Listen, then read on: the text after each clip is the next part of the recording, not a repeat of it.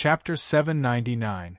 For the sake of the silver adorable pig, I have to make sure to update it again and again. This time, Jiang Shao did not absorb any star techniques for the decoy. The task of the decoy was to act as bait. Finally, the star technique that Jiang Shao had been playing with had returned to its essence. At night, Jiang Shao and the humming bear went out to wander again. The man, the bear, and the candle were just like a walking train. They were filled with the vibe of shopping and eating. What's a barbecue shop? What's a roadside stall? The meal attracted the attention of the crowd. A large number of comments flooded into Jiang Zhao's Weibo again, especially the comments on the official Weibo of the capital Star Warriors University. They were all gloating over his misfortune. Going to school? No way. Isn't that kidney fragrant? However, they had no idea what Jiang Zhao's reasons were for showing up in public and swaggering through the street. If he had a choice, he wouldn't want to do that either. However, people of Sophia's level, especially since she was an examinee of the Star Conversion Organization, were definitely elusive. As a top international fugitive, how could Sophia not be hunted down? Of course not. Although Jiang Shao was confident, he wasn't conceited. How could he compare to the professional pursuers of so many countries? Hence, he had no choice but to use this trick. Jiang Zhao's impudent behavior also attracted the attention of the Victor's Legion. They reprimanded Jiang Shao in front of all the onlookers and asked him to put the humming bear back into the star map. In ordinary society, people were not allowed to use star techniques, and it was the same for star pets. Generally speaking, star pets were more powerful. Although they might be loyal and obedient to their owners, they generally did not have any concept of good and evil. Hence, they would easily cause trouble. For those obedient and weak creatures, society would be lenient and allow them to take their pets out for a stroll. However, for creatures like the bamboo bear, it was still a platinum-quality pet no matter how obedient it was. If there was an accident, it would be a matter of life and death. Therefore, the Victor's Legion certainly could not let this kind of creature wander outside. The Victor's Legion performed their tasks and duties very well, mainly criticizing and educating Jiang Shao. Seeing that Jiang Shao had a good attitude in admitting his mistake, stopped the damage in time, and helped to evacuate the crowd, the patrol members of the Victor's Legion let Jiang Shao off. Before leaving, they even asked for Jiang Zhao's autograph. No matter what, the impact had already been made. Jiang Shao happily returned home and immediately activated the Shadow Ruins. His main body entered it to cultivate, leaving Jiang Shao as bait to wait at home. Dreams are beautiful, but reality is cruel. That night, Sophia didn't come to bait Jiang Shao. Instead, she received a call from Qin Wanchuan, who ordered Jiang Shao to return to the team immediately. Jiang Shao indicated that he was on a secret mission and that he was not to be disturbed. Qin Wanchuan was stunned. Early the next morning, Jiang Shao received another call from Principal Yang, who used the same excuse to dodge the call. Principal Yang was rather stunned after hearing it. 1 day, 2 days. Jiang Shao the bait led a normal life, looking like he was enjoying the championship and taking a break. He waited patiently, but to no avail. It was a good plan and he had done everything that needed to be done. Jiang Shao even returned to Jiangbin City, which was not far from the border, in the name of returning home in glory. However, what could Jiang Shao do if they didn't take the bait? In desperation, on the third morning, Jiang Shao the bait went to Ruifeng business firm and ordered 30 star beads of the stone series and 30 star beads of the little langur monkey of Hubei province from the manager. They agreed to collect them a week later. The star beads of the stone series were all low-level silver quality star beads from the northern autonomous region. They were considered basic star beads there. As for the little langur monkey star beads, it was, of course, for the star technique of perception. The little langur monkey only had one brass-quality star technique, perception. After absorbing it, Jiang Shao the bait would absorb the ghost tiger star bead. Hence, he wouldn't have to worry about absorbing the other star techniques in the Ghost Tiger star bead. After ordering the star beads, Jiang Shao the bait returned home with fried chicken and coke. After stuffing himself with food, he returned to his hut and lay down on the large bed prepared for second last. He then fell asleep right away. It was such a beautiful nap, but something happened during that nap. In his sleep, Jiang Shao the bait seemed to have heard a strange sound. Jiang Shao the bait frowned slightly and slowly opened his eyes, only to see a magical creature. Ghost? Soul? Jiang Shao the bait immediately woke up and frantically reached out to push away the little guy standing in front of his chest, only to realize that his body couldn't move at all. What's going on? Standing in front of his chest was a little guy with 4 limbs and gray fog. It had a large head and a pair of blood-red eyes that were looking down at Jiang Shao.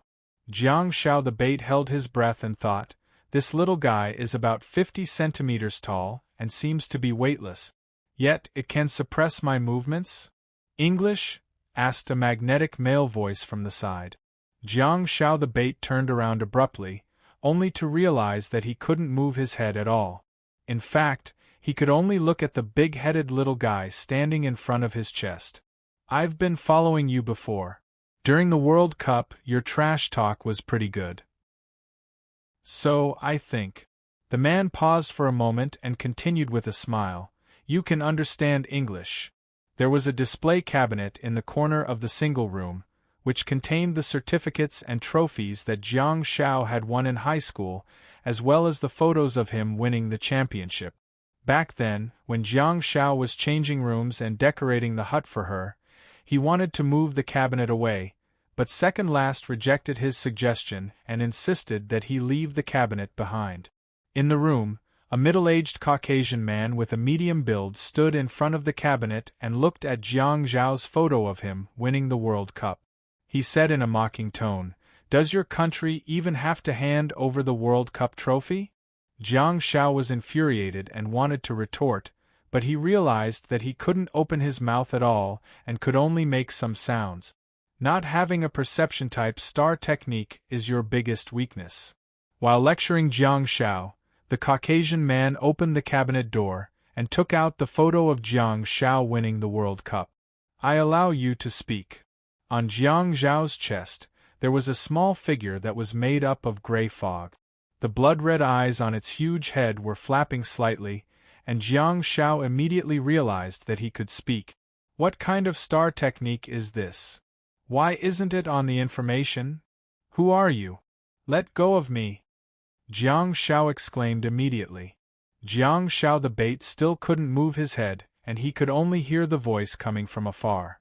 You must have had a hard time crying. You must have sacrificed a lot to obtain such an honor. The middle-aged man's voice gradually approached him. Jiang Shao could tell that he was approaching him. But why aren't there any footsteps? Is he floating? From the beginning to the end, Jiang Shao seemed to have suffered a nightmare. He couldn't move his body at all, and even his eyeballs couldn't move at all.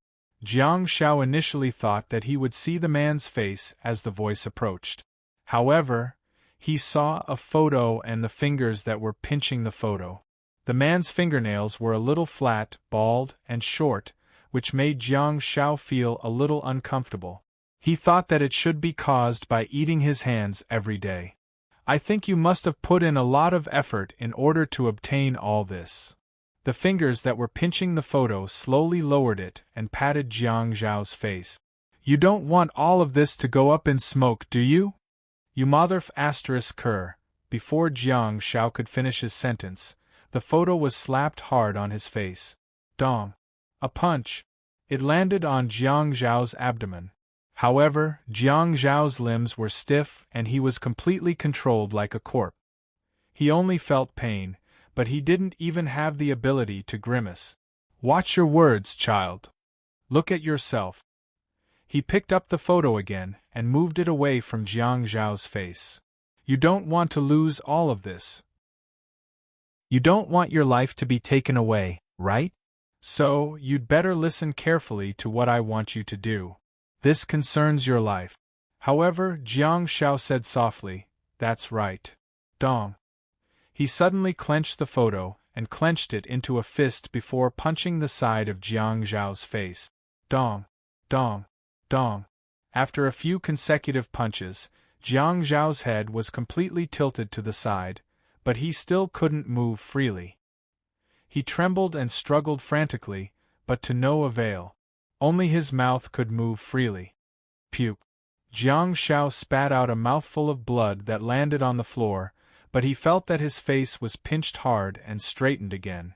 Finally, Jiang Shao saw a familiar face. It was a handsome, middle-aged Caucasian man with an elegant smile on his face. He looked down at Jiang Shao and said, "Child, you will answer whatever I ask you. Be a good boy. You don't want to lose all of this. You don't want to lose your life, right?" Jiang Shao stared straight at the middle-aged man. It was Sophia Karen. He had a long face, a high nose bridge, short hair that stuck to his scalp, and a teasing look in his eyes. Jiang Shao didn't like this face, so... Puke! Sophia Karen subconsciously leaned back and took a step back. He wiped the blood off his face and murmured softly, "Oh, child, the two of us are going to have fun." Sophia's expression gradually turned ferocious. He grabbed Jiang Shao, who was the bait on the bed, and lifted him into the air. Dong, dong, dong. The heavy punches made Jiang Zhao's head spin and his consciousness blur. Although Sophia was a sorcerer, his strength attribute was above average. If this continued, Jiang Shao might really be beaten to death. A few minutes after his death, Jiang Zhao's body would also turn into star power. Sophia grabbed Jiang Zhao's collar with one hand and shook him violently. A gray fog appeared in his other hand and he said with a cruel expression, "I originally wanted to take your bamboo bear, but now I'll make you wish you were dead." Jiang Shao, the bait, saw the fog in Sophia's hand from the corner of his eye. Yes, it wasn't an elemental clone. It was the real body. The soul fog that could destroy a person's soul was not something an elemental clone could cast. Sophia's hand was filled with gray mist as he stared at Jiang Shao. The mouthful of blood that Jiang Shao spat on his face seemed to stab his noble and holy heart. However, his vocabulary seemed to be lacking. He repeated what he said before, "Child, the two of us are going to have fun." Bang! In the living room, the door of the Shadow Ruins suddenly opened. 3 figures landed and smashed into the small house with silence. "You're so damn right. We're going to have fun." Jiang Zhao's voice came from outside the door. A series of diamond silence bombarded the house. "What the hell are you talking about? If you want to see a baby bear, just do it." Jiang Shao appeared at the door with the giant sword in hand. He casually tossed the dagger beside his leg to Jiang Shao, who had regained his freedom. At the same time, a ray of countercurrent light had already connected to Sophia's swaying body. The diamond-quality sound of silence seemed to be free and had long smashed the gray fog imps, causing Sophia and Jiang Shao to feel dizzy and faint. Sophia's expression changed drastically and he thought, "Why is there another Jiang Shao?" Sophia had long known Jiang Zhao's background and all the star techniques that Jiang Shao possessed. He had studied them thoroughly. The appearance of the second Jiang Shao was completely beyond his expectations. Sophia immediately dropped Jiang Shao in his hand and stepped back, only to discover that there were more things that were beyond his expectations. Not only was it the second Jiang Shao, but the silence was also far beyond his expectations. It was even beyond what he could bear. What kind of mutated sound of silence is this? Not only can it silence star techniques and make star power go berserk, but it can also imprison one's body? My speed, damn it, my legs. Why, if it wasn't for being silenced, this noble soul would also have said such filthy words. Since ancient times, countless examples had shown that intelligence and information could determine victory and defeat, as well as life and death. For an extremely special star warrior like Jiang Shao, he should never be given any chance. People like Jiang Shao wouldn't force their enemies to be on par with them. He wouldn't go through 20 minutes of exciting and fancy battles with his enemies. Even if the enemy was a little conceited, even if the enemy made a little mistake, even if Jiang Shao seized a little opportunity, be it a god or a demon, be it galaxy or starry sky, I'll kill all of you. The king of sea burial, Sophia, at least knew of Jiang Zhao's reputation and thus activated the purification domain in advance. Even so, she was still badly beaten by silence.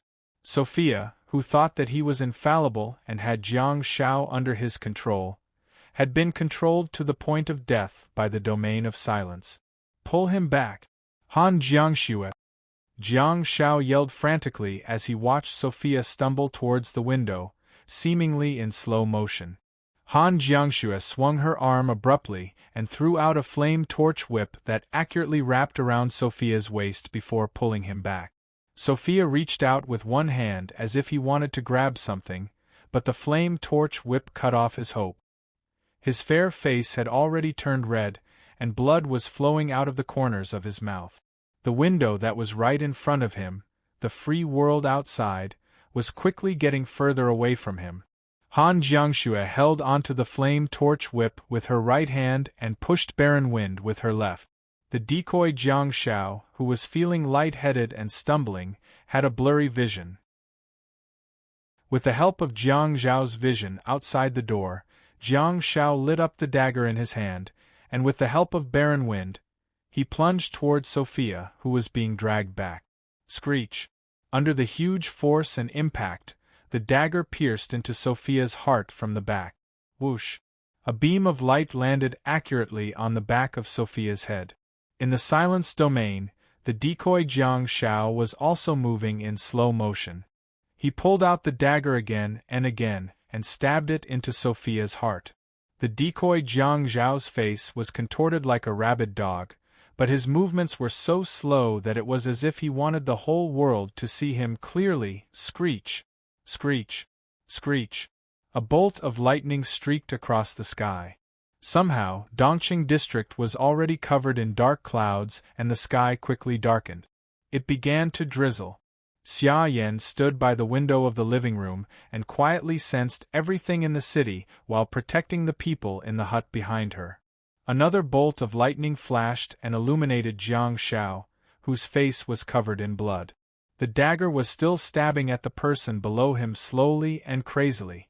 It was hard to imagine that the words crazy and slow would appear in the same sentence and describe the situation so accurately.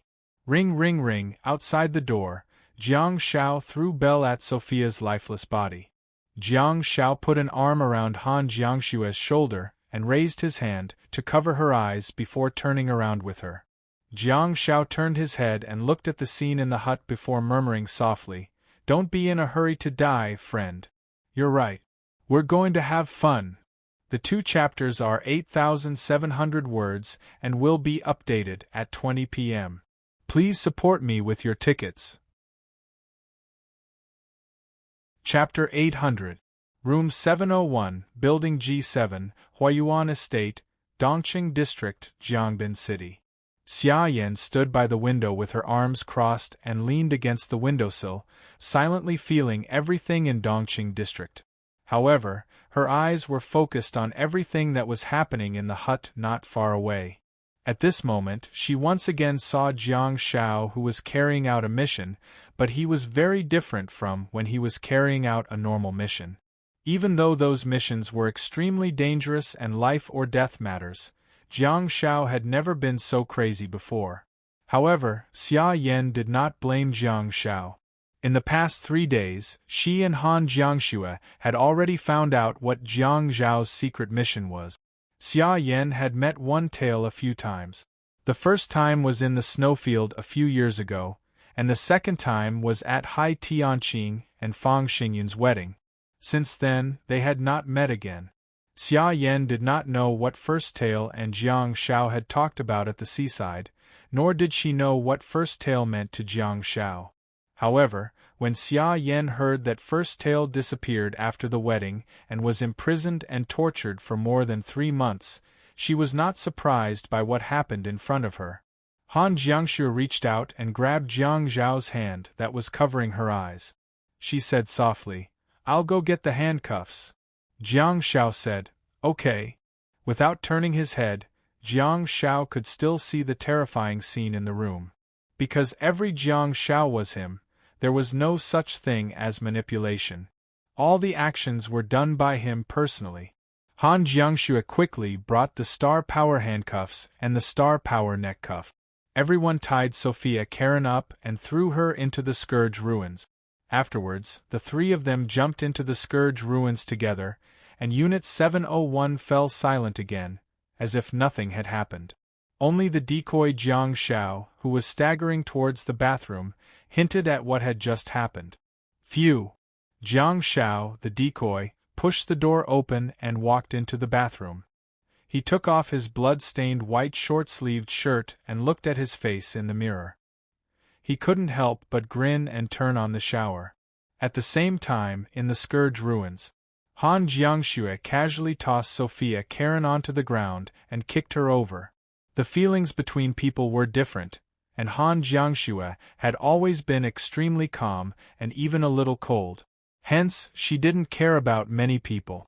Han Jiangxue turned to look at Jiang Zhao and said softly, "I know what you want to do, but revenge and obtaining information can be carried out at the same time. You know his identity, so he definitely has plenty of secret." Sophia's neck was shackled with star power, and his hands were shackled with star power behind his back. His star power was locked tightly, and he couldn't do anything else. Jiang Zhao was holding onto the dagger that he had used as bait previously. The sharp blade was still dripping with blood. He turned to look at Han Jiangxue and Xia Yan and said, "Okay, I know. You two go and rest." Xia Yan opened her mouth but didn't say anything for a long while. She simply turned around to look at Han Jiangxue. Han Jiangxue nodded and tugged at Xia Yan before turning around to leave.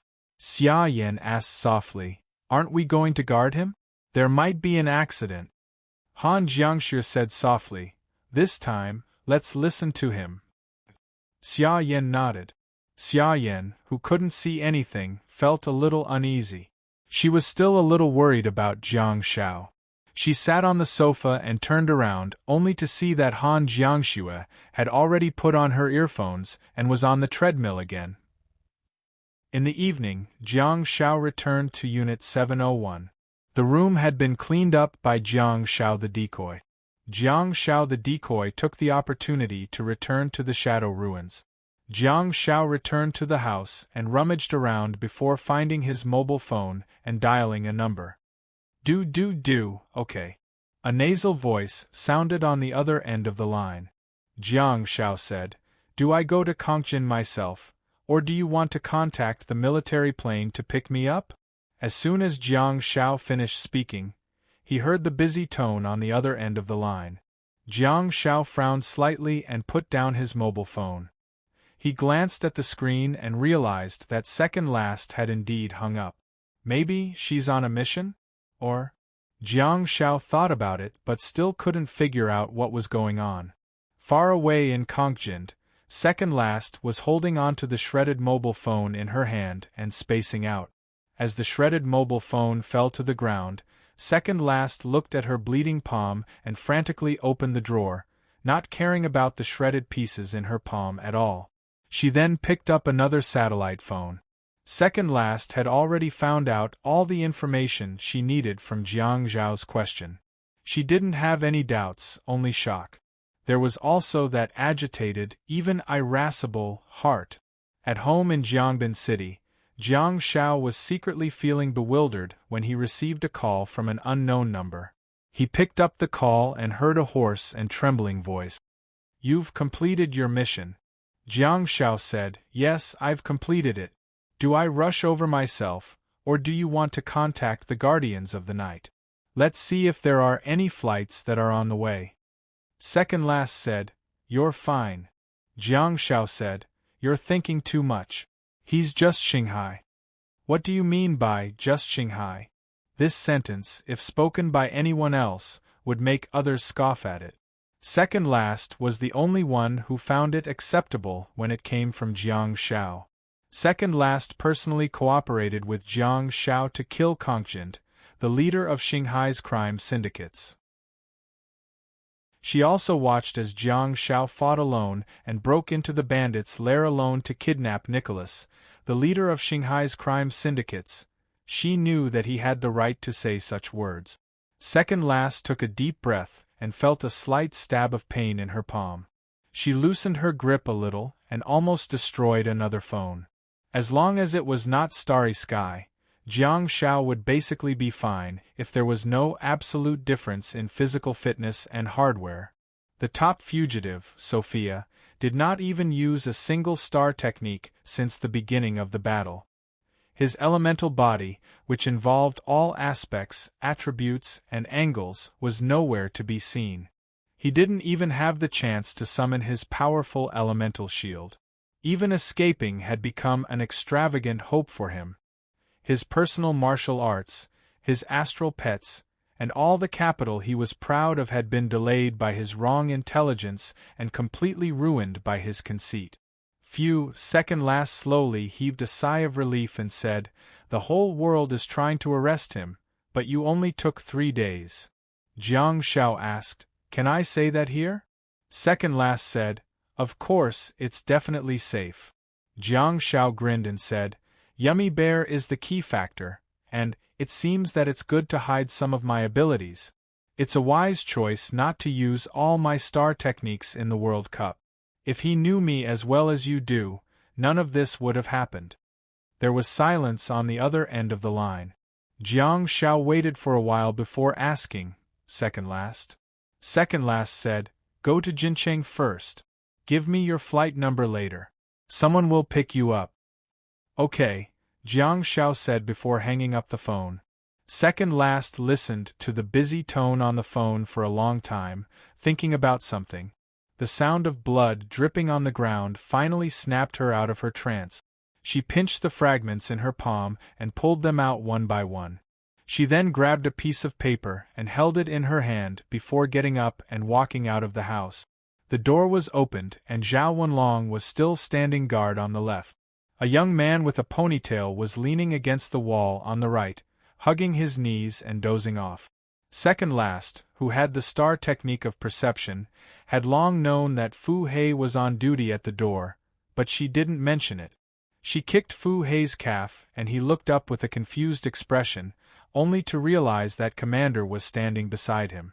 "What's going on? Leader, you're finally willing to walk out of the house?" Second last looked at Fu Hei's confused expression and kicked him again. This time, she used a lot more force. Fu Hei was kicked to the ground, but he frantically got up and continuously patted the dust off his body. He smiled and said, "Ah, boss, when did you come? Why didn't you inform me in advance?" Second last glanced at Fu Hei coldly and threw the blood-stained piece of paper at his face. She then opened her palm and gestured for him to heal her bleeding palm. In the end, Fu Hei's reaction made Zhao Wenlong, who was standing guard at the side, grit his teeth.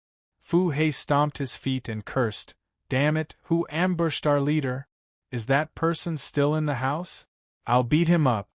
No matter how calm Zhao Wenlong was, he still felt that his future was bleak. "Is this my teammate from the fixed team?" This second last stared at Fu Hei and said, "I'm in a good mood now. You're very lucky." Second last then gestured to her bleeding palm with her eyes. The smile on Fu Hei's face changed slightly and he began to surround second last's palm with his star power. He then began to heal her wound. At the same time, Fu Hei's frown gradually changed and his eyes widened. While casting his star technique, he looked up at second last and said, "How long has it been since he left? 3 days?" Fu Hei easily guessed what had happened. Since the death of first last, when has second last been in a good mood? Has she ever smiled? Her face was sullen and sullen. Apart from Fu Hei, the other members of the Tail Feathers team kept quiet out of fear of offending her. There was only one thing that could put her in a good mood. In Fu Hei's opinion, it was almost impossible for that to happen. Second last never mentioned why she invited Jiang Shao to Konkajinda, but it was something that everyone had a tacit understanding about.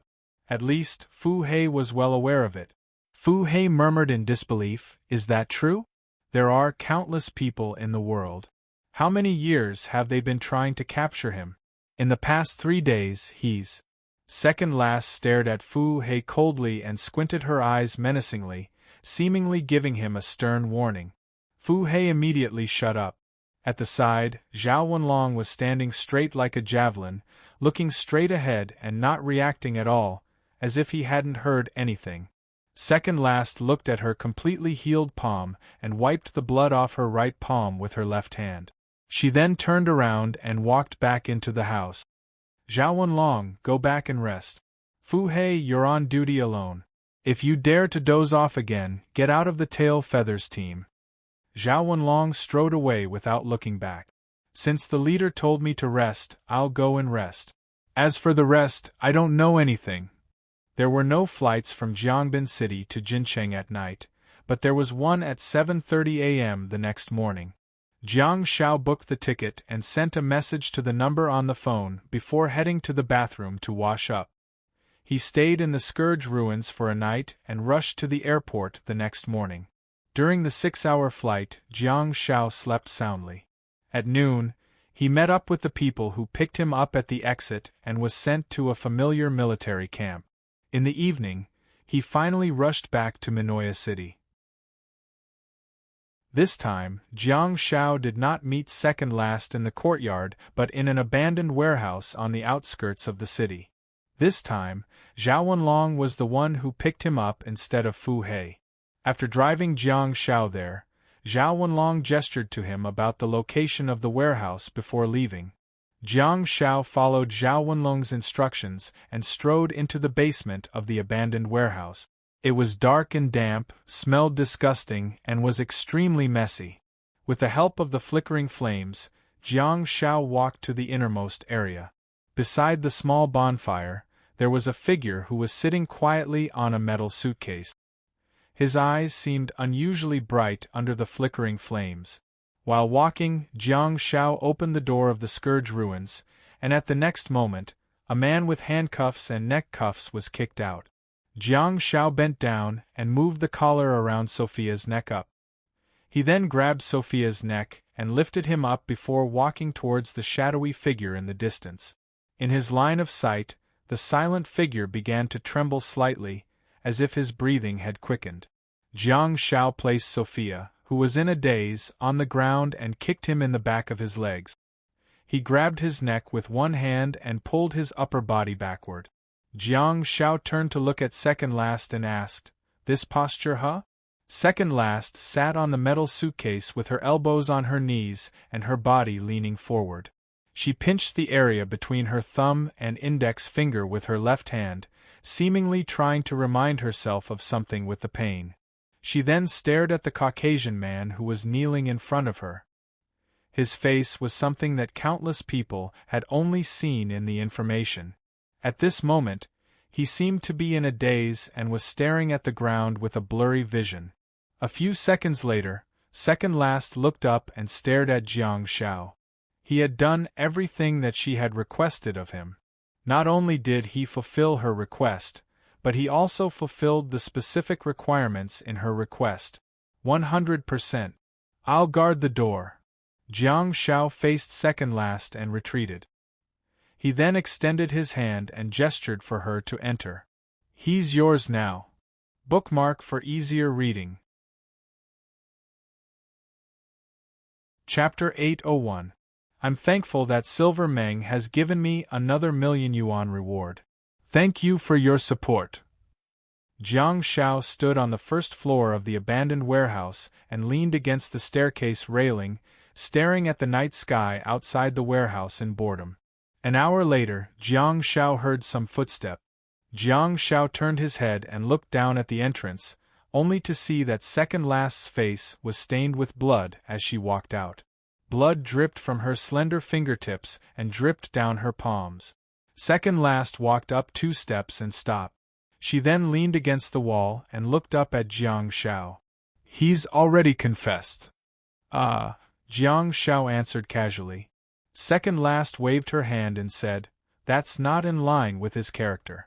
He confessed too quickly. Jiang Shao grinned and turned around to look at the desolate scene outside the warehouse. Last night, I treated him to a bath with tears of sorrow. If it weren't for Bell and Blessing, he would have collapsed long ago. Second last was speechless. Why does this courier have no professional ethics at all? Why did he open the parcel privately? Second last leaned against the wall and looked up at Jiang Zhao's back. You know everything? Jiang Shao said. Yeah, I know everything that I should and shouldn't know. Second last asked, do you think he's telling the truth? Jiang Shao leaned his elbows against the railing and shrugged. My tears of sorrow is of star quality. I believe in its effects. Second last asked in a slightly different tone, Stardust?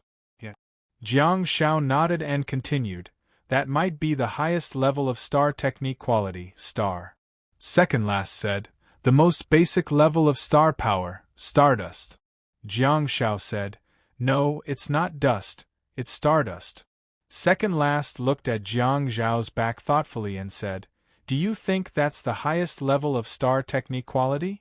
Jiang Shao grinned and said, I'm not too sure, but you know that my star techniques can be upgraded, but they can't be upgraded after I reach the stardust stage.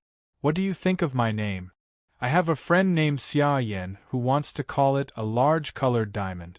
I rejected it without hesitation at all. Second last's stiff expression eased up a lot. Chatting with Jiang Shao in such a state had also calmed her down a lot. Phew! Second last took a deep breath and rubbed her blood-stained knuckles with her left hand. That's why you didn't stay in the basement, so you're not afraid that I'll kill him? Jiang Shao asked, he's dead? Second last said, almost. Hearing this, Jiang Shao turned around and looked down. You can actually hold it in? Second last looked up and smirked. In the dark environment, her face that was stained with blood and her eyes that were emitting a faint glow seemed rather horrifying. I've indeed had a hard time holding it in. Second last continued, I know why you left. You exposed all your strength to capture him, so you're letting me do some things. Jiang Shao smiled and did not respond. Second last reached out to wipe away the bloodstains on her face, but the more she wiped, the more blood there was. I'll hand his corpse to the higher-ups. Even if it's just a corpse, it's still of great value. He's an international fugitive who has been on the run for many years. Now that we've arrested him, you know how great the impact of such news will be. Of course, the specific operation will be up to the higher-up. I'll also report all the information that I get. If it's credit, I'll give it to you in private. If it's a mistake, I'll bear the consequences myself. Jiang Shao waved his hand and said, I just helped you in private. As for the mission, I have nothing to do with it. Whether it's credit or mistake, it's all yours. Second last thought about it and decided not to dwell on it. When they were talking on the phone previously, Jiang Shao said something that particularly touched her heart. He thought, it's good to hide some of your strength. It's a wise choice not to use all your star techniques during the World Cup. The facts had proven that Jiang Zhao's forbearance had achieved great results, and the living example was right in front of her. If Jiang Shao wanted to disassociate himself from this matter and maintain his current state, she wouldn't force him. Second last said, since you chose to believe him, we have something to do next. Okay. Jiang Shao thought about it and said, what did he say to you when you interrogated him just now? Second last said in a hoarse voice. He just wanted to join the Star Conversion Organization and be accepted by the assessment like the last 3 members of the organization. He tracked the traces of the members of the Star Conversion Organization and finally caught up with a member of the Star Conversion Organization in a dimensional space. He even got a verbal promise from that member. The so-called assessment mission was not formal, but Ash had promised that if Sophia produced some outstanding results, that person would recommend Sophia to the Star Conversion Organization. Ash was one of the 12 official members of the Star Conversion Organization. He was a melee fighter and was nicknamed the Blood Lunatic. Even in a top-notch organization like the Star Conversion Organization, he was an extremely special one. He was a Starsea stage fighter who truly burned his life to fight. Jiang Shao nodded and said, "That's about the same as what I heard. What do you plan to do?" Second last said, "Finding Ash is like finding a needle in a haystack. What do you plan to do?" "Sophia's height is within the range of my disguise. I can transform into his appearance and contact Ash, so—" Jiang Shao shrugged his shoulders, and it was obvious what he meant. Second last frowned slightly and pondered for a moment before saying, "This matter needs to be studied carefully before making a decision." "Okay." Jiang Shao nodded and said, "There's no rush, take your time. I'm just glad that there was no mole at Hai Tianqing's wedding. Before interrogating Sophia, I was afraid of hearing that there was a mole. I was afraid of hearing that one of Teacher Fang's friends or someone from the Fang family tipped Sophia off." Second last said, "How could they possibly know of Su Li's whereabouts? Su Li was invited by Xiaohai alone. Guarding the Dragon Cave is a mission that requires the soldiers to be disciplined.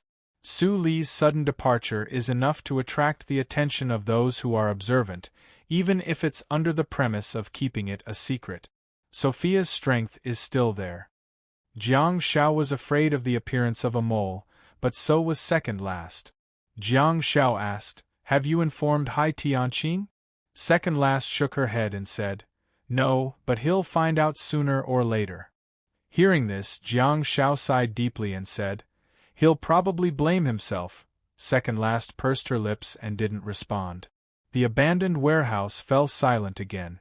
After a while, Jiang Shao tried to change the topic and lighten the mood. He had just completed such a difficult task, so it was only right for him to be happy. "By the way, I got the location of many rare dimensional spaces from Sophia." Second last said, "Okay." Jiang Shao said emotionally, "I really didn't expect our country's void dimensional space to be opened in that location." "Remember to keep it a secret," second last said. "What do you think about the other dimensional spaces?" "They're all great. They've opened the door to a new world for me," Jiang Shao said with a look of admiration. "However, 9 out of 10 of them are top-secret dimensional spaces of the various countries. I won't do anything out of the ordinary." Jiang Shao exclaimed in amazement, but he suddenly changed the topic and continued, "However, 9 out of 10 of them are top-secret dimensional spaces of the various countries." Second last nodded gently. There were too many magical spaces in this world that she didn't know about. Even though she was knowledgeable, she was still shocked by the information that Sophia had given her. It was as if she was listening to him describe the dimensional spaces on another planet. She could only say, "Everyone had their own specialties." Jiang Shao dragged Caesar over and compared her knowledge of star pets with second last. Caesar's knowledge of star pets was definitely not on the same level. Jiang Shao looked at second last and asked, "Will you be able to go home for the Lunar New Year this year?" Second last hesitated for a moment and said, "It seems that the Tengu is not bad and is suitable for acting as a team. Although we can't solve the problem of the opening of the dimensional spaces in Kongjind, the order in this country is gradually being restored and the armed forces are gradually improving. We're just here to help. One day we'll have to leave this place. Besides, our team is relatively independent and has a high degree of freedom." Jiang Shao chuckled and teased, "You're the one with a high degree of freedom, aren't you?" Second last looked up and glanced at Jiang Shao calmly. One of them had his head lowered and his elbow was resting on the railing of the first floor. The other was leaning against the wall and standing on the second step at the entrance of the basement with his head up. One up and one down, they chatted softly like this. He looked down at the stairs on the second floor where second last was standing and into the basement. There was a person lying in a pool of blood beside the bonfire in the basement. His face was distorted and his eyes were wide open. His face was pressed against the cold ground, and his body was trembling non-stop. It was as if every weak breath he took drained all the energy in his body, and every weak exhalation sent extreme pain to his limbs and bones. He didn't know how long his life would last, and he felt that it might end in the next second. That's actually good. I don't have to struggle helplessly and live in extreme pain anymore. After some time, the chatter at the entrance of the basement gradually disappeared. More than 10 seconds later, in Sophia's hazy consciousness, he heard the crisp sound of a bell ringing. It seemed to be coming from the sky, indistinctly. Sophia gradually regained consciousness, but the sound of bell, which was supposed to be inspiring, was the culprit behind the continuation of Sophia's nightmare. At the next moment, Sophia felt himself being lifted up by his collar. The ferocious beast's gaze was cruel and violent, and its scorching breath made his body tremble violently. "I've told you everything, I've really told you everything." Sophia shook his head continuously and cried like a child. "I've told you everything. Please, please, let me die. You'll get what you want. There will always be times when I slip up." Second Last pulled Sophia towards her and said in a hoarse and gloomy voice, "Tell me, First Last, have you ever begged for mercy like this?" Sophia seemed to still be recovering as he stuttered and said, "He's never said a word. He hasn't said a single word in the past 3 months." Second Last, who had just calmed down, began to pant again. Seeing such a scene, Jiang Shao sighed deeply. "You're watching from the sky, aren't you? I promise that we can do more than that. Go well, First Last." Bookmark for easier reading. Chapter 802. Leapfrogging. Skill point +5. Jiang Shao stood quietly behind Second Last and stared at her figure. He had also discovered the information transmitted from the internal star map. He knew that everything was over. Second Last threw Sophia onto the ground and panted while her body trembled slightly. She stared at the corpse at her feet without saying a word. Jiang Shao didn't disturb her and simply gave her enough time and space. She stood there for most of the night. Jiang Shao had no idea what she was doing. Maybe she was reminiscing about someone. Second Last, who had been silent all this while, finally moved a little when the bonfire burned and smoke billowed out of it. She turned around to leave, ignoring the cold corpse at her feet. Jiang Shao thought about it and decided to follow her. The two of them walked out of the basement and the warehouse one after another. They stood at the entrance of the abandoned warehouse and felt the cold wind blowing. Phew! Second Last took a deep breath and exhaled slowly. It was late October and the temperature in Konkind was already a little low. The sky was still dark and the twinkling stars in the sky did not provide much light for the two of them. Second Last finally said, "I'll hand over his corpse and report all the information. I'll inform you of the final outcome." Jiang Shao frowned slightly and said, "Ash," Second Last said, "we'll talk about it when I come back. There's no hurry. Stay here and don't go anywhere." Jiang Shao looked a little troubled and said, "It'll take some time for you to report the situation to the higher-ups. I can't wait for you for now. I have to go back to Jiangbin as soon as possible. I have something important to do." Second Last looked up at the dim stars in the sky and speculated in a hoarse voice, "The upper layer, the abnormal ball?"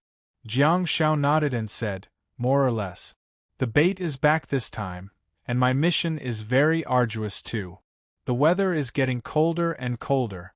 Do you know the dimension of the Beijiang region? It snows everywhere." Second Last frowned slightly and listened to Jiang Zhao's nonsense. "What does the difficulty of the mission have to do with the snow?"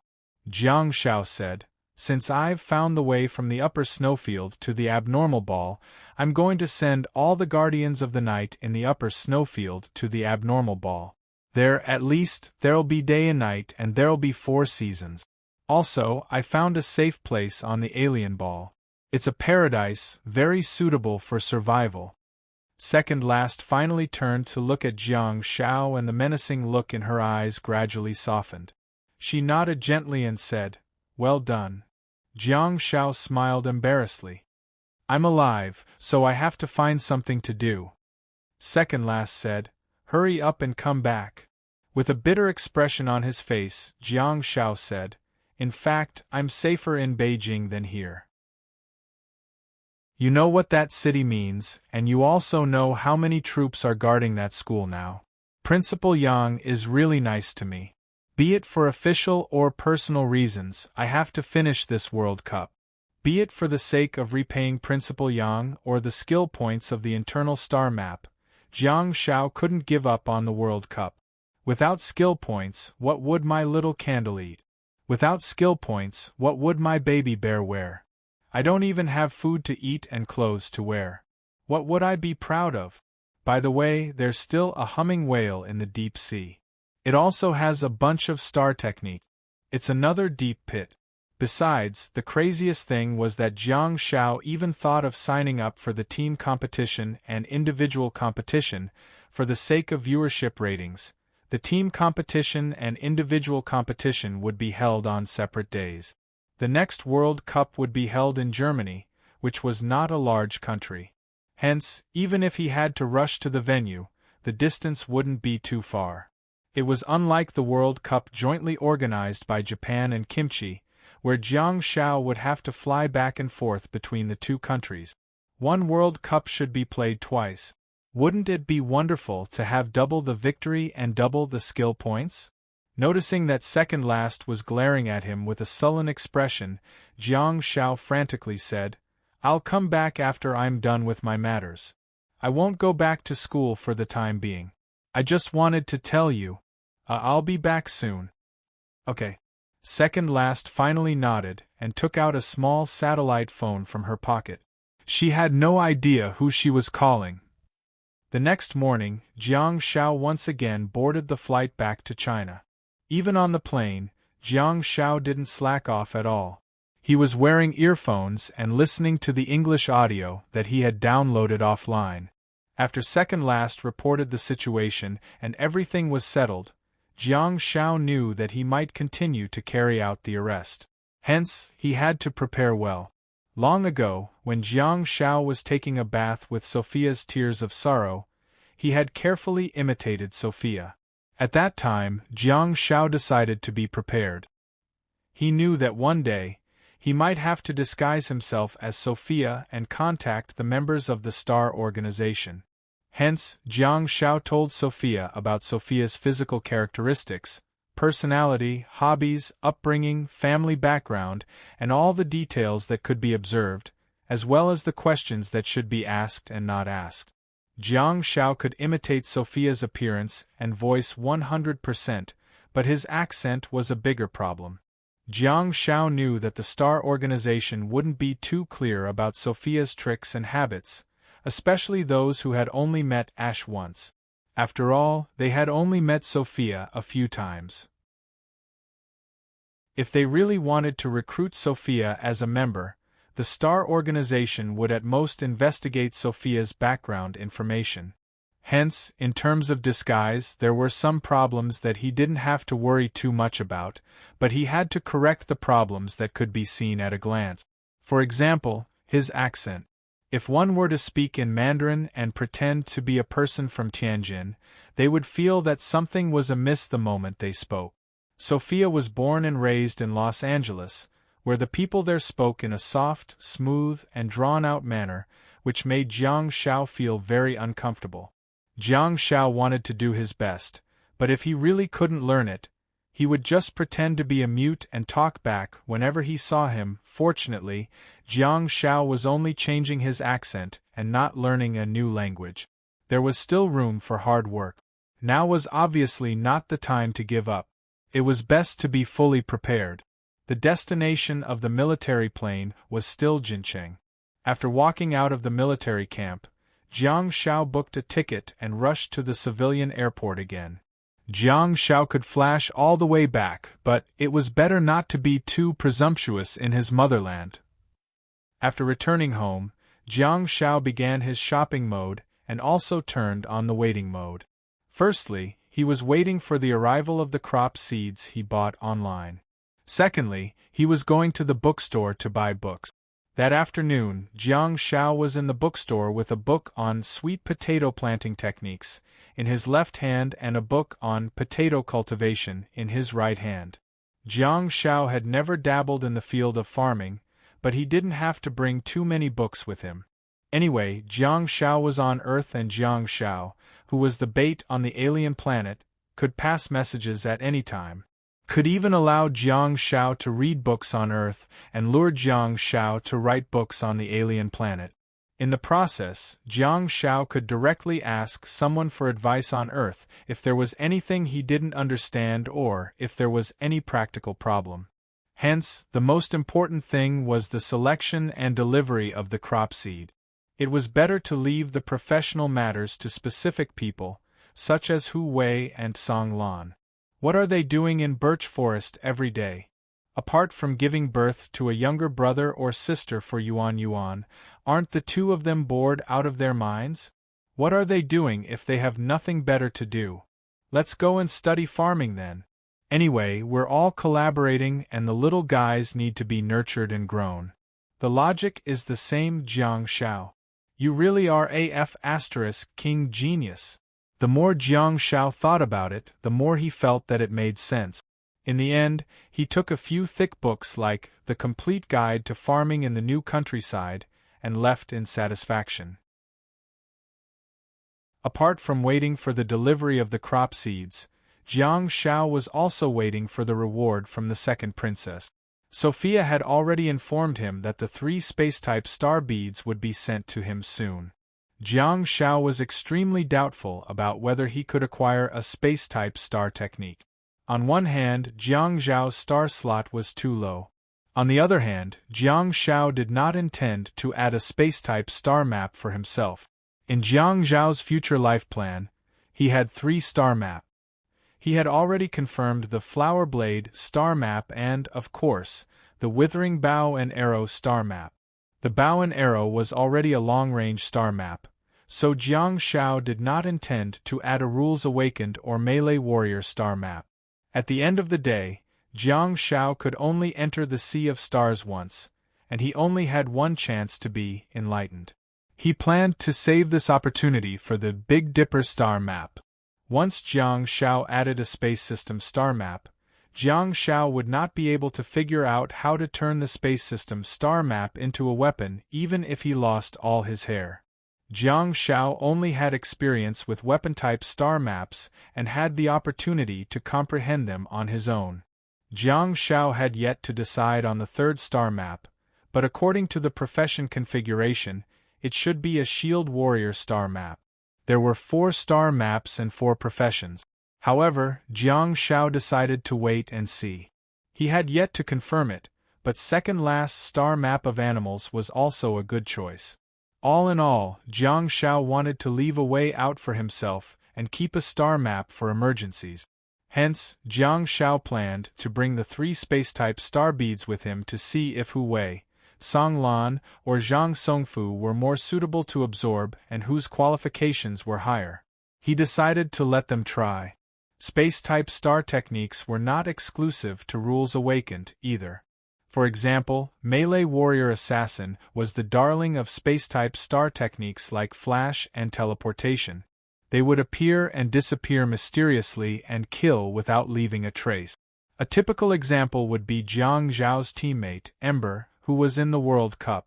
Back then, during the first stage of the national team selection, Ember put her brother-in-law into space before getting into a love-hate relationship with Wu Xiaojing. Ember was a typical melee warrior. Her star map was like a crossed dagger. Her star map was similar to Tsang Lan's. Her star map was a short sword. In Jiang Zhao's opinion, it would be convenient to have an interspatial parcel since he would be moving with a lot of luggage.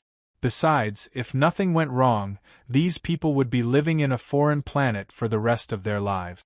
No one could guarantee that no accidents would happen. That was the most important thing. Having a place to hide could save lives in times of need. If there really was a large army pressing down on them, they could hide in the space. At least they would have a chance of survival. During the process of waiting, Jiang Shao had a very fulfilling life. He brought back the Stone Series star beads and the little Lungur monkey star beads that he had previously ordered from Ruifeng business firm, bought a glass showcase, and entered the Calamity Ruins to renovate it. The Calamity Ruins covered an area of 3,600 square meters and was 10 meters tall. There was a huge amount of space that could be used. Jiang Shao really had to plan it well. Jiang Shao planned to build a stone castle there.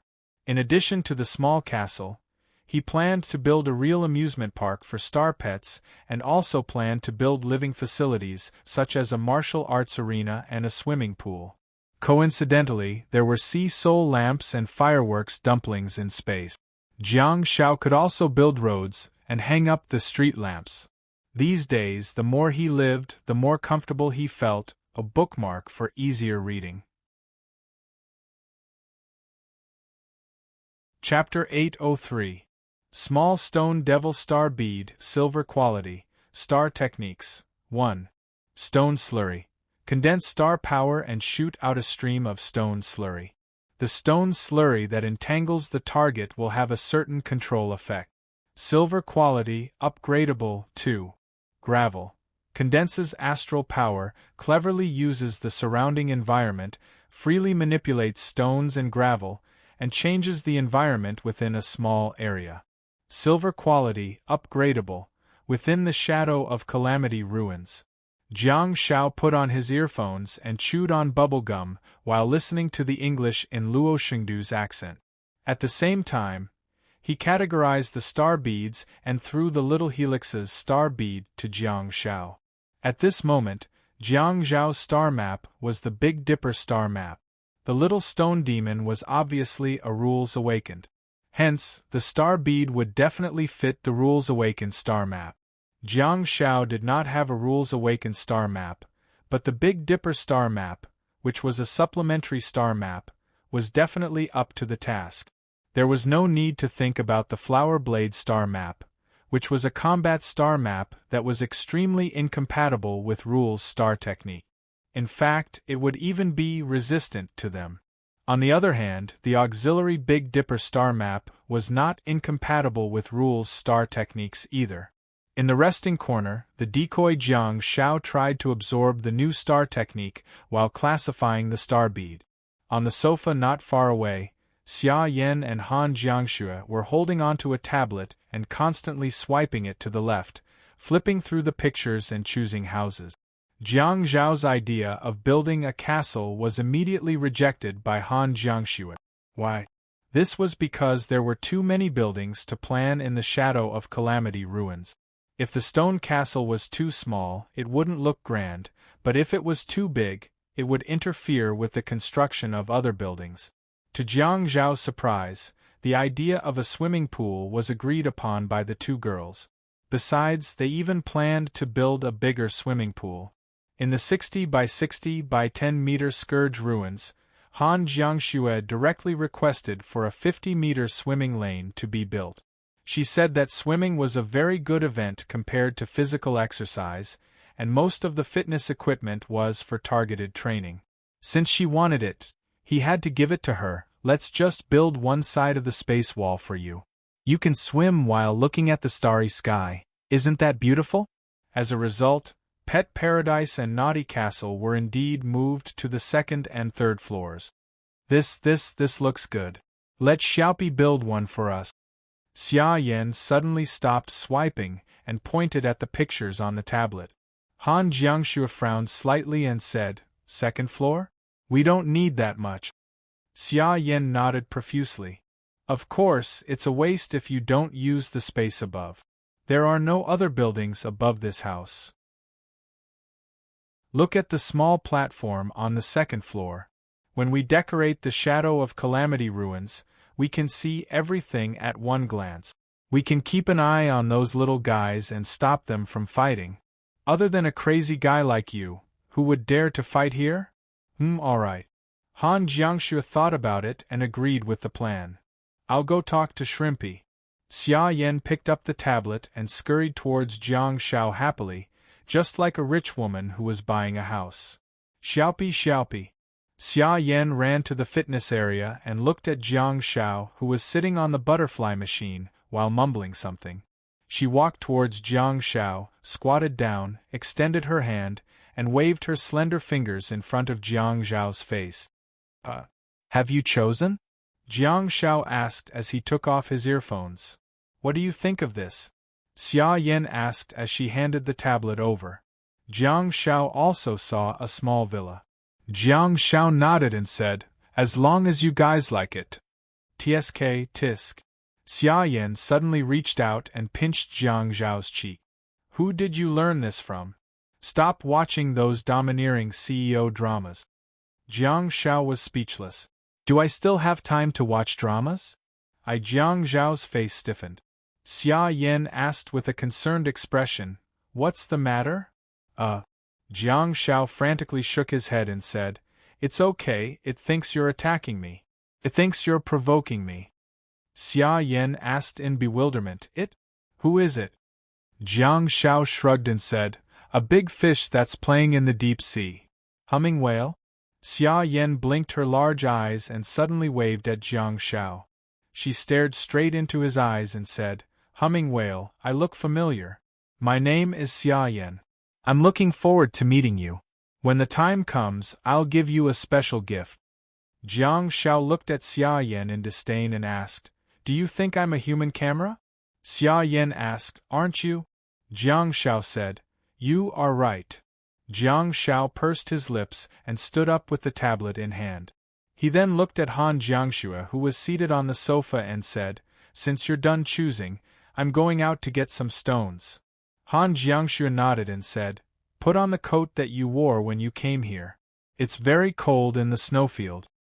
Summon a few fireworks puppets and follow me to move the construction materials. While walking out, Jiang Shao turned around and whistled at the display cabinet. Jiang Zhao's whistle was obviously not to call for the overcoat, Kacha. A black cloak emerged from the display cabinet and opened the door of the glass cabinet. It then drifted out through the gap and followed Jiang Zhao's footsteps before draping itself over his body. He's really becoming more and more stylish. Xia Yan murmured softly while staring at Jiang Zhao's back. Han Jiangxue summoned a few fireworks puppets and gestured for them to follow Jiang Shao. She then stood up and walked towards Xia Yan. Don't just stand there and do nothing. Move the things. Okay. Xia Yan looked at the rest area and fitness area with a bitter expression.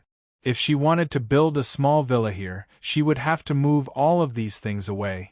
Besides, the furniture and fitness equipment couldn't be moved by the fireworks puppets because they would get burned. Xia Yan held the butterfly machine in her left hand and the electric bicycle in her right hand before striding into the distance. Han Jiangxue said, Activate your body of star power and move it faster. Xia Yan was speechless. At the next moment, a 5-meter-tall Xia Yan with star power suddenly appeared in the shadow ruins. She sat on the ground and picked up the sofa with her left hand before transferring it to her right hand and placing it on the ground on the other side. When Little Candle heard the commotion, it hopped over, followed by 2 bells chasing after it. The swaying bells were clearly mischievous too. There was a sea soul lamp hanging on each of their bells.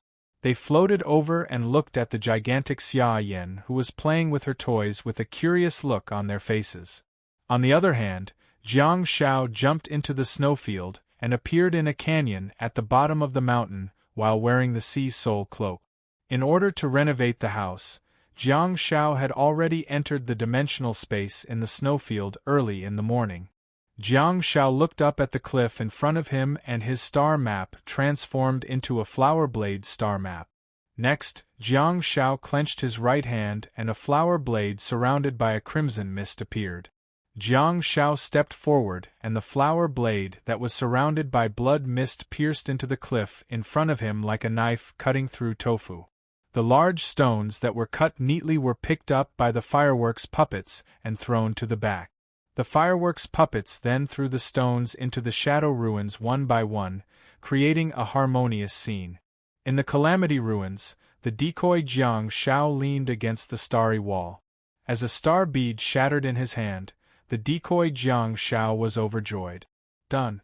The 13th star bead absorbed the star technique stone lava, while the 29th star bead absorbed the star technique stone gravel. I'll keep the last one. The decoy Jiang Shao turned around and walked towards the gigantic Xia Yan. He raised his head and looked at the actual Xia Yan in the heart of the star power Xia Yan. Have you confirmed the blueprint? You're not going to change it? Yes. Xia Yan nodded and said, I'm sure. The decoy Jiang Shao nodded and said, I'm going to start then. Move faster. Xia Yan grabbed a treadmill and placed it on the ground before glaring at Jiang Shao. The decoy Jiang Shao felt sorry for her and said, Be gentler, my silly husky.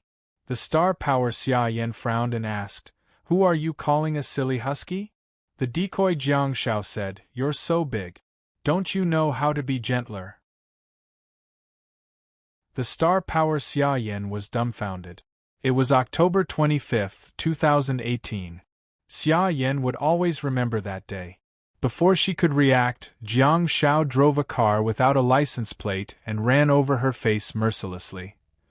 Half an hour later, the decoy Jiang Shao stood in the southeast corner of the shadow ruins with his hands spread out and his face slightly raised. He closed his eyes and looked like he was the only Dharma god in the world. In front of him, there were huge cubes of stone that had been cut into pieces, and they were being pieced together to build a new structure. From time to time, the boulders would shatter and turn into gravel.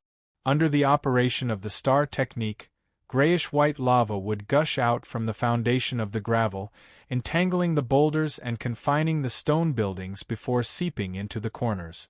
Those two star techniques were very interesting. They could only be used in special environments and under special conditions. The second star technique, stone gravel, could only be used when there were stones in the surrounding environment. The first star technique, stone magma, also required stones as a foundation in order to be used together with the star technique to summon the stone magma that could confine enemies. In just an hour, a special 2-story stone building that was nearly 8 meters tall had been built. In fact, it was easy to simply build the house. Most of the time was wasted on the interior decoration. The door was opened in the middle and there were 2 floors. The east side of the building was against the star wall. According to Han Jiangxue, there was a small courtyard in the south that was specially prepared to build a bathtub in the courtyard for bathing. From this sentence, Jiang Shao already knew that this backyard was destined to become the burial ground of countless firework wyverns. According to the requirements of the blueprint, a small platform was specially left empty on the west side of the second floor. In theory, the shadow ruins could be seen and the starry sky could also be watched. Jiang Shao completed the wall of the southern backyard and connected it directly to the house while silently paying tribute to the flame puppet. I made a mistake. Before Xiaopi built the second floor, I should have placed all the fitness equipment in the gym on the first floor. Xia Yan suddenly smacked her forehead and said, It's fine now. The decoy Jiang Shao turned to look at Xia Yan and said, We can do it now. As he spoke, the decoy Jiang Shao raised his hands and the roof of the first floor was lifted. The decoy Jiang Shao lifted the entire second floor. Xia Yan was speechless. Han Jiangxue said, Hurry up, it's very strenuous. The decoy Jiang Shao said, It's all right. It's a silver quality star technique that doesn't require a lot of star power. Although he said that, a ray of countercurrent light also flew over from afar. Xia Yan immediately activated the body of star power and reached out to grab the fitness equipment one by one. She then placed the small toys into the huge gym on the west side of the first floor like she was playing house. There was only one large room on the west side of the first floor, which was a fitness room that was more than 100 square meters in size. There was also a door at the back that led directly to the backyard. While placing the equipment, Xia Yan said, "Later, we'll put up street lamps in the courtyard and in front of the door. I think the combination of the swaying bell and the sea soul lamp looks good. Let's put it in the backyard next to the bathtub. The sound of the bell can help you sleep." The decoy Jiang Shao grinned and said, "Can you be human? The swaying bell likes to float around and play. Why are you going to hang it up as a street lamp?" Xia Yan asked, "Don't you want to hang the sea soul lamp too? Aren't they all the same? They're all star beasts." The decoy Jiang Shao pursed his lips and said, "The sea soul lamp doesn't have a face. It's just an item star technique. The swaying bell has a face and expression. It gives people a different feeling." Han Jiangxue said, "Stop bickering, you two. There's the martial arts arena, the swimming pool, the construction of a pet paradise in the sky, and many other things." The decoy Jiang Shao said, "I've already cut out the swimming lane and built it next to the northernmost star wall. It's 50 meters long, 5 meters wide, and 2 meters deep. When you dive to the bottom, you'll be able to see the starry sky below. You guys try it later and see if the width and depth are enough for you to have fun in." Xia Yan placed the small toys one by one and humphed. "The water you poured in is probably tears of sorrow, right?" The decoy Jiang Shao froze for a moment and exclaimed, "Damn it, why didn't I think of that?"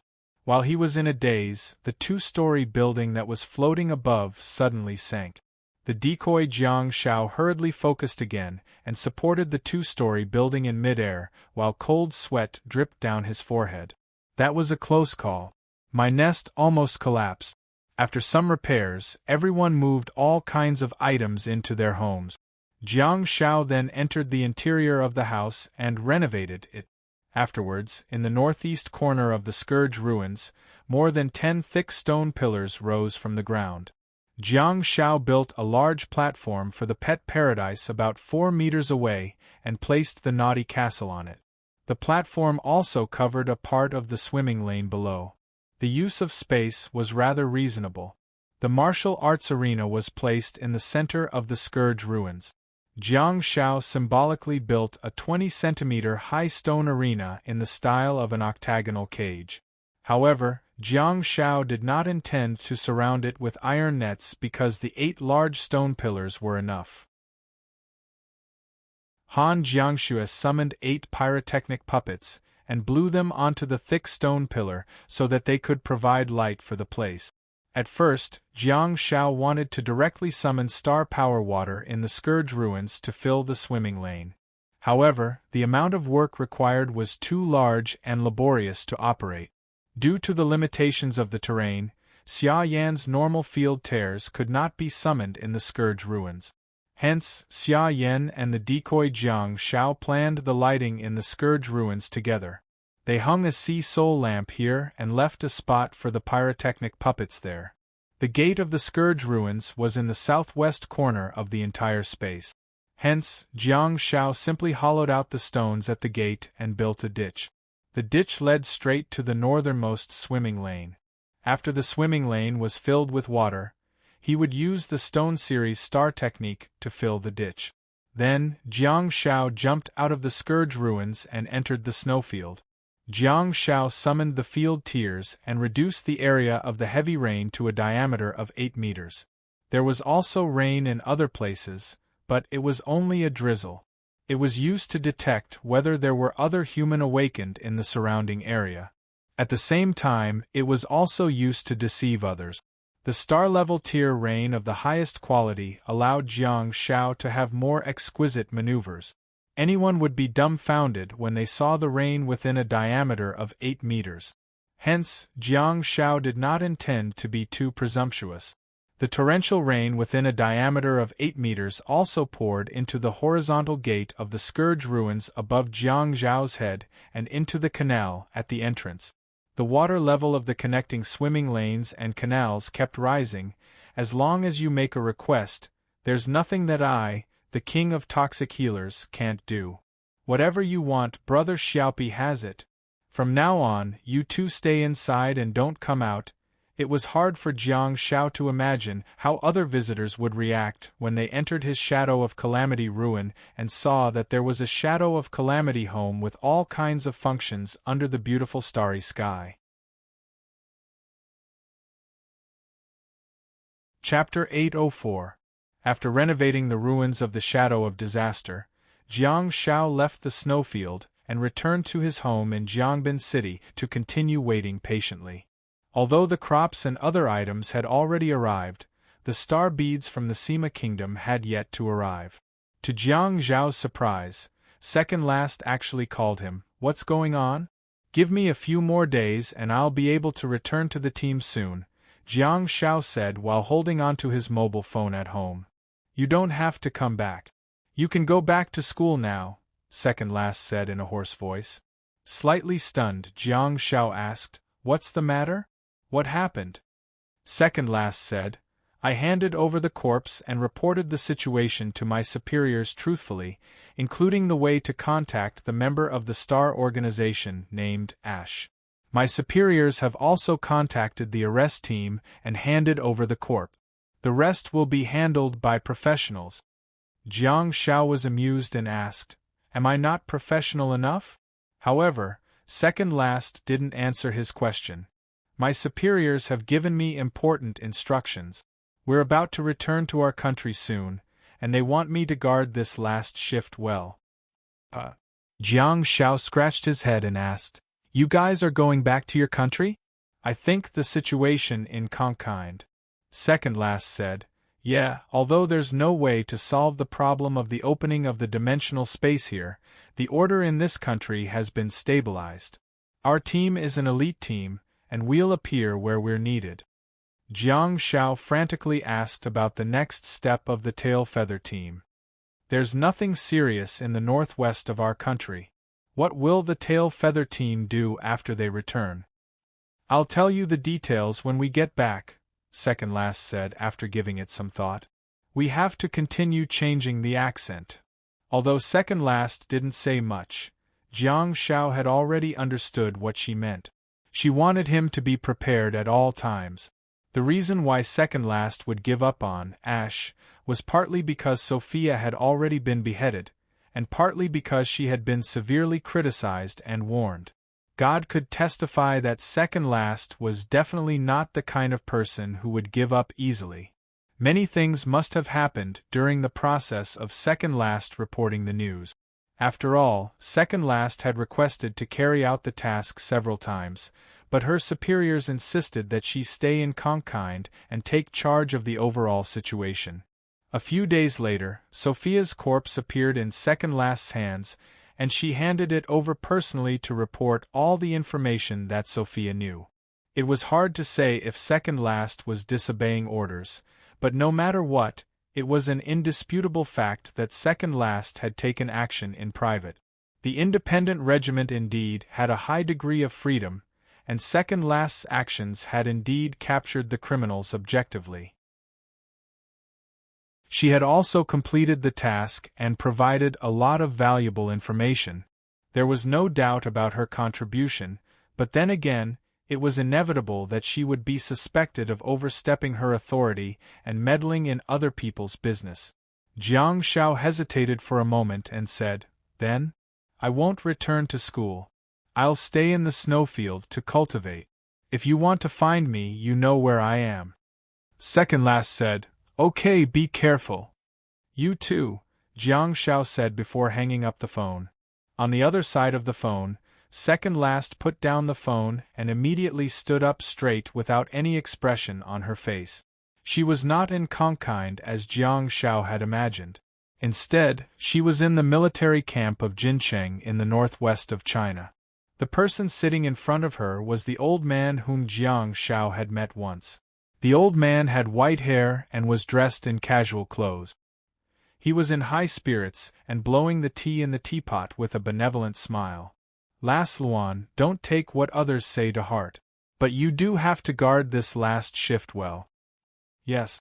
Second Last looked straight ahead, puffed out her chest, and raised her head. The old man took a sip of tea and asked, "What do you think about the mission I told you just now?" Second last answered without hesitation, I'll follow orders and arrangements.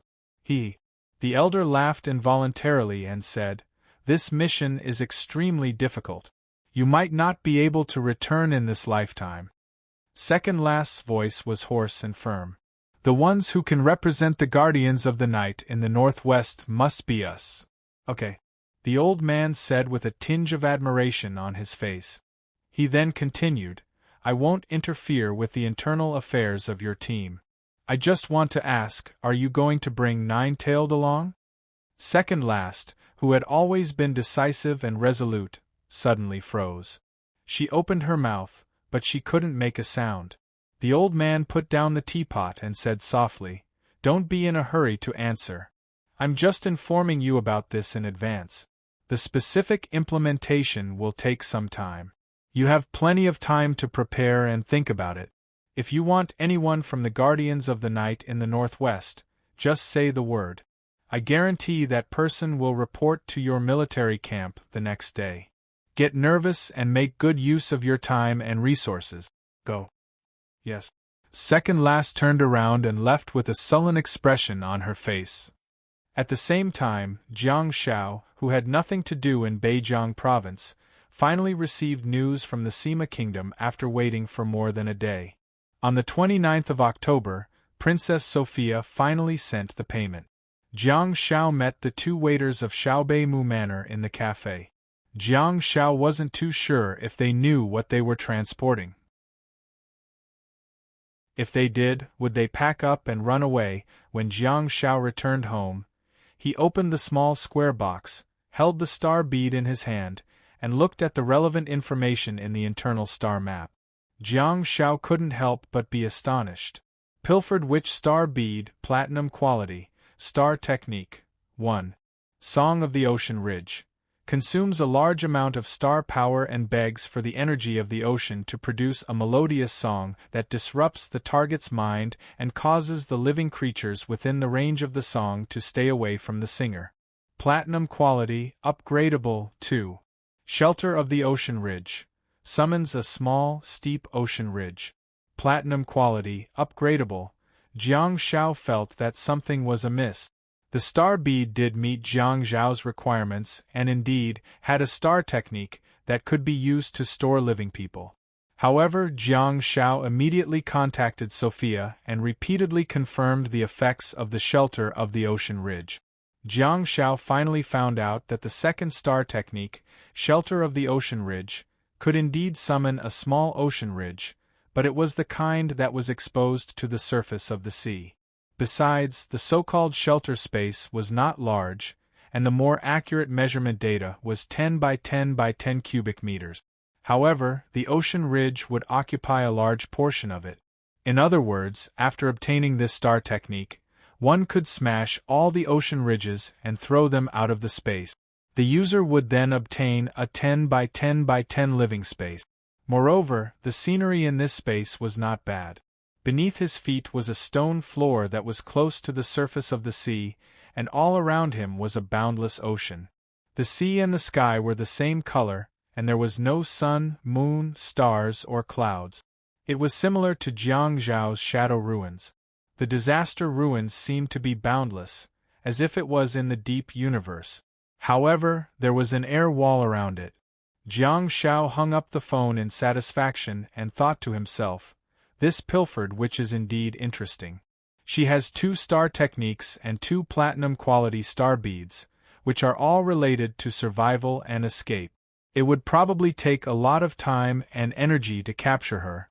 After obtaining 3 spatial star beads with local characteristics, Jiang Shao no longer waited at home. The crop seeds had long been placed in his disaster ruins, and Jiang Shao immediately set off to the snowfield dimensional space in Jiannan village with Han Jiangshu.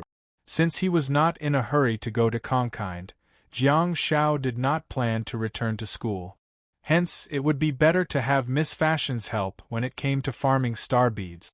As for Xia Yan, she's only in the late galaxy stage. Shouldn't she seize the time to train in the disaster ruins? What's she doing out here? If she still doesn't go to Star Sea, the sea soul surface is going to mature. Losers eat. Well, losers don't have the right to come out for a breather. Jiang Shao, who was fully prepared, also equipped Decoy with a set of suitable star technique. At this moment, Jiang Shao had already summoned the decoy and reset his star map. Jiang Shao had very few star slots in the first place, and he didn't want to let 2 silver quality rules star techniques occupy 2 slots. As soon as the Flower Blade star map appeared, the star techniques of the Desperado series were replaced again. What was worth mentioning was that Jiang Shao was thick-skinned enough to ask for all of Xia Yan's Desperado star beads, after which he embedded the star techniques Desperado and Blade of Desperado in his first and second star slots.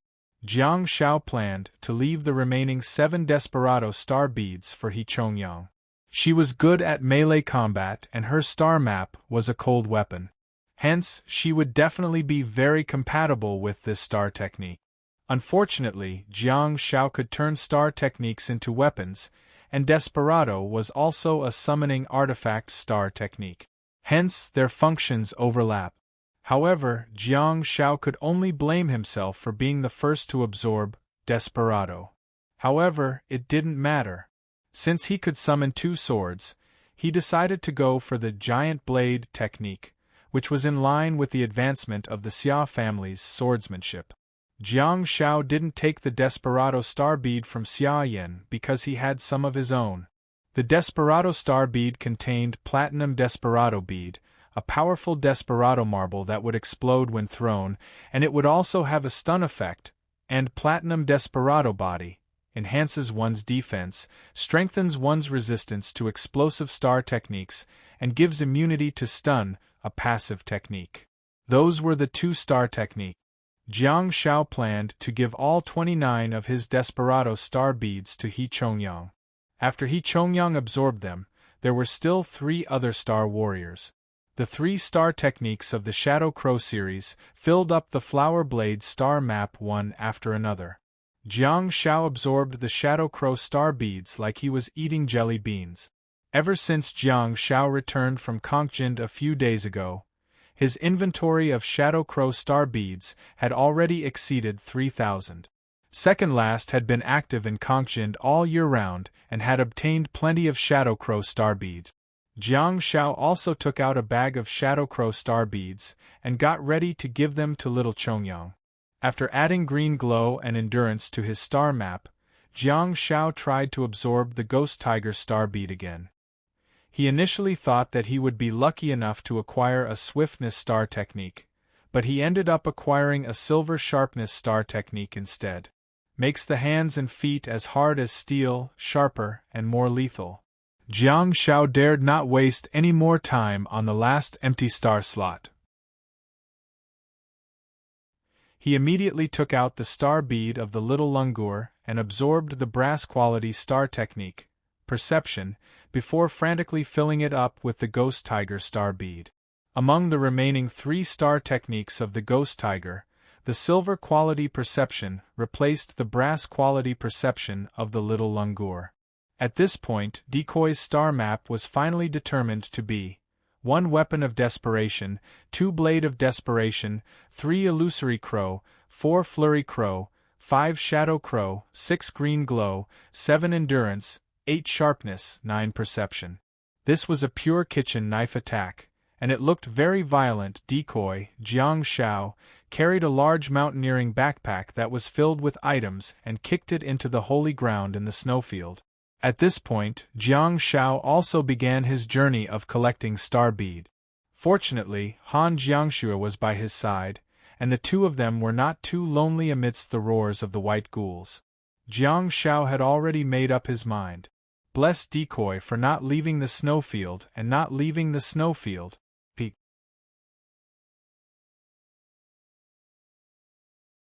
Chapter 805. A month and a half later, in the snowfield, in the middle of the upper latitude, a crow passed through the layers of wind and snow, and in the stormy environment with low visibility, it was lucky enough to find the burnt forest through its star technique, Perception. There were no longer any traces of the forest, that had once been burnt to a crisp, as it was completely covered by the snow. Jiang Shao flew past the beacon tower, but there was no smoke coming out of it. Jiang Shao was a little worried and quickly flew down the canyon to look for Hu Wei and Song Lan's residence. Flap, flap, flap. The pitch-black crow flapped its wings and did not even transform into its human form. Instead, it flew directly into the tunnel at the foot of the mountain and flew in the darkness with ease. Huh! Song Lan lay on her side on the bed and gently patted Yuan Yuan's back to coax him to sleep. However, she seemed to have sensed something. Song Lan frowned slightly and glanced at Yuan Yuan before immediately getting off the bed. A dagger appeared in her slender hand. Yuan Yuan was completely unaware of it. Her face was buried in the soft fur, and she was sleeping soundly. As for the bamboo bear beside him, it was sleeping more comfortably than Yuan Yuan. It was lying on its back on the thick white ghoul skin blanket, with its big belly protruding out, and it was even snoring. Song Lan stood at the side of the entrance of the stone chamber with her body pressed against the wall and a dagger in one hand. A few seconds later, a pitch-black crow hopped into the stone chamber. The crow's lonely eyes emitted a crimson glow as it raised its head to look at Song Lan, who was trying to sneak an attack. Stunned, Song Lan looked down at the little fellow who hopped in and seemed to have realized something. Her trembling voice was filled with surprise. Jiang Shao! Ah, the one-eyed crow chirped softly and its body turned illusory. Huh! Song Lan was completely stunned to see Jiang Shao. Jiang Shao took off the huge backpack and asked, "Where are Hu Wei and Zhang Songfu?" Song Lan covered her mouth with one hand and fixed her gaze on Jiang Zhao's face. She was speechless for a long time. Jiang Shao scratched his head and said embarrassedly, "I'm not wearing a mask. You don't recognize me?" Song Lan stared at Jiang Shao silently. After a long moment of silence, she said, "You're so young." Jiang Shao walked to the bed and looked at Yuan Yuan and Zhu Xiong, who were sound asleep. He nodded in his heart. It was uncertain whether the bamboo bear would be able to play with him. But when it came to sleeping with people, this big plush toy was an expert. "How old are you?" 17. 18? Song Lan asked softly. Jiang Shao smiled and waved his hand. "Why do you have to worry about this?" Song Lan said, "I just think that at your age, you shouldn't have to bear such a burden." Jiang Shao interrupted Song Lan with a smile. "I asked for it." Song Lan was amused by Jiang Zhao's words. There was a hint of admiration on her face as she looked at Jiang Shao as if she was looking at Yuan Yuan. Jiang Shao was instantly displeased. "What's going on? Why am I being demoted after taking off my mask?" Song Lan keenly sensed Jiang Zhao's emotions and blushed. She turned her head and walked to the bed. She sat on the side and said softly, "Old Hu and Song Fu went hunting. Ever since you sent Yuan Yuan a playmate, we've been consuming a lot of food." Ha! Jiang Shao could not help but laugh out loud. Yuan Yuan rubbed her eyes as if she was about to be woken up. Song Lan quickly reached out and patted Yuan Yuan's back gently and rhythmically. The little fellow rubbed against the bamboo bear's fur and continued to sleep. Jiang Shao was a little embarrassed and whispered, "I'm going to rest for a while. Wake me up when they return. I want to talk to you about something." Song Lan nodded and stood up. She walked to the door and led the way for Jiang Shao. "I'll make the bed for you. You can go. You must be exhausted." Seeing that Song Lan was hesitant to speak, Jiang Shao followed her and said, "I'll tell you everything in a while." Song Lan calmly replied, "Okay." She brought Jiang Shao into a stone room and carefully made the bed for Jiang Shao before turning around to leave. Jiang Shao lay on the soft and thick white ghoul fur and thought about what he should say. He gradually fell asleep. A few hours later, Hu Wei and Zhang Songfu returned to their residence in the canyon, each dragging two huge white ghouls in the wind and snow. When they heard that Jiang Shao had returned, they were overjoyed. They dropped the white ghouls' corpses and hurriedly walked into the cave. When they approached the stone room, they saw a strange scene. Jiang Shao, Zhu Xiong, and Yuan Yuan were sitting on the bed, taking a picture of each other. "You're back, Jiang." Hu Wei stopped abruptly. Song Lan did tell him that Jiang Shao had returned, but she did not tell him that Jiang Shao had taken off his mask. "Daddy." The circles on Uncle Circle's face are gone. When Yuan Yuan saw that Hu Wei had returned, she immediately jumped off the bed and bounced into Hu Wei's arms. Zhang Songfu's face was also filled with the joy of reunion, but he said, "Brother, I thought you were ugly. Isn't this lad quite spirited?" Jiang Shao scratched his head and pointed at his nose with one hand. "You call this spirited? You call this handsome, okay? Ha ha." Zhang Songfu walked over with a smile and hugged Jiang Shao. She then patted his back fiercely and said, "Welcome home." Jiang Shao grinned and thought, "Welcome home. What a beautiful phrase." In this world of ice and snow, there was still such a group of people standing guard, waiting for his return. A few minutes later, Song Lan left Yuan Yuan and Bamboo Bear in the master bedroom to play while she walked back to the stone room where Jiang Shao was. She happened to see Hu Wei holding a stone kettle and placing it on the bonfire. The three of them were chatting about something. "You're here." Jiang Shao nodded at Song Lan at the door and said, "I'm back this time because I've made great progress in my previous exploration." Song Lan leaned against the stone wall, and from time to time, she would observe the children playing next door through a small hole in the wall.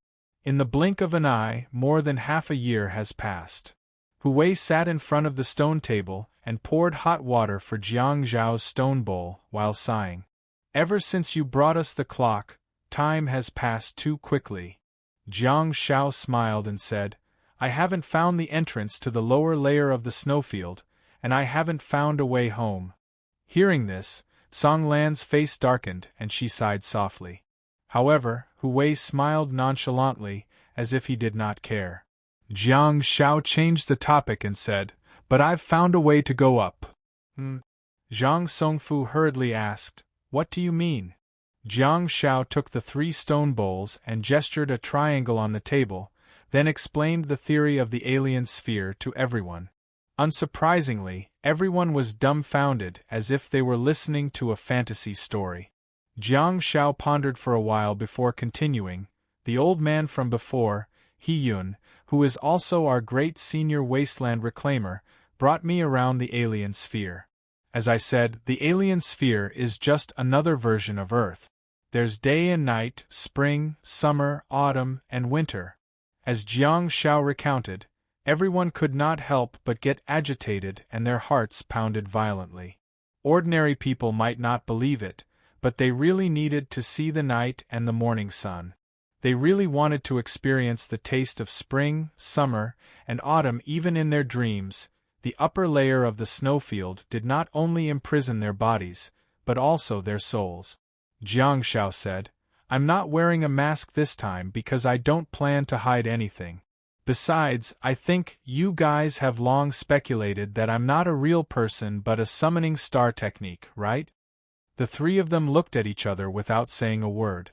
They did not seem surprised either. Jiang Shao nodded and continued, "The reason why Senior He Yun showed me the way to the alien sphere is precisely because I'm not afraid of death. The reason why Senior He Yun didn't save you guys is also because the alien sphere is too dangerous. The Starfall stage Star Warriors that you think are the overlords are nothing in the alien sphere." At this point, Jiang Shao sighed helplessly and said, "In fact, I died as soon as I entered the alien sphere." Hu Wei's face tensed up. Zhang Songfu said, "Brother, you." Jiang Shao waved his hand and said, "It's okay, thank you for your concern. It's not as serious as you think. I'm already used to dying." Song Lan was speechless. However, Jiang Shao lied in order to appease the 3 of them. Jiang Shao would never be able to adapt to death. However, after his decoy star technique was upgraded to diamond quality, he could directly summon decoy to replace the previous decoy. Hence, he could avoid the process of dying, which made Jiang Shao feel much more comfortable. Let's get down to business. Let's talk about something serious. Jiang Shao bent his finger and knocked on the stone table. I found a safe place to stay in the alien sphere. It's called the Birch Forest Tribe. Zhang Songfu asked curiously. Tribe? The savages? Yes. Jiang Shao nodded and confirmed. Yes, the creatures in the alien sphere are very intelligent. I just told you about the problem of projection and weakening. Hence, the hardware and software of the creatures in the alien sphere are all original and have never been weakened. Jiang Shao gave them time to digest the information. He paused and continued. Humans once entered the alien sphere. It was a pair of mother and daughter. The mother's name is Zhu Yu. Miss Zhu Yu is extremely respected in the Birch Forest Tribe.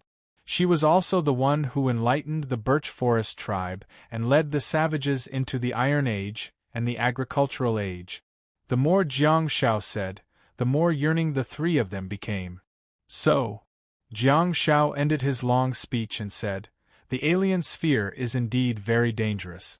It's not a place for humans at all, but I found a place where the savages can provide us with shelter. We can also teach them martial arts and knowledge. Do you guys want to go? Zhang Songfu was about to agree, but he stopped himself and turned to look at Hu Wei. Song Lan also looked at Hu Wei with a pleading expression. To them, Jiang Zhao's suggestion did not need to be considered at all. Hu Wei looked at Jiang Shao and reached out his hand slowly. Jiang Shao was slightly surprised and reached out to shake his hand, only to be pulled up by Hu Wei and hugged him tightly. Thank you, brother. I don't know how to thank you. Hu Wei was very strong and emotional. Jiang Shao chuckled and said, forget about the thanks. I brought a bunch of crop seeds this time. After you go to the Birch Forest Tribe, study how to grow potatoes and sweet potatoes. Hu Wei said, a bookmark for easier reading. Chapter 806. Gulp. Zhang Songfu stared at Jiang Shao in a daze and couldn't help but swallow his saliva. Jiang Shao felt flustered. Zhang Songfu was a Star Sea stage cultivator and his strength was unquestionable. In particular, his tiger-like eyes were bright and blazing, reminding Jiang Shao of Ho Mingming's gaze. Jiang Shao could understand such a gaze during a battle. In fact, it would even arouse his interest in the battle. However, in daily life, Jiang Shao couldn't help but get goosebumps when a man looked at him with such a passionate gaze. What do you want? Jiang Shao pushed Hu Wei away and took a step back while glaring at Zhang Songfu warily. Zhang Songfu couldn't help but lick his lips and look at Jiang Shao. Bro, didn't you say potatoes and sweet potatoes just now? Jiang Shao nodded and said, yeah. Oh my god. Zhang Songfu could not help but smack his lips, looking like he was about to die of hunger. He muttered softly, good, that's great, sweet potatoes. Jiang Shao was speechless. However, Jiang Shao realized that even Song Lan, who was at the side, had a look of yearning on her face too. Jiang Shao was secretly astonished and thought to himself, this group of people has been living in the snow for such a long time. How greedy are they? They're already drooling at the mention of sweet potatoes? Jiang Shao was certain that they had been eating white ghoul meat every day and were probably sick of it. By the way, Jiang Shao looked at Zhang Songfu, who looked like a hungry tiger that was about to pounce on its prey. He hurriedly changed the topic and said, I also brought some star beads for you guys. There's a type of star bead that the three of you have to discuss and see who's more suitable to absorb. Jiang Shao then opened the mountaineering backpack and rummaged through it before taking out a small red brocade pouch. Jiang Shao had specially categorized the star beads, and only the pilfered witch star bead was placed in the brocade pouch for easy access. This is called the pilfered witch star bead. Jiang Shao opened the brocade pouch and placed the 3 star beads on the stone table. The first star technique is a roaring technique that can make enemies stay away from you. However, there are great limitations to this star technique. The person who gave me the star beads specifically reminded me that this star technique has to be executed in the sea in order to maximize its effects. The three of them looked at each other, but they had never encountered such a star technique before. Jiang Shao continued, "The second star technique is the most important. It's a space-type star technique that summons a sea ridge shelter. Although the space isn't large, it can accommodate living people." Song Lan exclaimed softly and looked at Jiang Shao in shock. The other two warriors were also dumbfounded. Before this, Jiang Shao had already provided them with plenty of star beads and helped them tremendously. However, the nature of space-type star beads was completely different. It wasn't just a matter of how precious it was. Jiang Shao could even produce such a star bead? Jiang Shao said to himself, "It's moving, so it's better to have a space backpack." Also, and most importantly, although the birch forest tribe is a paradise, no one can guarantee that any area is absolutely safe, not to mention in the terrifying otherworld. If, and I'm just saying if, one day the birch forest really falls and is besieged by the army, you guys can hide in this sea ridge shelter and continue living. Hu Wei was extremely touched. Jiang Shao, Jiang Shao waved his hand and said, "You don't have to say any more. I'll give it to you. Just take it. The most important thing is for us to enter the alien planet safely. Also, after you enter the birch forest, just think about how to plant sweet potatoes." Hu Wei was speechless. Jiang Shao looked at Zhang Songfu again and said, "I've improved the troops of the savages. There's the Heavenly Halberd Army, the Giant Blade Army, the Shield Army, and the Archer Army. After you go up, you'll be the instructor and we'll teach them martial arts together." Zhang Songfu was speechless. Jiang Shao chuckled and said, "There's no harm in being prepared. If something really happens one day, the Birch Forest tribe will not only be our support, but also our team." Zhang Songfu raised his eyebrows slightly. He understood the meaning of Jiang Zhao's words. Jiang Shao wants to establish a base on the alien planet? What other intentions does he have? Does he want to let these Guardians' army comrades serve as the instructors of the Birch Forest tribe and become the leaders of the team or something? Indeed, the smart people already knew that they were going to become tools, while the kind-hearted people were still silently moved. Of course, the previous sentence was just a joke. Jiang Zhao's sacrifice for these comrades was seen by everyone and remembered in their hearts. They wouldn't think in the wrong direction. Jiang Shao continued, "I've reported all the information that Senior He Yun told me about the alien planet to the higher-ups. If nothing goes wrong, our leaders should have already grasped this information. There are also many people like you who are trapped in the upper dimensions. I believe that one day we will meet up with those people." Jiang Shao looked at the three of them and continued, "So, we need to be prepared to develop the Birch Forest tribe. It's best if we develop in harmony with the savages. Perhaps we will find many comrades on the alien planet. When that time comes, I hope that we have the ability to provide them with shelter." "Of course." Hu Wei reached out and patted Jiang Zhao's shoulder. "You're a very good role model. Also," Jiang Shao smiled and turned to look at Song Lan. "I was just talking about Lady Zhu Yu, who enlightened the savages. She passed away a few years ago and left behind a daughter called He Chongyang. She's 15 now, but you know," Jiang Shao shrugged. His meaning was self-evident. "You're a good mother, Song Lan. The only things I can teach He Chongyang are martial arts and combat knowledge. That's all I can do. Maybe you can help take care of her from a mother's perspective and pay attention to her growth." "Poor child." Song Lan sighed softly and nodded. "Don't worry, leave it to me. Although she's only 15 years old, she's already in the galaxy stage, so you have to pay attention to your methods. She's a child who grew up among the savages, so her personality is more reckless. She's not the 15-year-old girl on Earth that you imagine, so?" Jiang Shao smiled awkwardly. 15 years old? Galaxy stage? Zhang Songfu couldn't help but grin and turned to look at Hu Wei. I didn't even awaken my star map when I was 15. What about you? Hu Wei was speechless. Jiang Shao clapped his hands and attracted everyone's attention.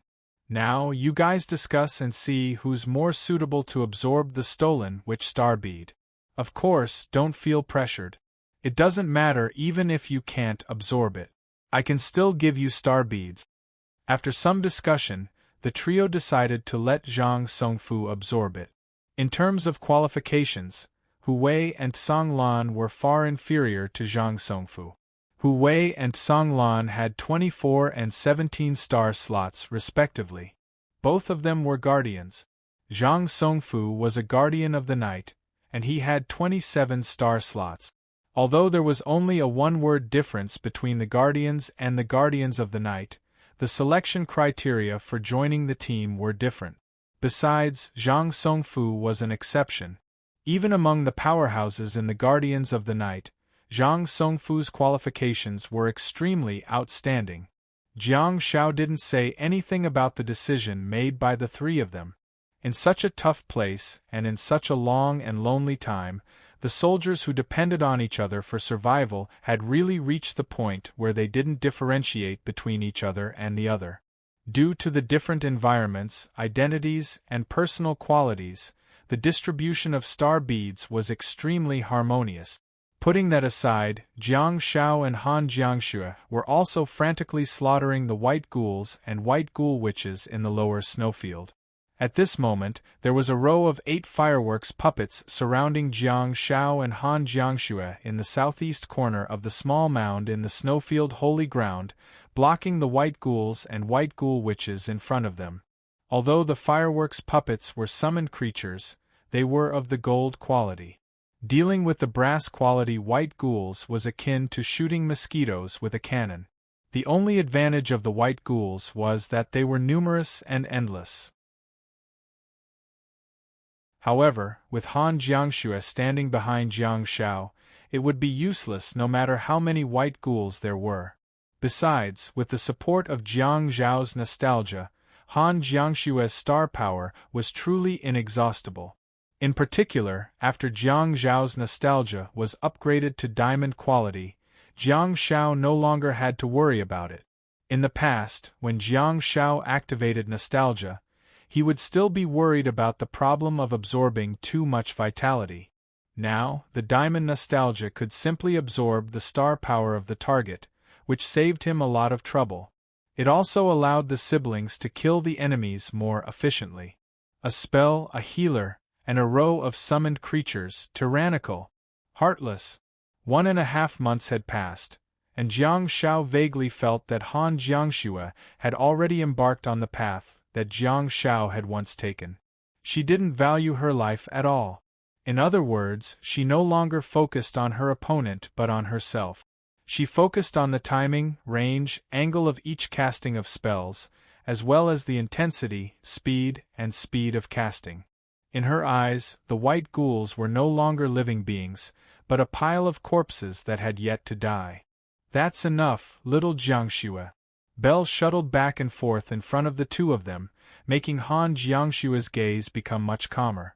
Such calmness was also a manifestation of human nature, which was very different from her previous numbness. Han Jiangxue turned to look at Jiang Shao with a sullen expression. Let's take a break. Although our goal is to kill the white ghoul witches, the quality of green glow and endurance that belong to the white ghouls should be upgraded first. Okay. Han Jiangxue responded calmly. She opened her palm and tapped her index finger gently, after which a platinum-quality ice roar instantly cleared most of the area in the holy ground.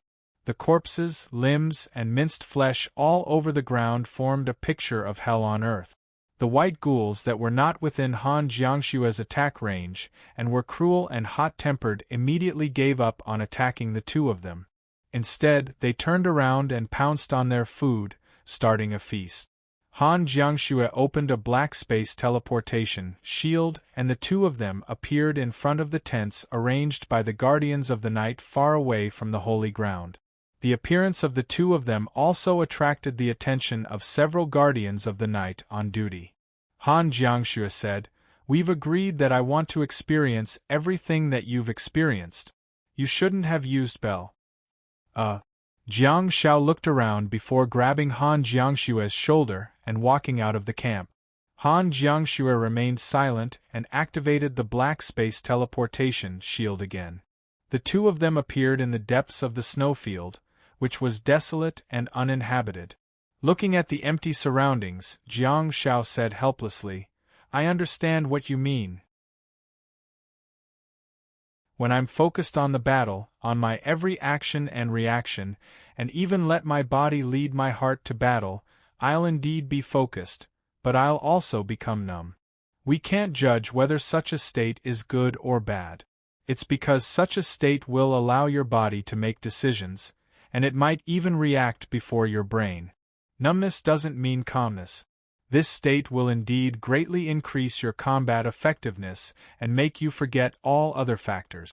That's also the reason that we'll be focused and immersed in it. We'll lack some, humanity." Han Jiangxue said softly, "You promised me that this is a transformation for a warrior. Metamorphosis. It might not necessarily be a compliment." Jiang Shao pursed his lips and changed the topic. "Let's try my upgraded green glow and endurance." Han Jiangxue summoned a dark blue scepter and looked at Jiang Shao. "Try endurance first." Jiang Zhao's face turned bitter.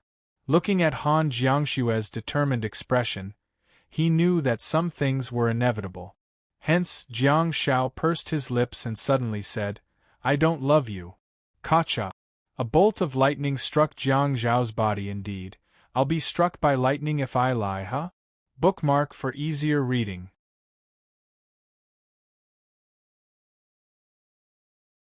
Chapter 807. A bolt of lightning struck down, and the dense electric current spread in all directions with Jiang Shao as the center. Han Jiangxue put down her dark blue scepter and looked up at Jiang Shao, who was not far away, with a trace of worry in her eyes. Everyone knew the general principles, but it was hard to control their emotions. Han Jiangxue was very clear about Jiang Zhao's defensive abilities. Not to mention a dark blue scepter, even a platinum ice roar wouldn't hurt Jiang Shao at all. However, worrying about such things was difficult to be controlled rationally and emotionally. A few seconds later, Jiang Shao looked at Han Jiangxue and shrugged his shoulders. In fact, Jiang Shao didn't know how high his current defensive abilities were. He had long been invulnerable. At this moment, he had upgraded to the top-notch star endurance, and Jiang Shao had no idea how strong he had become. In the internal star map, the introduction of endurance was still as simple and clear as ever. Passive star technique that increases one's own defense. As a super output star technique, Han Jiangxue tested all of her star techniques on Jiang Shao, from bursting flames to flame torch whip, from lightning halo to ice roar. Jiang Zhao's clothes could be torn apart, but his body remained unscathed. Sigh. The truly powerful ones were not just for show after all. The fewer words in the introduction, the more impressive it is. It's the same logic as having less hair, isn't it? As Jiang Zhao's clothes became more and more tattered, he finally had no choice but to open the scourge ruins and go in to change his clothes. Han Jiangxue followed Jiang Shao silently, and when she saw how lively he was, she felt extremely relieved. The toxic healer in front of her had resisted all the attacks from the silver star technique to the platinum star technique. Not only was he unscathed, his movements were also not affected at all. On Earth, the most powerful output star technique was only at platinum. Now, the output star techniques of nature obviously could no longer cause Jiang Shao any trouble.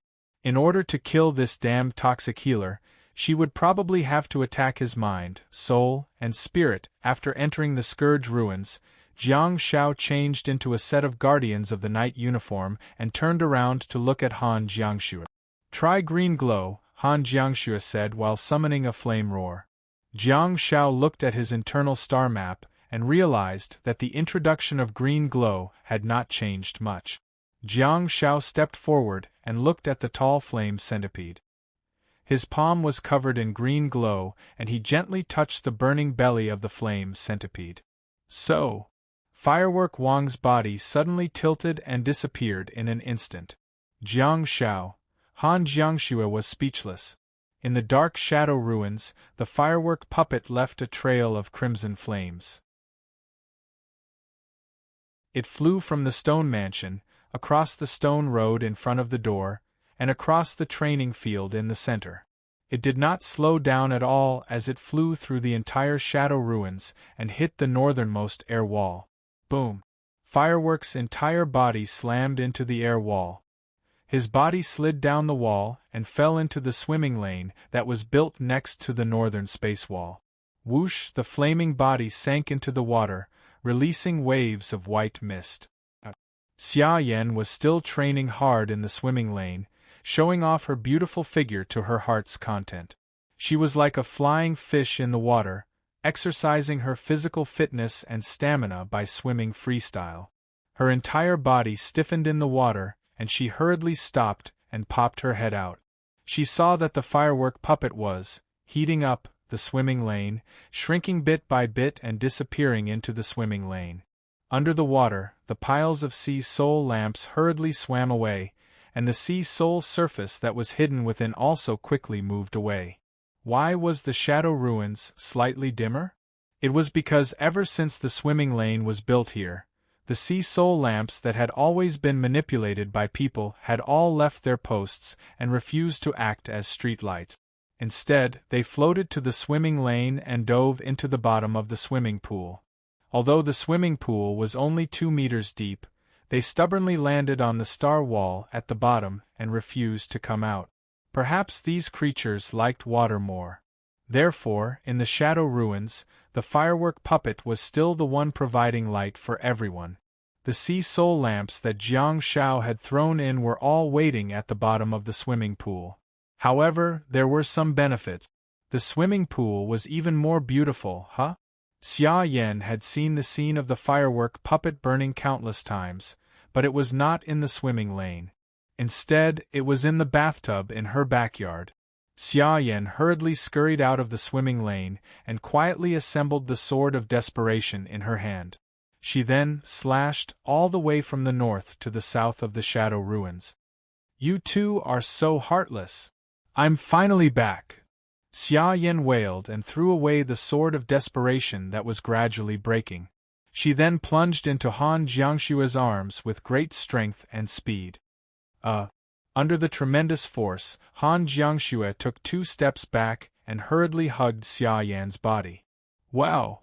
Xia Yan hurriedly took 2 steps back, her teeth chattering from the cold. Han Jiangxue had just come out of the snowfield and was freezing cold. Xia Yan had just come out of the water and was already cold to begin with. To her surprise, she ended up hugging a popsicle. Jiang Shao said, "The length and width of this place are only 60 meters.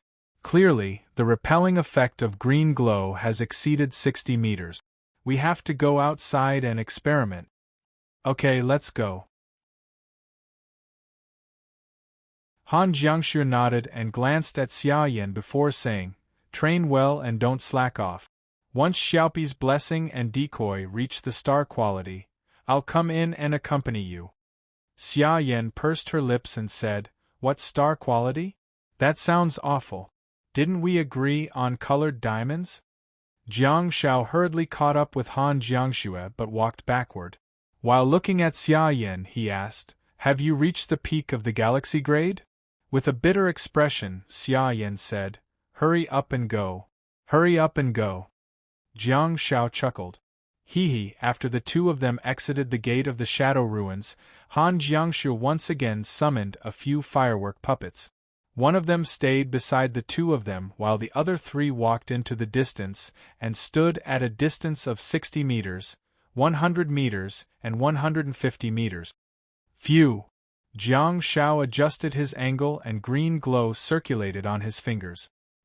He looked in the direction again and reached out to poke it gently. Go whoosh in the dark night, The firework puppet once again pulled out a long line of flames and flew out. About 100 meters away from the second firework centipede, the firework centipede that was sent flying landed heavily on the ground. Its momentum did not slow down, and it continued to slide backwards, leaving a trail of snowflakes in the air. Jiang Shao and Han Jiangxue looked at each other and roughly knew how far the repelling effect could go.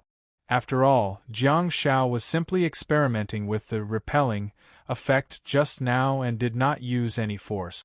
If Jiang Shao used all his strength and punched it, the firework puppet would undoubtedly fly further. Go all out, let's try. Han Jiangxue summoned another firework puppet. Jiang Shao clenched his fists and green glow covered them as he got into a standard combat posture. He exerted force on his feet and punched his shoulders. Go bang! The firework puppet was blasted away like a cannonball. However, the repelling effect was just a side effect. Green glow had another important attribute, which was the powerful strike effect. When the firework puppet was still flying backward, a hole had already been blasted in its lower abdomen. It was penetrated? If it's not a summoned creature, if it's a real person, Jiang Shao swallowed his saliva and turned to look at Han Jiangxue. Jiang Zhao's punch actually penetrated the body of the gold-quality flaming horn beast. At this moment, Jiang Shao felt that 30 star slots seemed to be really useless. If he were to really fight head-on, 2 star slots would be enough. One was star green glow and the other was star endurance. Pure punches to the flesh, extreme violent enjoyment. Han Jiangxue suddenly said, "You can try to get rid of the repelling effect and only use the powerful strike effect." Hearing this, Jiang Shao couldn't help but be secretly astonished. This woman is so ruthless. Looking at the target that Han Jiangxue summoned again, Jiang Shao tried to adjust and throw a punch. Bang! The firework puppet was blasted away again at a terrifying speed like a cannonball. Jiang Shao shrugged helplessly and said, "No, the two effects are combined." By the way, Jiang Zhao's eyes suddenly lit up and his star map changed. He actually pulled out a flower blade that was surrounded by blood mist from the air and threw it forward. As soon as the spinning flower blade left his hand, the green glow in it disappeared without a trace. Is the green glow still unable to cover long-range weapons? As long as it leaves the user's hand, the green glow will dissipate. Is it really only for melee combat?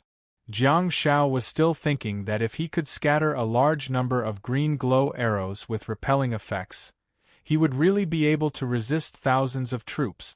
He could grab a handful of snow and scatter it with green glow. TSK, it's perfect.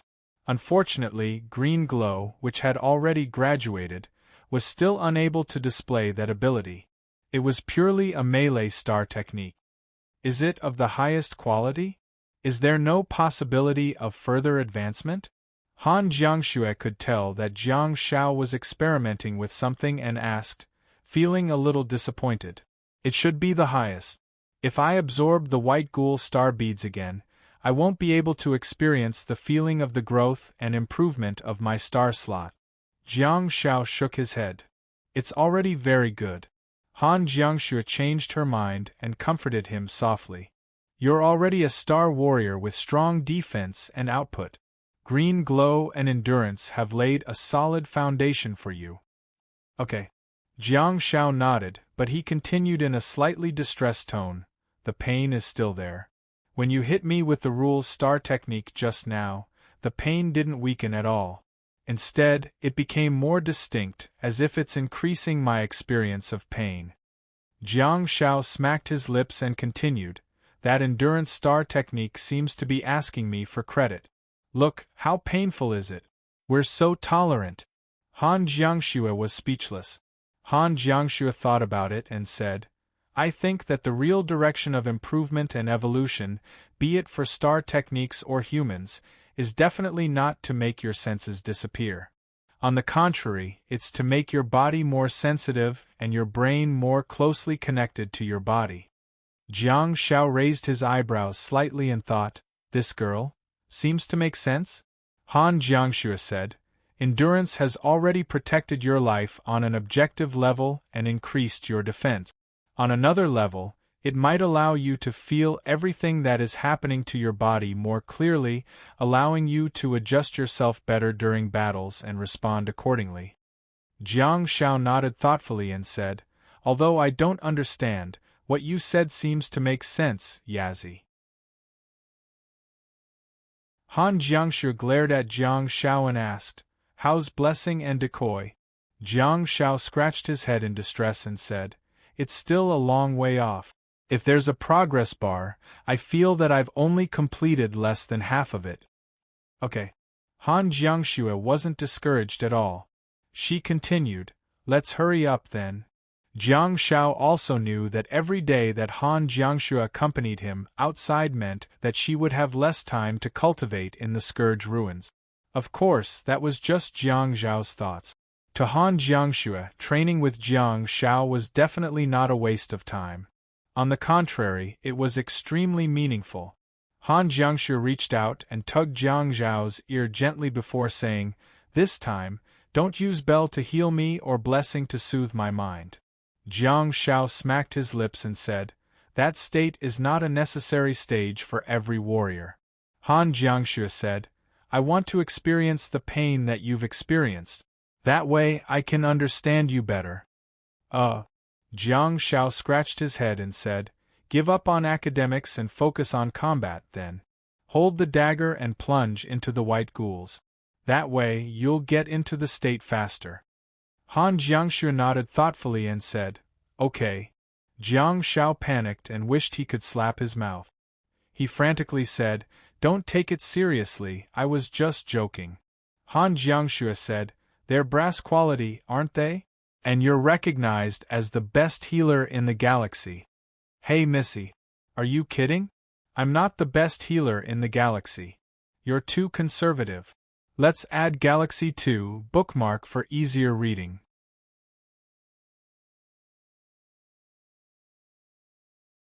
Chapter 808. Unlike other medical assistive players, Jiang Zhao's current defense was extremely strong. In other words, in a team, the most vulnerable point would become the most difficult to break through. Besides, unlike the other medical awakened, Jiang Shao didn't need to be taken care of or protected. Was Senior He-Yun strong? He was a true healer in the Starry stage. However, look at the way their team fought. As a rules awakened, Blind Lady still adhered to the ideals and fulfilled her duty to protect the medical awakened by rushing to the front during the battle. In other words, in general, medical assistive players had to be protected, and Blind Lady had indeed done so. On the other hand, not only could Jiang Shao ensure that his teammates stood firmly, but he could also stand firmly too. In fact, he might not even stand at the back of the team. Instead, he would charge to the front and protect his teammates from all angles and levels. All right. Jiang Shao thought about it and said, it's good to have one more melee skill. Perhaps it can play an unexpected role at a critical moment. Forget about swords and spears, I can accept practicing daggers too, as long as you can distinguish your priorities and remember that you're rules awakened and don't go astray. In the past 6 months, Jiang Zhao's various basic skills had also improved greatly due to the fact that he had been teaching the various armies in the Alien Ball. Hand-to-hand combat, Gold Quality Level 2 Dagger Mastery, Gold Quality Level 2 Xia Family Swordsmanship, Platinum Quality Level 7 Archery Mastery, Gold Quality Level 3 Halberd Mastery, Gold Quality Level 5. The dagger skills were more than enough to teach Han Jiangxue. Judging from the degree of improvement, Jiang Shao might really be very suitable for the path of wielding heavy weapons with both hands, especially the Halberd Mastery, which had already reached Gold Quality Level 5. Jiang Shao helped He Chongyang master the powerful Halberd Mastery, but at the same time, the talented He Chongyang was also nurturing Jiang Shao. Due to Jiang Zhao's meticulous teaching of He Chongyang every day and night, Jiang Zhao's Halberd Mastery improved like a rocket. Jiang Shao had thought about it and felt that the platinum quality level 7 swordsmanship was already godly, and it would be too overwhelming for him to compete in the World Cup. When the time came, he could use the halberd mastery to give the young and old of China a few performances. I'll show them that the reason why this weapon is used by ghosts with a short lifespan is because it's really awesome. Han Jiangxue and Jiang Shao began their battle journey again. Unlike before, this time, Jiang Shao was very serious in teaching Han Jiangxue how to use the dagger, and Han Jiangxue trained very hard too. At the same time, in the upper dimension of the snowfield. What the F***? Awesome! Zhang Songfu cheered. As a starry sea stage Great Dipper, especially as a guardian of the night, he did not have the slightest bit of calmness. He directly jumped up one by one, the star beads shattered in Zhang Songfu's hands. As the last star bead disappeared, everyone initially lost hope, but to their surprise, Zhang Songfu really succeeded in absorbing it. Besides, it was not his first star technique, but his second star technique, Ocean Ridge Shelter. Perhaps the heavens were willing to help these people who were suffering. From Jiang Zhao's perspective, God helps those who help themselves. In the stone room next door, Yuan, who was playing in the arms of the bamboo bear, suddenly became unsteady. The bamboo bear was obviously frightened by Zhang Songfu's shout. Sitting on the bed, it leaned back and rolled down. Yuan was lying in its arms, and the two of them rolled off the bed with a thud. Hu Wei and Song Lan were also overjoyed as they stared at the newly lit platinum star slot on Zhang Songfu's star map. "Let's go and take a look," Zhang Songfu exclaimed with a look of joy. He hadn't been so happy in a long time. Zhang Songfu stretched his hands out and a dark blue space door suddenly opened. "Ha!" Song Lan sighed deeply and stared at the dreamy space door with misty eyes. She couldn't help but shake her head and marvel. That star technique was really different from the space envelopment star techniques that Jiang Shao had seen before. For example, Han Jiangxue's Sky Smasher did not have obvious edges and contours. There were only overlapping and pieced-together space doors. However, the Sea Ridge Shelter star technique really did have edges and contours, and it was a kind of ocean blue mist. The portal was not very large and was square in shape. However, the corners were relatively smooth and were about 3m*3m in size. Everyone strode in, and a curious voice suddenly sounded at the door. "What's this?" Song Lan held on to her long hair and was about to enter when she froze and turned around to see Yuan at the door.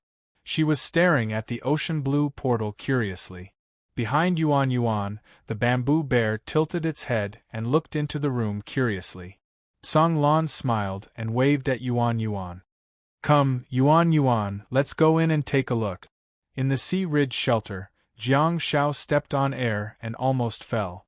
"It's really the sea ridge. It's too steep."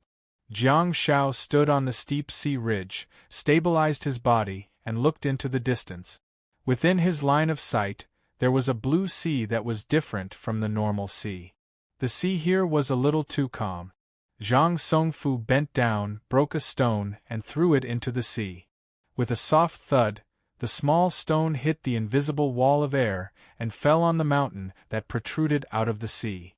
It did not touch any seawater at all. "Wow!" Song Lan jumped in with Yuan in her arms. With Hu Wei's help, she stabilized herself. Meanwhile, the child in her mother's arms exclaimed in surprise, "The sea! The sea! The place where Uncle Quan catches the stone." Jiang Shao was speechless. Song Lan smiled and rubbed her face against Yuan's head intimately. She turned to look at Jiang Shao and said, "You brought him the mythological book. When I told him about Jing Wei filling up the sea, I used the lily of the valley to create some scenes for him. When Yuan saw the Jing Wei filling up the sea with a stone, she always thought that the crow was you." Jiang Shao smiled and said, "That's not right. It looks like a crow. Although it's not a crow, it should be a divine bird with 2 eyes." Yuan, who was in her mother's arms, suddenly asked, "Uncle Quan with one more eye?" Jiang Shao grinned and said, "Jing Wei is a female." Yuan blinked and raised her head curiously to look at her mother. "Uncle Quan is a woman?" Jiang Shao was confused. At the side, Zhang Songfu and Hu Wei discussed, "We'll go out later and flatten this sea ridge. That way we'll have more space." Jiang Shao said that the length, width, and height of this space are about 10 meters.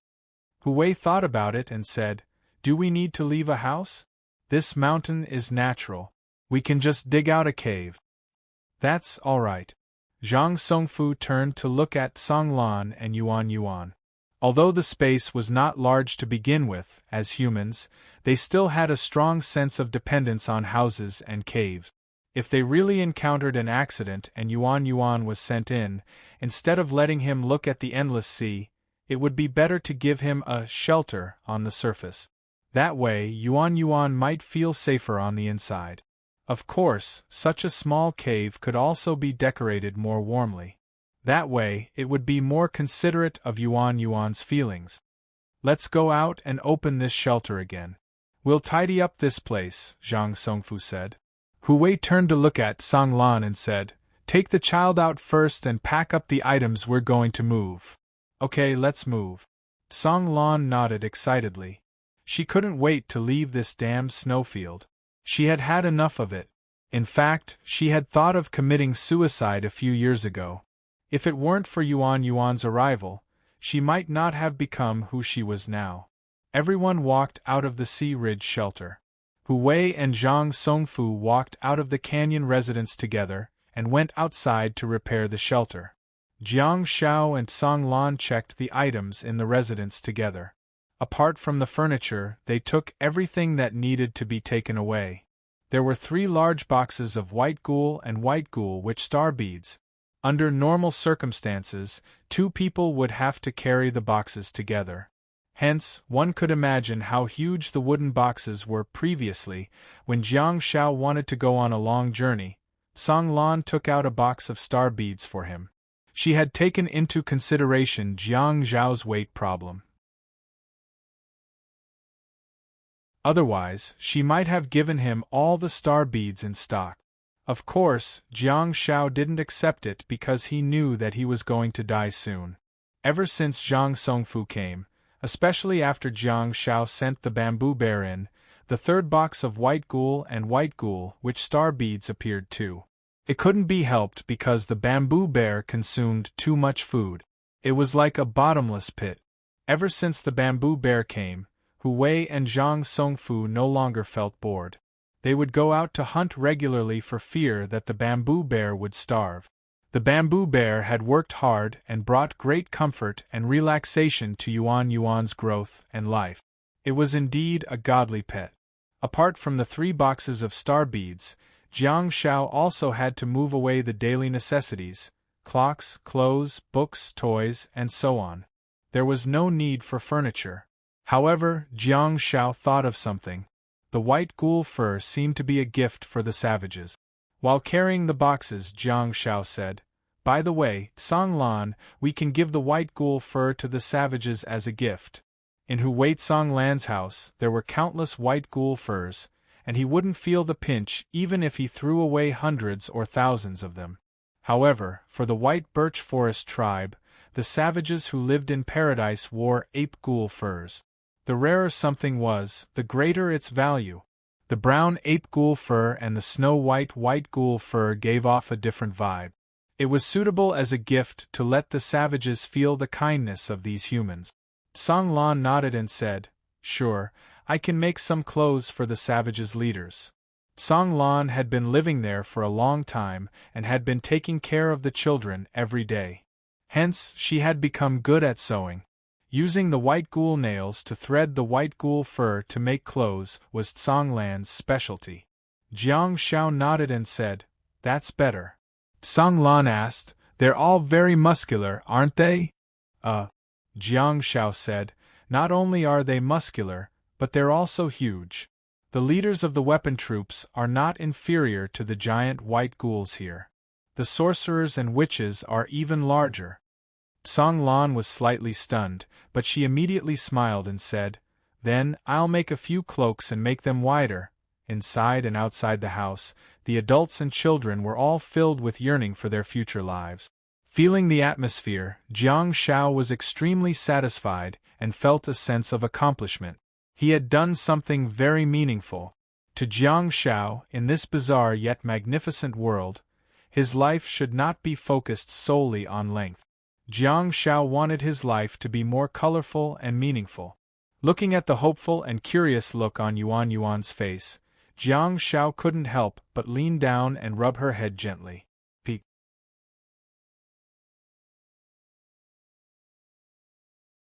Chapter 809. Hu Wei and Zhang Songfu renovated the Ocean Ridge shelter. They took out most of the rocks and left a medium-sized cave as a house. They moved everything into the Ocean Ridge shelter. After arranging the beds, tables, and chairs in the cave, they left behind a pile of furniture that they did not intend to take away in the canyon residence, and began their journey. Jiang Shao made it clear that the teleportation portal that led to the upper path was about half a month away from the canyon residence. Hence, in the Ocean Ridge shelter, they stored a large amount of dried meat and water. They were all mentally prepared before they set off immediately. Jiang Shao, Hu Wei, and Zhang Songfu transformed into 3 crows and flew freely in the sky. Song Lan accompanied Yuan and Bamboo Bear as they waited patiently in the Ocean Ridge shelter. 17 days later, Jiang Shao finally found the direction to the upper dimension. He led the 2 crows and plunged into the pitch-black and huge tunnel. Under Jiang Zhao's lead, everyone flew down the familiar path and found the open holy ground without any mishap. Caw, Jiang Shao screeched. According to the agreement, one of the crows behind him raised its head and a dark blue space door suddenly appeared in front of them.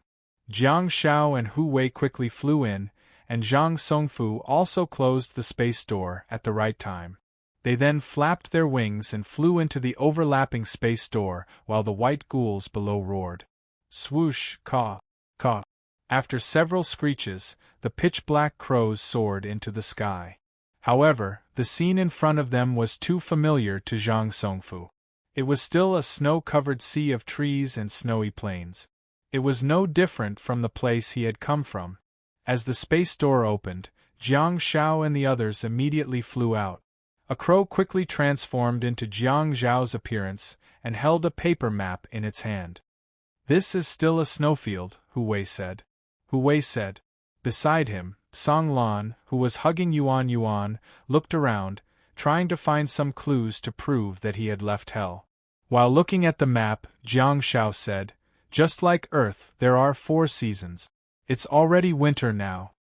Then, Jiang Shao gestured to Hu Wei and his wife and said, "Take the children and enter the shelter. It's dangerous out there. Zhang Songfu and I will look for the birch forest." Song Lan said, "Let old Hu stay with you. It'll be fine." As she spoke, Song Lan led Yuan into Harry's shelter. Hu Wei smiled and said, "It's not like there's any danger inside. It's fine." "No. The smaller the target, the better. Zhang Songfu has to follow me because he has Ocean Ridge shelter with him. If I were the one with the star technique of shelter, I would throw all of you into it." "Don't worry, old Hu." Zhang Songfu patted Hu Wei's shoulder and said, "Listen to our captain's orders. Execute." Hu Wei shook his head helplessly and walked into the shelter. Behind him, Jiang Shao said, "Don't forget to study that crop cultivation guide." Hu Wei was speechless. Zhang Songfu laughed out loud and closed the space door. Holding the map of Beijiang province, Jiang Shao turned to look at Zhang Songfu and said, "Transform into a crow and make it bigger. The kind that I can sit on." Zhang Songfu was dumbfounded. Jiang Shao pointed at the map and said, "I'll show you the way." Zhang Songfu was speechless. Poisonous healer sitting crow. Now, apart from Baishan Shuiyu and the deep-sea giant whale, Jiang Shao had a third mount, the shadow crow. In the sky, a giant crow was soaring in the sky with a young man sitting on it. He squinted his eyes and covered his mouth and nose while looking down at the map in his hand. According to the distribution of the mountains and rivers, the man and the crow soon found their specific location. They flew all the way to the south and arrived at the border between Beijiang Province and Zhongji Province in just 2 days. The good thing was that there were relatively few flying beasts in the sky of Beijiang Province. If they were to go to Daming Province, Jiang Shao and the rest would probably not be able to return.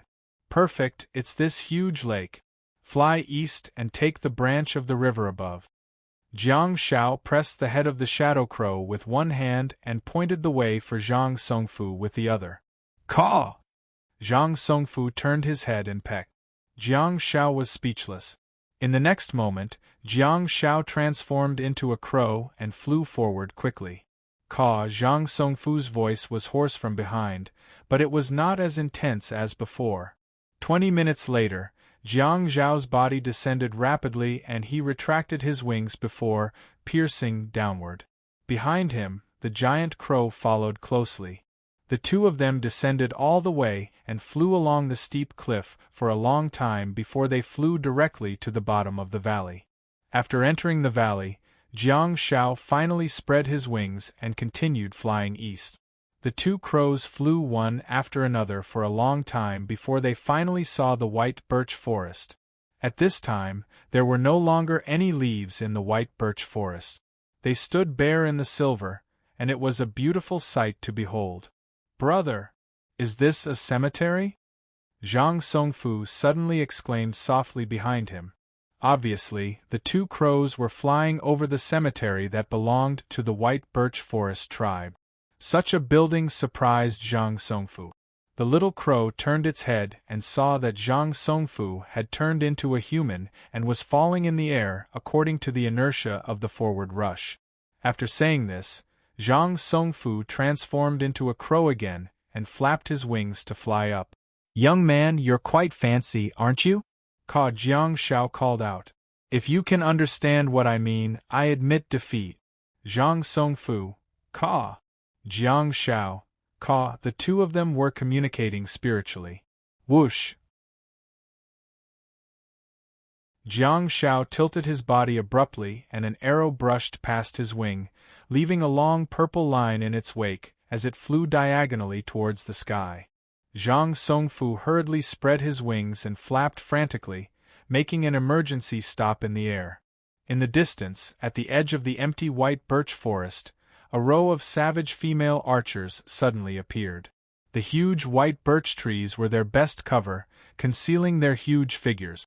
Seeing that the two crows had stopped and continued to fall, a huge savage female archer walked out and put one hand on the bow of the soldier next to her, indicating for her to stop attacking. "It's me, Xiao Wucha. Stop shooting." One of the crows transformed into a human and fell from the sky, splashing layers of snow. You are, Instructor Jiang?" The huge female archer leader was obviously stunned for a moment, and her sharp eyes stared at Jiang Shao. At the same time, several female archers behind her began to whisper. "Ah yes, I'll take off my mask." Jiang Shao smiled and waved his hand, walking over. Xiao Wuchao was draped in a thick coat made of ape-ghoul fur and looked extremely mighty. She strode towards Jiang Shao and placed her bow and arrows on her back. She half knelt down and placed her huge palm on Jiang Zhao's shoulder. She then looked down at him and sized him up. After confirming Jiang Zhao's identity, Xiao Wucha couldn't help but say, You're so ugly." Jiang Shao was dumbfounded. In the savage tribe, there were relatively few savages who had mastered the art of language. Most of them were straightforward. Xiao Wucha said with a pained expression, "Put on your mask. That will make you look more impressive. If you use this face to meet your soldiers, your prestige will be affected." Jiang Shao was so angry that his liver was hurting. Every race had different aesthetic standard. Among the hundreds of female archers, there were only about 10 that Jiang Shao found acceptable, and Xiao Wucha could barely be considered one of them. However, to the savages, Xiao Wucha's relatively delicate, face was in line with Jiang Zhao's aesthetic standards, but she was the uglier type among the savages. Those with skin that was as black as charcoal, muscles that were as strong as steel, looked as ferocious as wild beasts, had a leopard's head, round eyes, a lion's nose, and a wide mouth. Li Kuei's appearance would definitely be highly sought after by the savages, apart from his poor physique. Jiang Zhao said, "How much determination did I have to take off my mask and show my true face? Yet, the first thing you say when you see me is to ask me to put on my mask?" Not far behind him, the crow that Zhang Songfu had transformed into was lying on its back in the snow. It looked like it was laughing while rolling on the ground. Xiao Wucha shook his head in embarrassment. The braids on his back swayed back and forth like a mop. "Sorry, sir, I didn't take care of your feelings. Since I was a child, many people have said that I'm ugly, but after I became the leader of the female archers, such voices disappeared. With your prestige in the Birch Forest tribe, no one will say that you're ugly to your face." Jiang Zhao was speechless. Xiao Wucha gestured to the crow rolling in the snow behind him and asked, "What is that?" Jiang Zhao said, "My comrade, I told you that I'm going to bring a few people who are highly skilled in martial arts to guide you in various skills." Xiao Wucha said disdainfully, "In this world, is there a human who is more skilled in martial arts than you?" Jiang Zhao nodded in agreement and said, "I like what you said. Let's go. Lead the way home." In the snow, the crow transformed into a human, wearing a white ghoul helmet. He had a handsome face and a pair of bright eyes. Xiao Wucha looked Zhang Songfu up and down and said, "Are all you human males so feminine?" Zhang Songfu, who had just mocked Jiang Zhao, suddenly lost his temper. "Savage boss, you can't afford to offend, can't afford to offend." Xiao Wucha continued to ask, "Is there only one human?" "There are a few more. I'll introduce you later." Jiang Zhao smiled and said, "By the way, how's little Chongyang? Has he gotten into trouble recently?" As soon as he said that, Xiao Wucha's huge face stiffened slightly. Jiang Zhao frowned slightly and said, "What's wrong?" Xiao Wucha stood up, turned around, and walked away. "Let's go back." Jiang Zhao quickly stepped forward and kicked Xiao Wucha's ankle. "Are you pretending not to hear? Come down and talk." Xiao Wucha stopped helplessly, turned around and half knelt again. He looked down at Jiang Zhao and said, "Little Chongyang is not in the tribe." Jiang Zhao's heart tightened. Where is she?" Xiao Wucha's expression was a little sullen. "She left the tribe 7 days ago. She should have left at night. The next day, when we were training in the martial arts arena, we found that she did not come. When we went to her home to look for her, she was already gone." Jiang Zhao was speechless. Xiao Wucha said apologetically, "I'm sorry, instructor. We have been looking for her for 7 days, but there is no trace of her." Jiang Zhao's voice trembled slightly. "How many times has it snowed here?" Xiao Wucha looked at Jiang Zhao in confusion and said, "Only once. It snowed 7 days ago and lasted for several days. The snow is very heavy. Look at this birch forest. The snow is very thick." Jiang Zhao closed his eyes, lowered his head and sighed deeply. "Didn't we pinky promise? We agreed to meet before 3 times of snow. I'm here, just as we agreed. Why did you leave? Where did you go?" Xiao Wucha looked at Jiang Zhao and said softly, "In little Chongyang's home, we found many small carved stone portraits. They are all in the shape of your circle mask. We think that maybe she went to find you." Apex.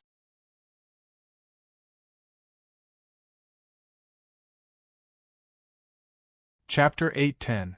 Alien Planet, Birch Forest Tribe, Chief's Cave. "Thank you, my friend." The savage chief, Bru, stretched out his huge palm and took the white ghoul fur cloak from Song Lan. Compared to the savages, Song Lan's craftsmanship was obviously more exquisite. It was winter in the alien planet and the savages had also put on thick ape ghoul fur coat. However, the craftsmanship of the ape ghoul coat was worlds apart from Song Lan's craftsmanship.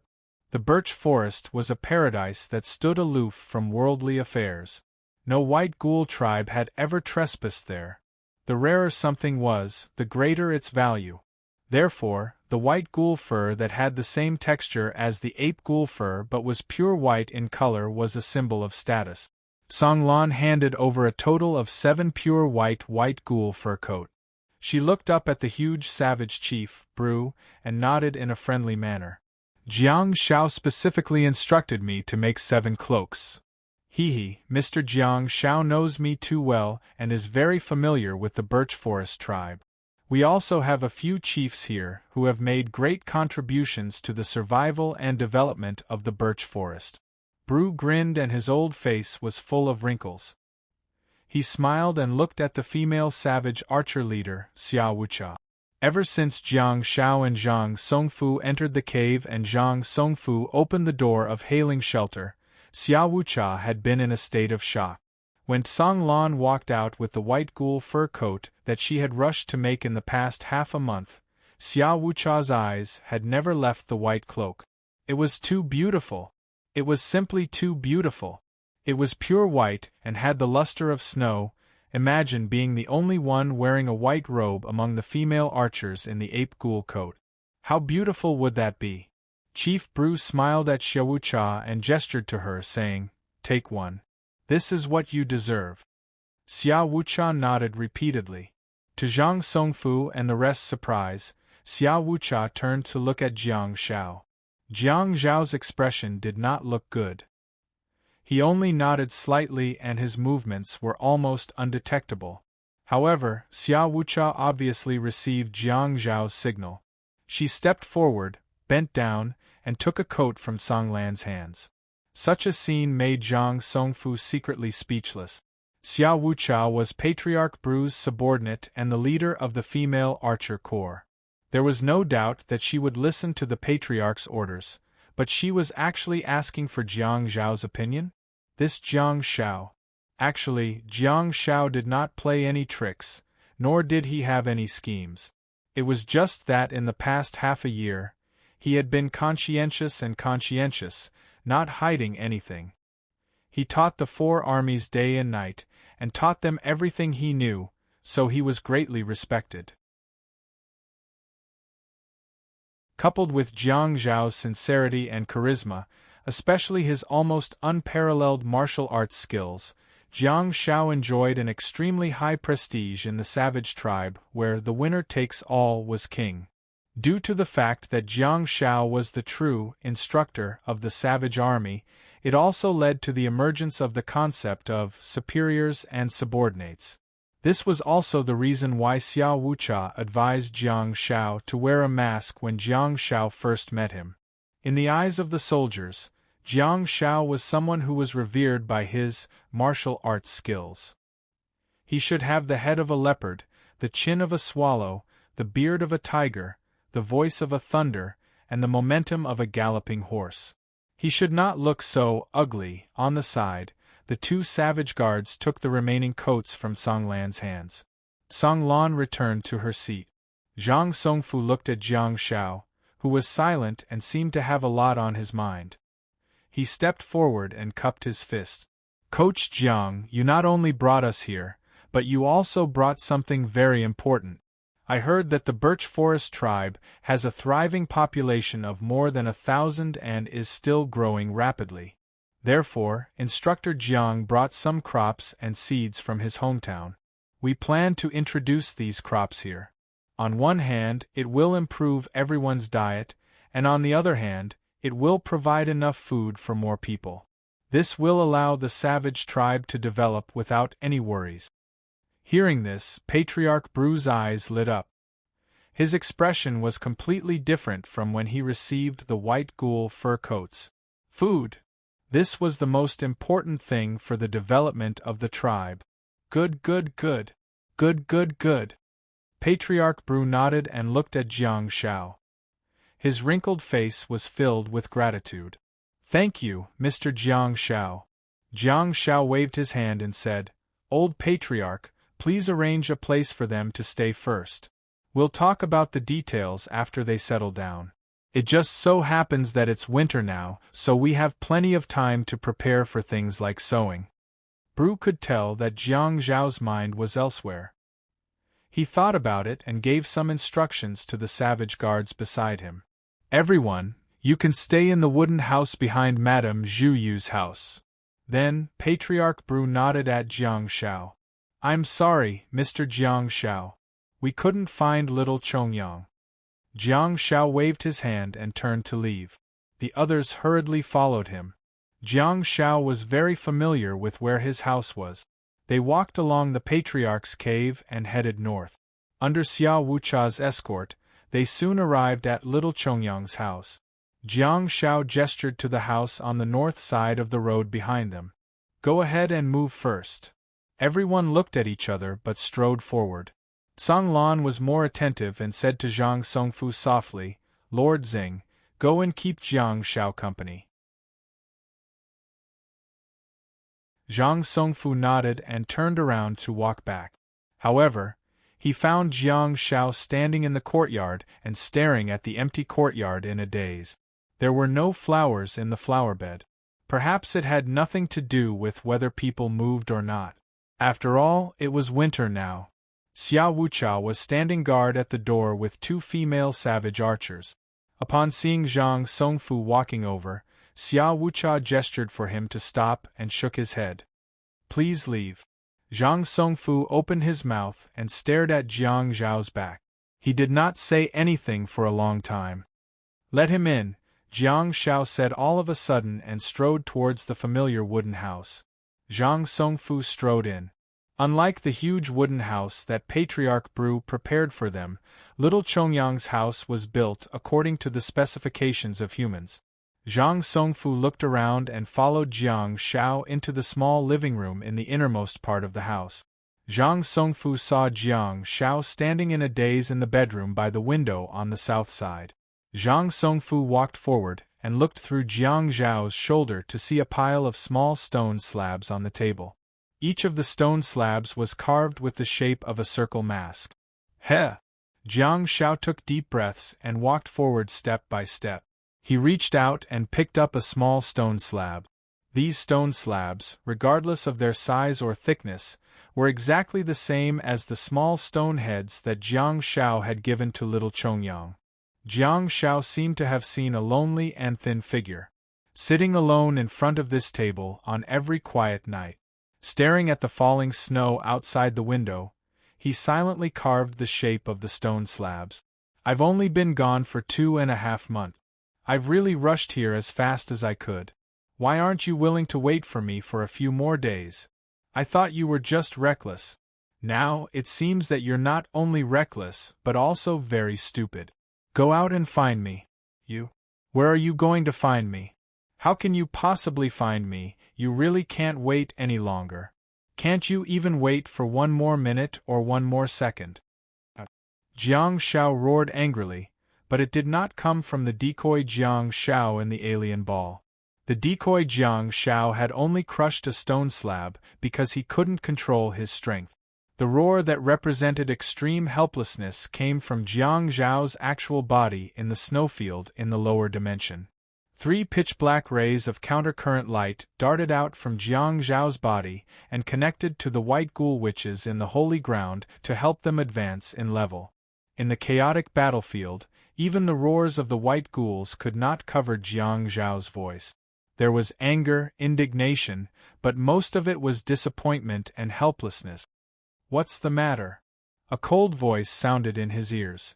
Jiang Shao looked up, only to see Han Jiangxue, whose face was covered in blood and clothes were stained. She had left the battlefield and squeezed through the wall of fireworks mages, walking towards him step by step. Jiang Shao shook his head and gestured to the 3 white ghoul witches that had advanced. Han Jiangxue frowned slightly and turned around. She flicked her bloodied finger gently, and the white ghoul witches leaped into the arms of fireworks mages one after another.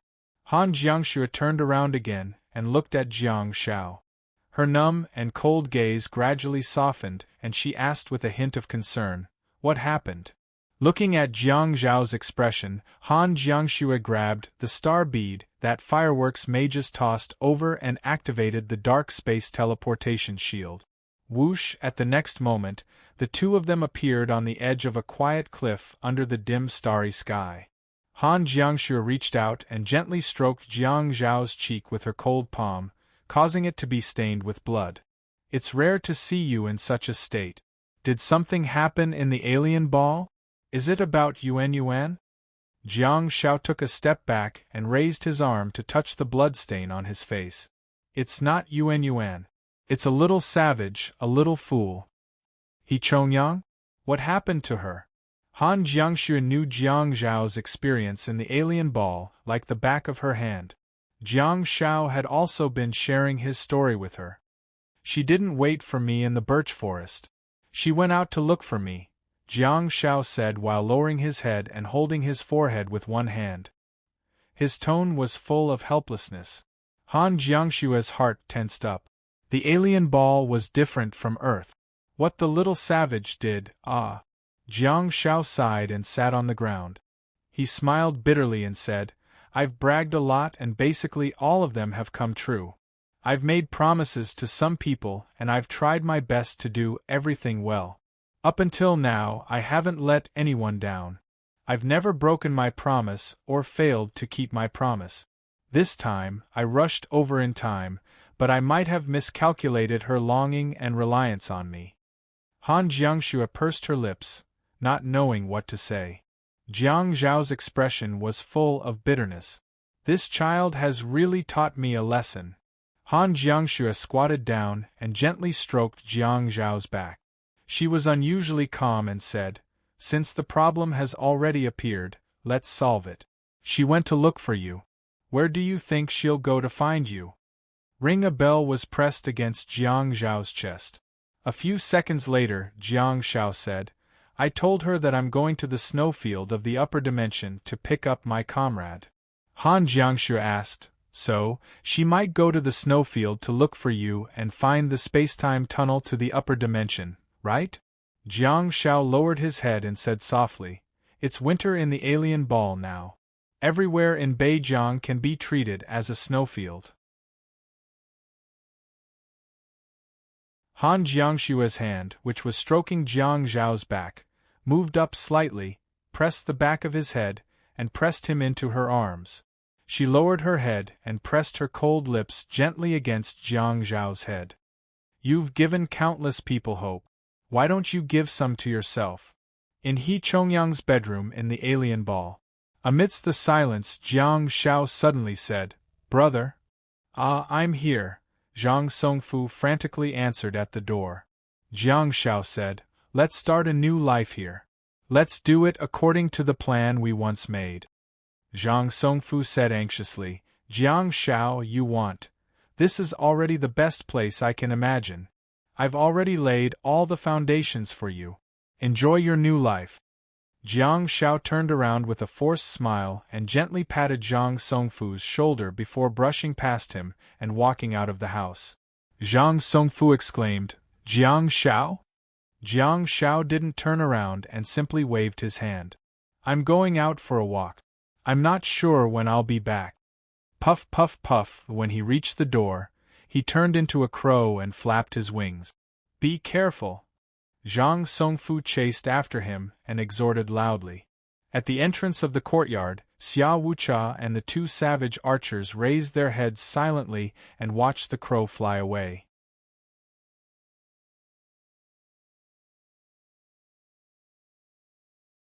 Chapter 811. February 2, 2019.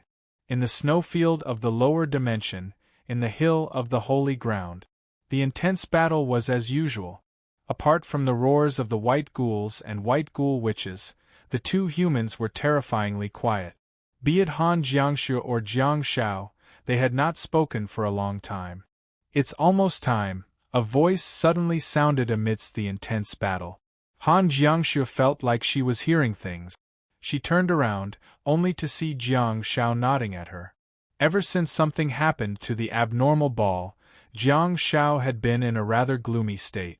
Han Jiangxue noticed it and felt rather anxious, but she realized that there was nothing she could do to cheer him up.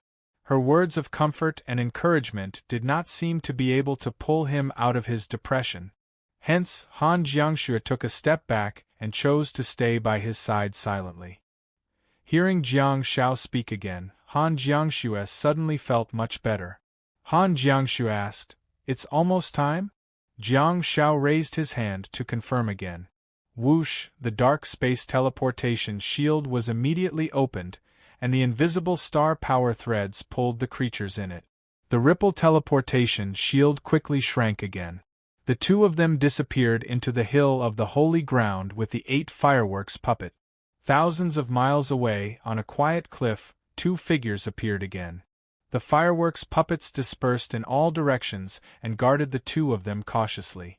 Jiang Shao frowned and seemed to be reading something carefully. He said, "The star technique has been upgraded to the highest quality." "Yeah," Han Jiangxue responded calmly. During the long period of killing, she had already made preparations in that regard.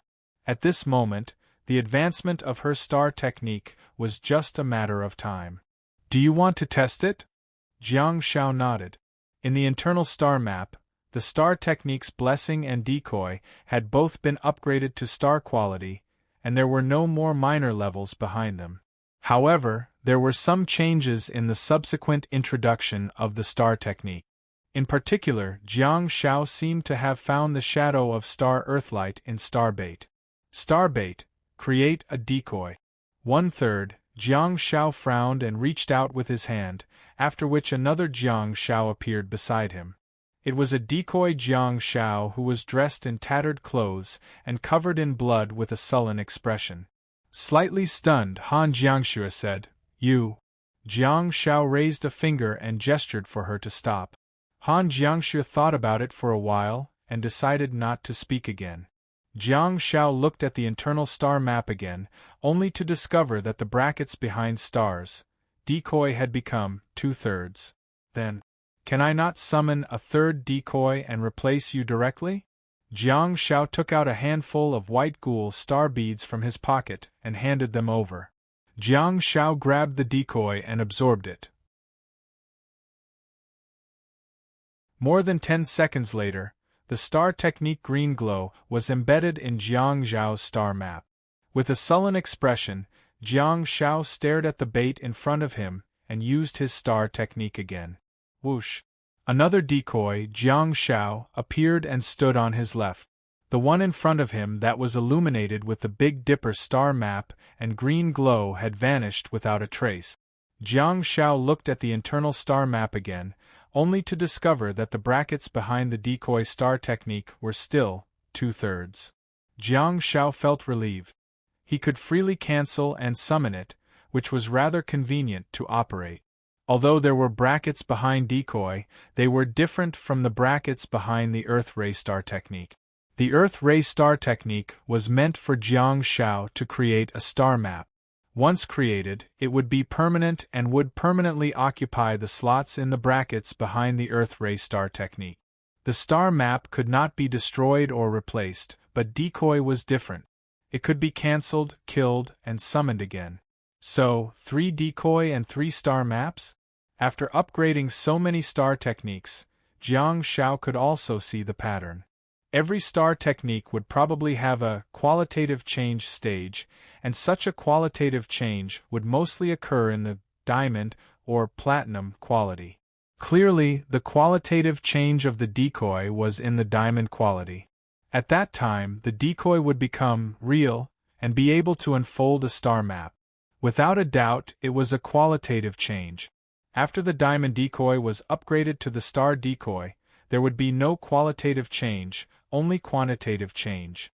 Jiang Shao once again took out a handful of star beads and handed them to the newly summoned decoy in front of him. After a few rounds of absorption, another star slot lit up on Jiang Zhao's star map. Screech! At the next moment, Jiang Shao stabbed his dagger into Jiang Zhao's heart. Damn it, it hurts. Jiang Shao and the decoy Jiang Shao had the same expression. They were both frowning and gritting their teeth. Han Jiangxue subconsciously raised her hand, only to stop herself from doing so. She took 2 steps back, not because she was afraid, but because she was worried that her subconscious reaction would disturb Jiang Shao. The scene in front of her was not pleasant at all. Jiang Shao and Han Jiangxue, who had just crawled out of the holy ground, were covered in blood and stains. Under the night sky and the flickering flames, Han Jiangxue found the scene rather heart-wrenching.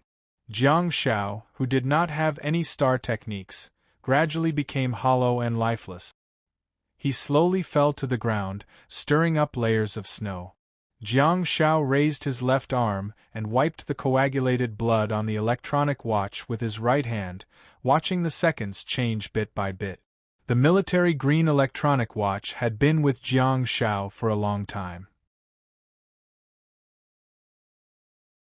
Qin Wangchuan had given it to him when he went on a mission to Jindalai previously. Jiang Shao slowly squatted down and silently guarded his corpse. Ha! Han Jiangxue sighed softly and thought to herself, this damned guy is really ruthless. If it were anyone else, Han Jiangxue would be as numb and indifferent. However, the person lying in the snow was, to a certain extent, Jiang Shao. Han Jiangxue simply turned around and took 2 steps forward to stand on the edge of the cliff. She then looked at the endless starry sky and the dreamy aurora in the sky. The wind and snow blew and time passed. Jiang Shao squatted beside his corpse and stared at his watch silently.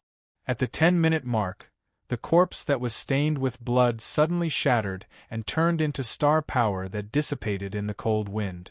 Not only the corpses, even the blood on the snowy ground turned into star power and disappeared without a trace.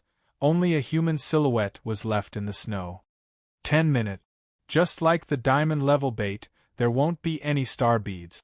They will all dissipate along with the corpse, Jiang Shao said. Han Jiangxue said softly with her back facing Jiang Shao, when I mentioned the idea of taking a leave of absence from school, you were still worried about me. Huh? Jiang Shao turned around to look at Han Jiangxue. Han Jiangxue's cold voice was accompanied by the cold wind. Now it seems that you're the one who should be worried, not me. Jiang Shao scratched his head and sat down in the snow. He stared at Han Jiangxue's back thoughtfully and reached out to touch her silhouette in the snow. He said, I'm just a little unsightly after committing suicide. Actually, I'm in a good state. Han Jiangxue finally turned around and looked at Jiang Shao. Jiang Shao shrugged and said, You're referring to the incident with little Chongyang, right? Han Jiangxue said, I'm referring to your performance after that incident. Jiang Shao grinned and waved his hand. I'm already much better. I won't lie to you. At the beginning, it was indeed a blow to me. All along I thought that if I worked hard, I would be rewarded. And this is how the heavens rewarded me. This sudden failure did indeed stab me in the back. But now, Jiang Shao shrugged his shoulders. What he meant was obvious. I hope so. Han Jiangxue looked at Jiang Shao silently and felt a little infuriated when she saw how he was behaving at this moment. She hurriedly turned around. In this world, most of the anger stemmed from one's own incompetence. Han Jiangxue was well aware that Jiang Shao would always be able to cheer her up and comfort her when she was in a bad state. When Jiang Shao was feeling down, Han Jiangxue couldn't seem to find a way to help him. That made her feel a deep sense of helplessness, and her constant companionship was more like a last resort. Jiang Shao said, I've had a really smooth journey, little Jiangxue. Han Jiangxue hummed softly in acknowledgement. Jiang Shao continued, From the moment I accepted my failure and admitted my failure, my mentality has returned to normal.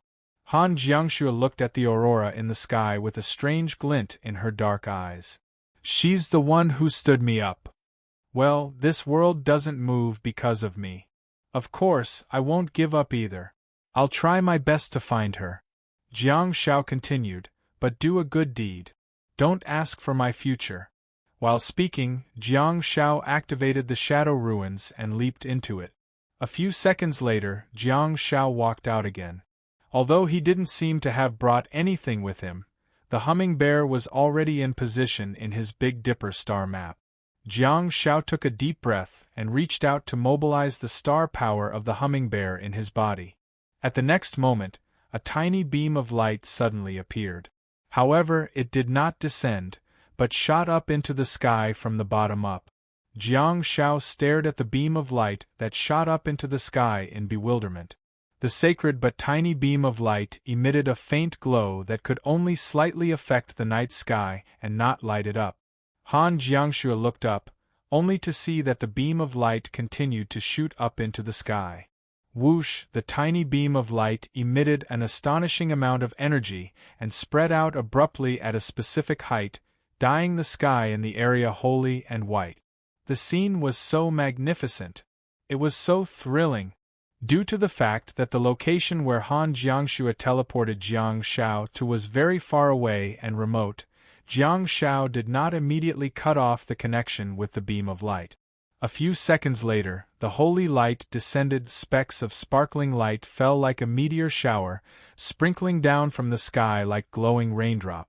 Unlike the rain, the speed at which the blessed rain fell was slower than normal raindrop. Under the sky that was dyed white, the light fell like rain and nourished everything. Han Jiangxue subconsciously stretched out her palm and watched as the raindrops of holy light fell into her palm and fused into her body. His body, which had been exhausted from killing for a long time, gradually faded away. Her physical strength slowly increased, and her wounds slowly dissipated. Even her tensed nerves gradually relaxed. The holy light fell slowly and densely, nourishing her heart and silently moisturizing it. Jiang Zhao's voice sounded behind her. There's been a qualitative change. It's no longer violent. Han Jiangxue looked up at the falling raindrops and said softly, "Let's go back. Let's go home." Jiang Shao said, "Okay."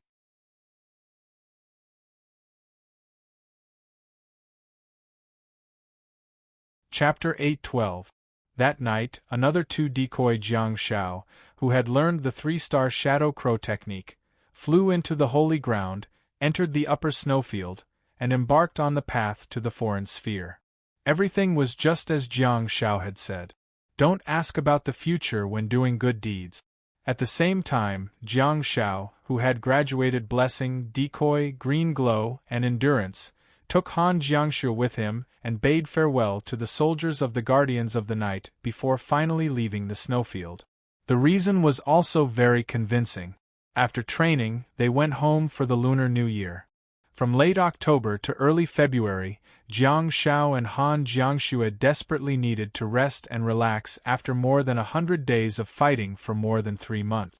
Fortunately, the star-grade blessing had greatly soothed their bodies and minds.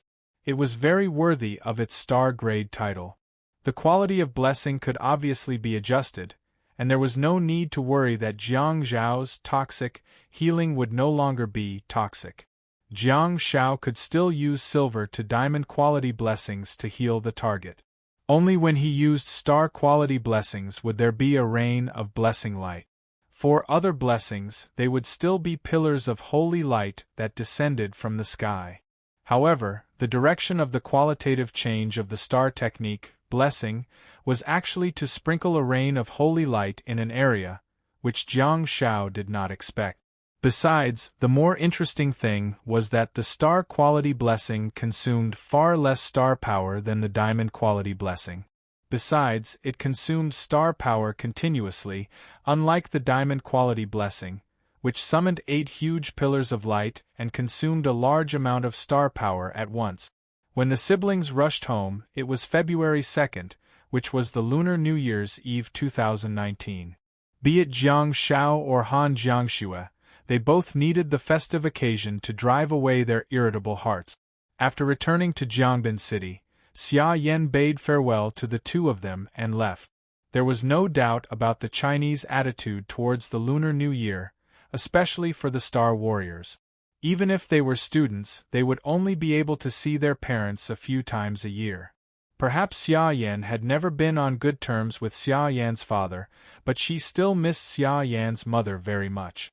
When Jiang Shao charged his mobile phone and turned it on, he saw countless phone calls and text messages.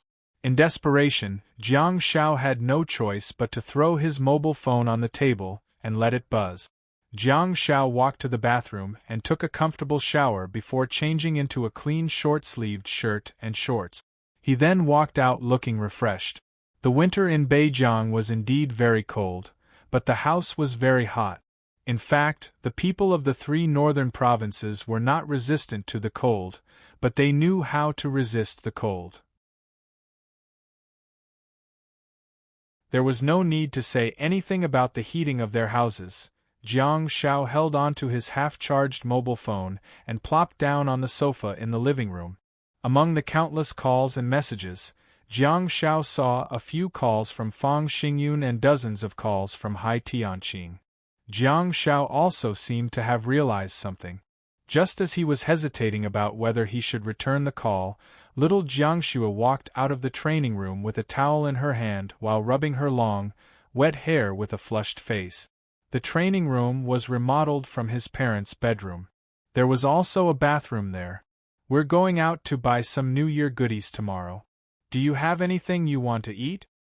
Han Jiangxue asked as she sat on the sofa beside him. "What? Do you want to show me your skills?" Jiang Shao chuckled. He really missed Xia Jiangxue's cooking. The braised pork was definitely perfect. "You've worked so hard. I'll improve your meals," Han Jiangxue said with a smile. After returning to the cozy home and switching back to daily life, Han Jiangxue was clearly much more relaxed. Jiang Shao put down his mobile phone and grabbed the towel from her hand. He wrapped her long hair in the towel and rubbed it continuously. All of a sudden, he said, "By the way, do you remember the comrade I told you about? That Song Lan?" Han Jiangxue answered, "Of course I remember. Is she Yuan's mother?" "Yes. She's the woman with the longest hair I've ever seen. If she doesn't put it up, she'll have to hold her hair while she walks." Han Jiangxue asked, "Why? Do you like it?" Jiang Shao hurriedly shook his head and said, "No, no, no. I still prefer the buzz cut." Buzz. Buzz. Jiang Shao turned around and saw the caller's name on the screen, after which his hand froze. Han Jiangxue turned around in bewilderment, only to see the name, Hai Tianqing, appearing on Jiang Zhao's mobile phone screen. Han Jiangxue sighed softly without saying a word. Jiang Shao thought about it and picked up the phone. "Teacher Hai. Phew. I thought something happened to you, so I contacted Second Last and found out that you're on a mission," Hai Tianqing said anxiously and concernedly. Jiang Shao held his mobile phone between his shoulder and the side of his face while continuing to rub Han Jiangxue's long hair with the towel. "Ah yes, I'm on a mission." It seemed that Second Last did not tell Hai Tianqing the detailed information and did not ask him to come to the snowfield to disturb Jiang Shao. Hai Tianqing remained silent for a long time before saying, "Xiaopi, tell me the truth. What happened to Su Li?" Jiang Shao was speechless. Hai Tianqing asked, "Jiang Xiaopi?" Jiang Shao grinned and said, "You're already calling me by my full name, you know." He stopped abruptly halfway through his sentence. Jiang Shao wasn't the only one. Han Jiangxue stiffened too. The two of them were sitting sideways on the sofa, facing Jiang Zhao's room. A figure walked out of the room. Jiang Shao was dumbfounded. "A stranger suddenly walked out of your room in the middle of the night?" What was more terrifying was that the two of them had already been at home for a long time and had already showered and changed their clothes. They were sitting on the sofa and enjoying the rare peace and quiet. At this juncture, someone actually walked out of the room? The person was so light that there wasn't even a sound of footsteps. It was a Caucasian man with short black hair and a medium build. He was dressed in blue jeans and a black shirt. He was dressed in extremely ordinary clothes, but there were traces of blood on his body, which showed that he was different. "Xiaopi? Xiaopi?" Hai Tianqing's voice sounded from the other end of the phone. Jiang Shao put down his mobile phone and stared at the figure that suddenly appeared. The stranger was average-looking and seemed to be in his 40s. His eyes were small, but they were glistening. He walked into the living room and sat on the television cabinet opposite the two of them. Jiang Shao said, "Friend, no matter what happens in the West, in China, you have to knock before you enter." The small-eyed man gestured at the phone in Jiang Zhao's hand. Jiang Shao raised his eyebrows slightly and thought about it before hanging up the phone and throwing it on the coffee table. The stranger watched Jiang Zhao's actions silently. He then bent his finger and gently knocked on the television cabinet beside him. Jiang Shao was dumbfounded. "What's this? Knock on the door? Can this thing be knocked on?" The small-eyed man finally spoke. "Sophia came to look for you." His voice was a little deep and it sounded like a question, but it was actually a statement. Jiang Shao shook his head and said, "I don't know who Sophia is." The small-eyed man smiled and rested his elbows on his knees. He leaned his upper body forward and looked up at Jiang Shao. "He once asked me if the one-of-a-kind mutated bamboo bear of the highest quality in the world could be used as an admission ticket." Jiang Zhao's heart stirred. What admission ticket? Good acting. The small-eyed man raised his head slightly and gestured at Jiang Shao. "Someone used Sophia's method to contact me and found me. It seemed to be a trap. Since then, I've been guessing that something might have gone wrong during Sophia's job search." Jiang Shao stretched out his hand and placed it in front of Han Jiangxue, pushing her back and making her lean against the sofa. However, Jiang Shao leaned forward and sat on the sofa, shielding Han Jiangxue with the other half of his body. The small-eyed man spread his hands and asked, "So?" Jiang Zhao's eyes were slightly red, and he also raised his head gently and gestured to her. "What do you think?" "The Chinese army is incredible!" the small-eyed man exclaimed. "You killed Sophia, didn't you? You got someone to disguise as him and get in touch with me." Get in touch with you?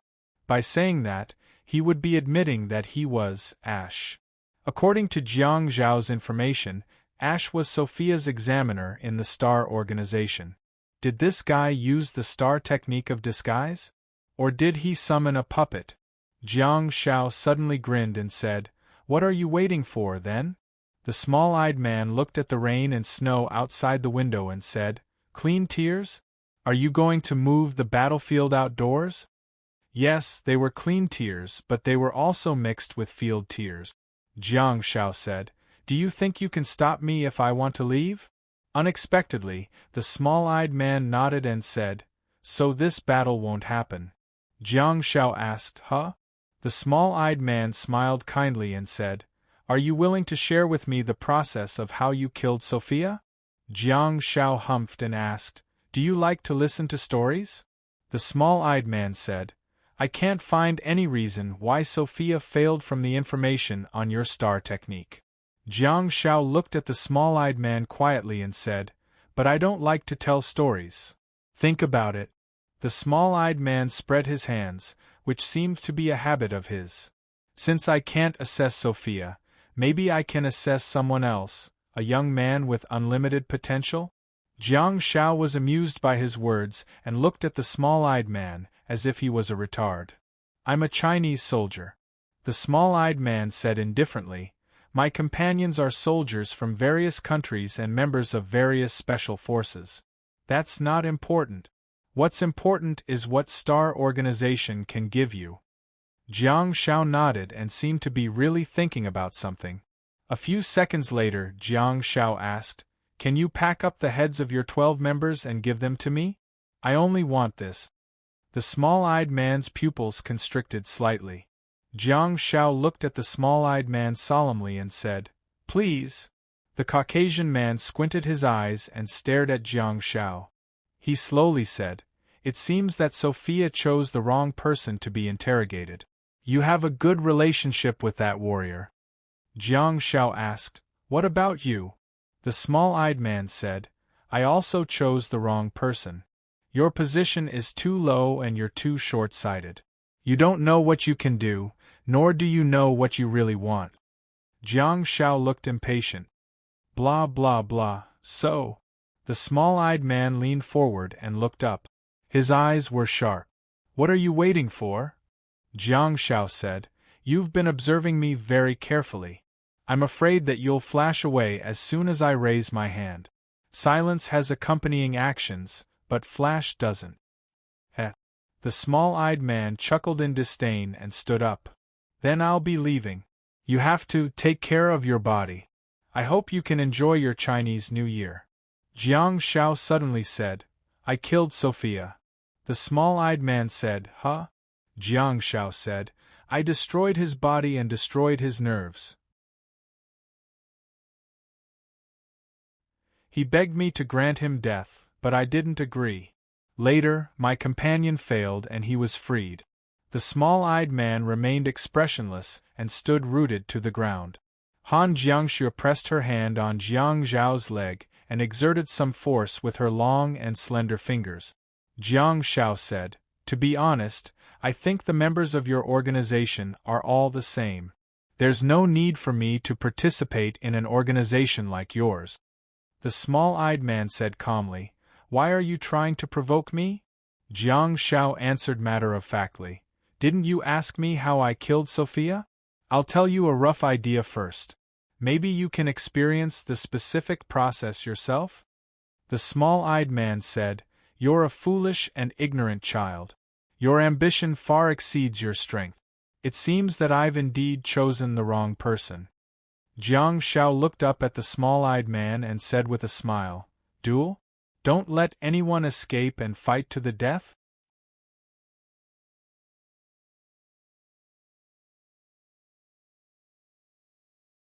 Chapter 8:13.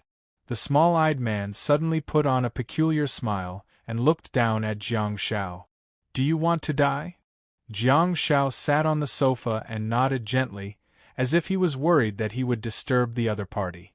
He said, I'm not afraid of death, but I'm afraid of not dying.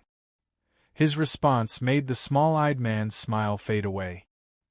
He stared at Jiang Shao intently, and the house fell silent. A few seconds later, Jiang Shao smiled in disdain and said, Another spineless coward. You're indeed the same. The small-eyed man seemed to have ignored Jiang Zhao's provocative words and said, Child, you'll get what you want. He's only making threatening remarks without making it clear? Jiang Shao humphed and said, Are there 11 more cowards like you in your organization? The small-eyed man said in a low voice, 3 days later, on New Year's Eve. That's the Chinese New Year. Yes. Jiang Shao immediately nodded and said, I have to see red during the New Year because it means that I'm going to be very popular in the New Year. Pick a place. The small-eyed man stared fixedly at Jiang Shao and saw how fearless Jiang Shao was. Of course, he could sense Jiang Zhao's confidence, or rather, his conceit. At the same time, Jiang Zhao's breathing became a little erratic. In the rain and snow that were mixed with clean tears and domain tears, Jiang Shao sensed that, on the rooftop of the G7 residential building, a palm suddenly appeared at the entrance of the staircase leading to the rooftop. The palm caught the raindrops, the wet and rapidly melting rain and snow. Perhaps the owner of the palm was thinking about something, or perhaps the owner of the palm was lamenting about something. Normal people wouldn't hide in the corridor in the middle of the night and stand at the entrance of the rooftop to watch the rain and snow. In Unit 701, you won't live to see that day, the small-eyed man said as his body instantly shattered and turned into specks of starlight. Almost at the same time, Jiang Zhao's figure instantly disappeared.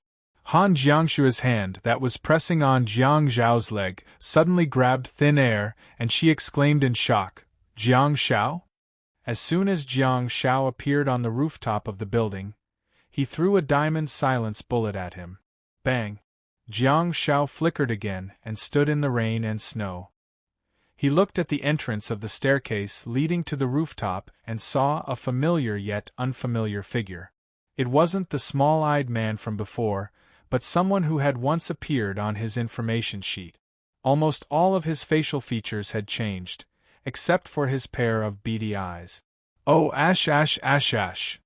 Jiang Shao shook his head, his eyes filled with a fiery light. The cold rain and snow that poured on his body could not extinguish his irritable heart. The smile on Jiang Zhao's face was both excited and cruel. "I can't wait for 3 more days."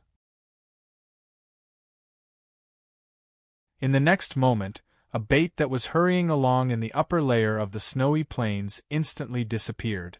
In Jiangbin City, the decoy, Jiang Shao, suddenly appeared on the rooftop of Block 1 of Building G7 in Huayuan Estate. Without hesitation, he dashed towards the corridor. At the staircase on the rooftop, Ash's expression was extremely ugly.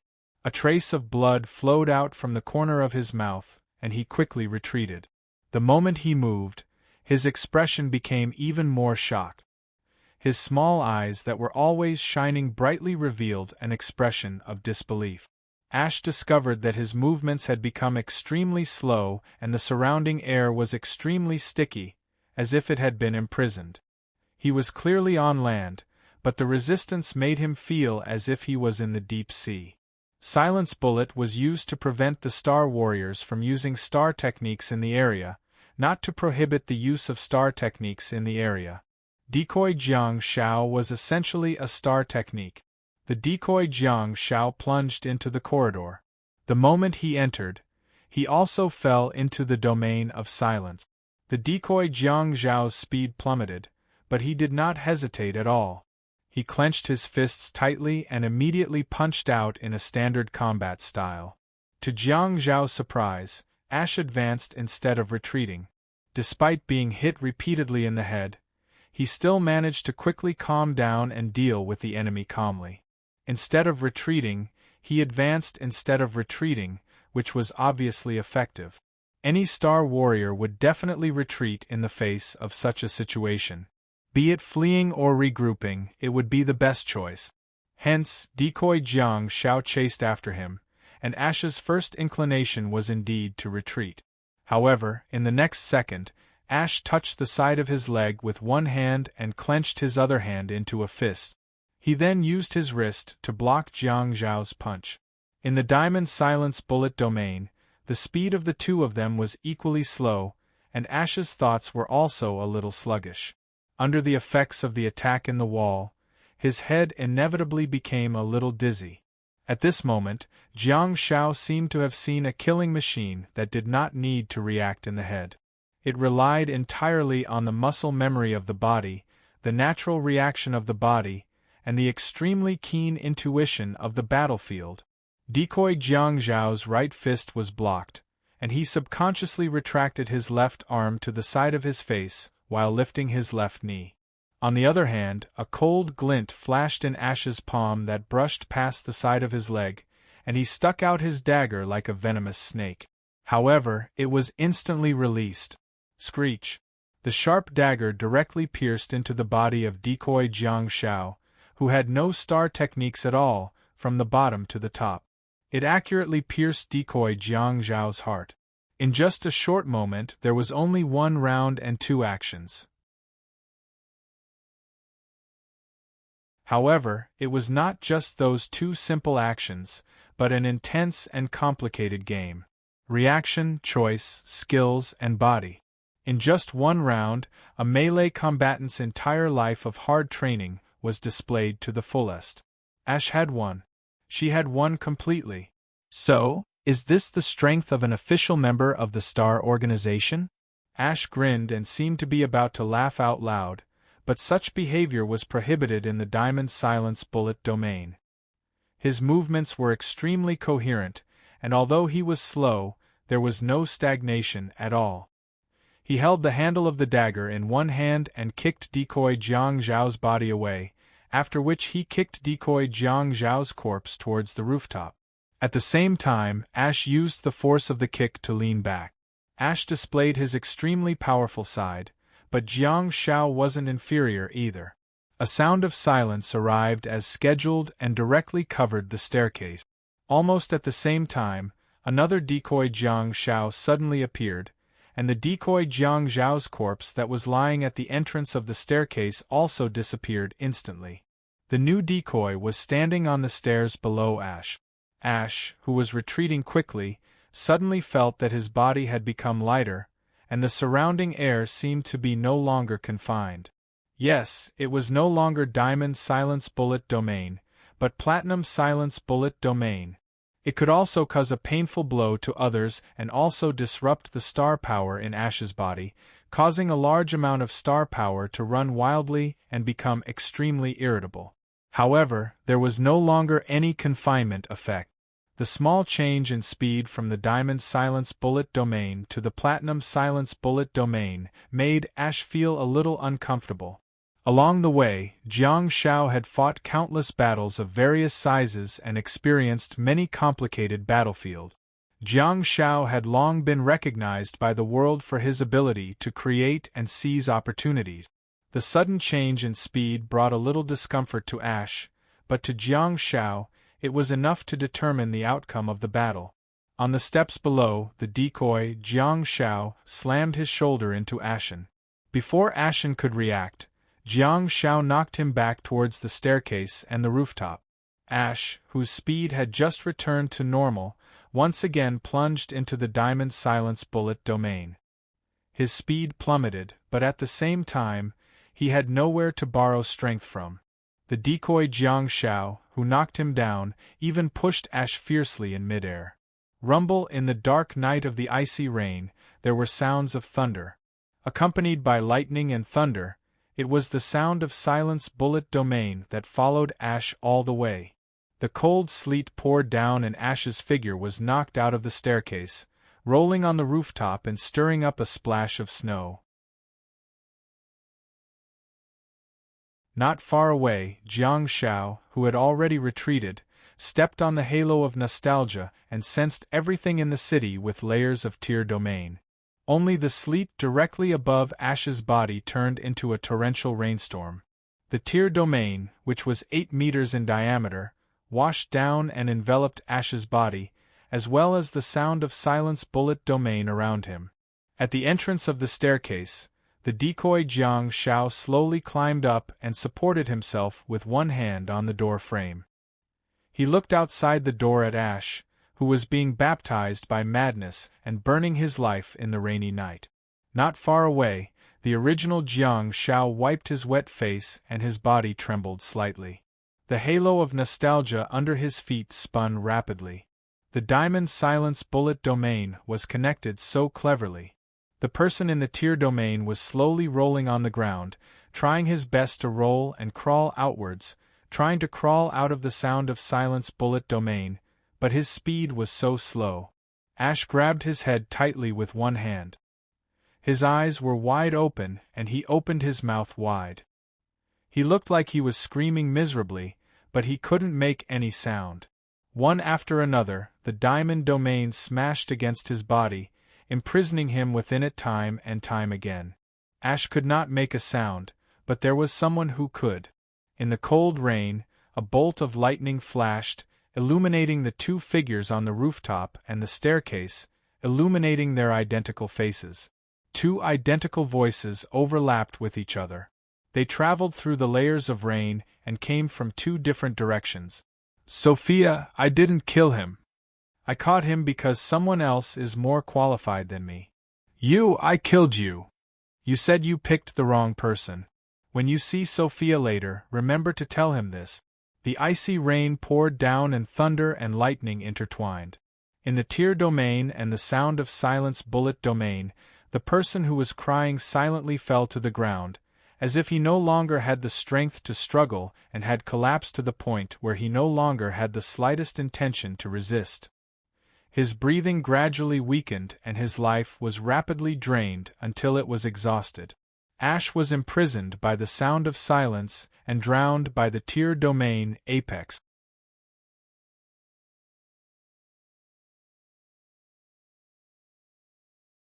Chapter 8:14. When Jiang Zhao's nostalgia could no longer absorb any vitality or star power, a message appeared in his internal star map. Leapfrogging, skill point +5. Jiang Zhao wiped his eyes, and the rain and snow gradually became lighter. The tears of sorrow was deactivated, and he waved his hand to open the door of the Scourge ruins. The decoy Jiang Shao finally walked out of the corridor and into the rain. He then picked up Ash's corpse and jumped into the door of the Scourge ruins. Jiang Zhao's figure flickered and he appeared in the warm home. Han Jiangshu felt her vision blur, and she saw a toxic healer shivering in the cold. His pale lips made Han Jiangshu's heart ache. Jiang Shao said apologetically, "Sorry, I was too anxious. That opportunity was fleeting. I should have taken you with me." Han Jiangshu hurriedly grabbed a towel and wrapped it around Jiang Zhao's buzzcut. "It's good that you're fine." That person, Jiang Shao pursed his lips and said. He wanted to live for a few more days until the Lunar New Year. "Can I agree to that?" Han Jiangshu glared at Jiang Shao angrily and heaved a sigh of relief in her heart, but she did not show it on her face. She hurriedly pushed him towards the bathroom and said, "Hurry and take a hot shower. I'll make some ginger soup for you." While walking, Jiang Shao said, "I have a blessing. It's okay, it can cure all illnesses." "Okay." Han Jiangshu agreed and turned to walk towards the kitchen. "Next time, no matter how anxious you are, don't go alone." Jiang Shao stopped in his tracks and turned to look at Han Jiangshu, only to see that she was looking back at him with a solemn expression. The two of them looked at each other for less than 2 seconds. Although she looked sullen, she pushed open the door of the kitchen and walked in. "Blessing to warm the body and ginger soup to warm the heart? It should be little Jiangshu that warms the heart." Jiang Shao touched his chin and muttered, "So, using logical reasoning, we can conclude that little Jiangshu equals ginger soup." While doing math, Jiang Shao pushed open the door of the bathroom. The two of them were indeed star warriors who had walked on the edge of the blade. They were both warriors who had fought on the edge of life and death. One of them went into the bathroom while the other went into the kitchen. It was as if nothing had happened in the empty living room. Only the phone on the coffee table in front of the sofa in the living room was still buzzing. Hai Tianqing's name was still displayed on the phone's screen. In the bathroom, Jiang Shao turned on the shower and allowed the hot water to wash his body. His body was indeed warm, but if he wanted to dispel the coldness in his body, he might as well. Jiang Shao raised his hand and adjusted the blessing to silver quality. "Okay." Jiang Shao closed his eyes and supported himself against the wall with one hand. His knees gave way and he slid to the ground, feeling giddy and blissful. "Wait." A few seconds later, Jiang Shao snapped back to reality and seemed to have thought of something interesting. Bathed in the shower, Jiang Shao stretched out his hand and opened his palm. Why not try the star-grade blessing? See its specific effects? Then, a beam of light rose from Jiang Zhao's palm and shot straight into the sky. The height of the interior of Jiang Zhao's house was the standard 2.8 meters, but this height included the thickness of the upper and lower floors.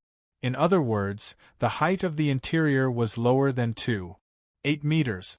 After the beam of light in Jiang Zhao's hand hit the ceiling, it actually spread out and the holy light was like a surging cloud that instantly covered the entire ceiling of the bathroom. A few seconds later, the entire bathroom was covered in a rain of holy light. Jiang Shao was speechless.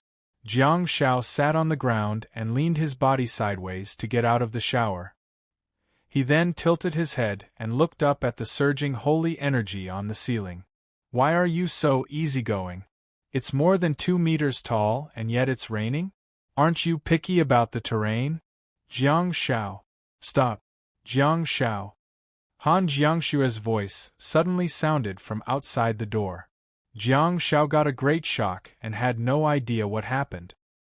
He hurriedly retracted his star blessing. Jiang Shao quickly wiped his body and walked out while wrapped in a towel. He also saw Han Jiangshu frowning in the living room. He frantically asked, "What's the matter?" Han Jiangshu asked, "Did you use blessing inside?" Jiang Shao said, "Ah, yeah." Han Jiangshu pointed at the door of the bathroom. To be exact, she was pointing at the gap above the door of the bathroom. The energy surged out from the gap of the door, and there were droplets of light as it spread.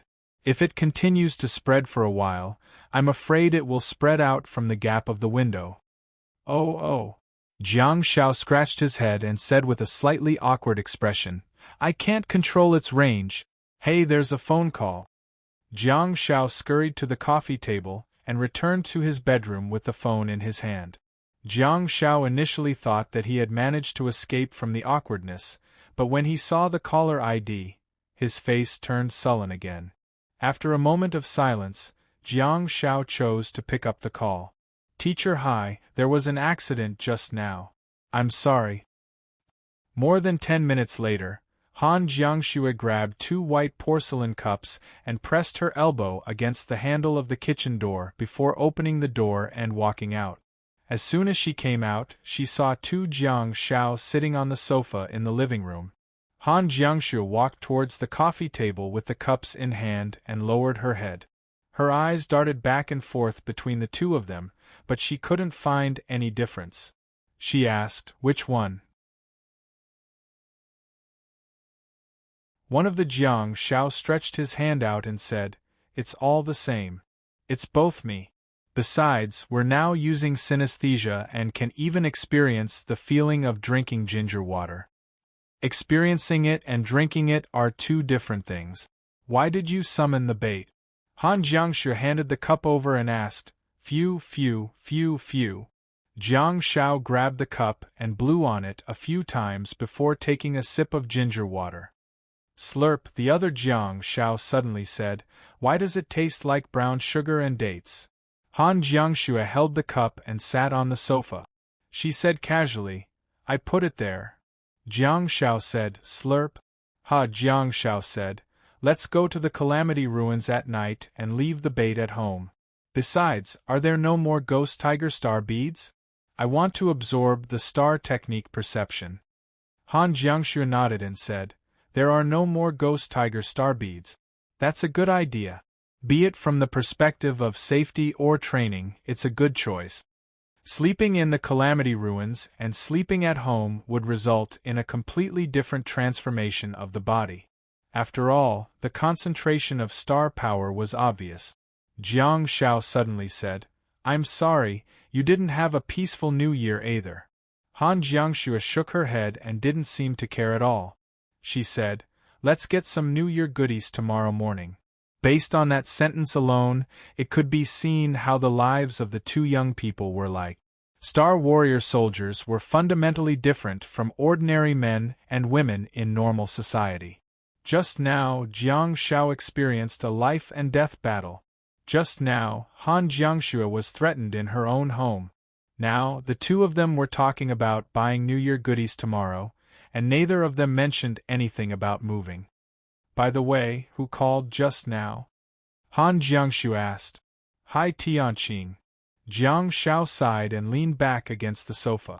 Han Jiangxue held the cup and warmed her palms. He asked about One Tail? Did you tell him everything? Yeah. Jiang Shao nodded and said, He said he's coming over. Han Jiangxue asked, Huh? When? Jiang Shao shook his head and said, I don't know, he didn't tell me specifically. I reckon it'll be after the New Year. Slurp. Han Jiangxue placed the cup on the coffee table and stood up. Let's go, it's late. Let's go back and sleep. Han Jiangxue then looked at Jiang Shao, who had been talking to her, and said, Stay at home and clean up. To her surprise, Jiang Shao, who had been talking to her, stood up, walked to the middle of the living room, and opened the door of the Calamity Ruins. It turned out that Jiang Shao, who was drinking the brown sugar ginger water, was the bait. Han Jiangxue frowned and narrowed her eyes. Jiang Shao panicked and quickly walked to the coffee table, picked up the cup that Han Jiangxue had put down, and downed the brown sugar ginger water in one gulp. Damn it! It's so damn hot! But I can tolerate it. It's Jiang Gopi. Jiang Shao turned around and leaped into the door of the Calamity Ruins like a dog in the summer. He stuck his tongue out and gasped continuously. SS. SS. Jiang Shao, who was sitting leisurely on the sofa, was also scalded due to his synesthesia. Han Jiangxue entered the door of the Calamity Ruins and couldn't help but chide him. "Don't you know how to drink slower?" Her voice got further and further away, and the door of the Calamity Ruins gradually closed. On the sofa, the bait Jiang Shao grimaced in pain. As the door of the Calamity Ruins in the living room disappeared, he paused for a moment before picking up the mobile phone on the coffee table. After some thought, he composed a text message and sent it out. The bait Jiang Shao looked around and walked into the kitchen, picked up the broom, and began cleaning up. As soon as he swept the kitchen floor, the mobile phone on the coffee table in the living room buzzed again. Jiang Shao hurriedly walked over and answered the call. On the other end of the line, a familiar hoarse voice said, "Your training is over." Yes. Are you back?" Jiang Shao asked. Perhaps realizing that his question was not specific enough, he added, "Has your team returned from Kongjind? Have you returned to China?" Second last said, "Yes, they're all back." Can you apply for leave and come back to celebrate the Lunar New Year with me?" Jiang Shao asked in joy. "Yes." Hearing second last's calm response, Jiang Shao felt much better. More than 3 months had passed in the blink of an eye, and Jiang Shao was rather eager to meet second last.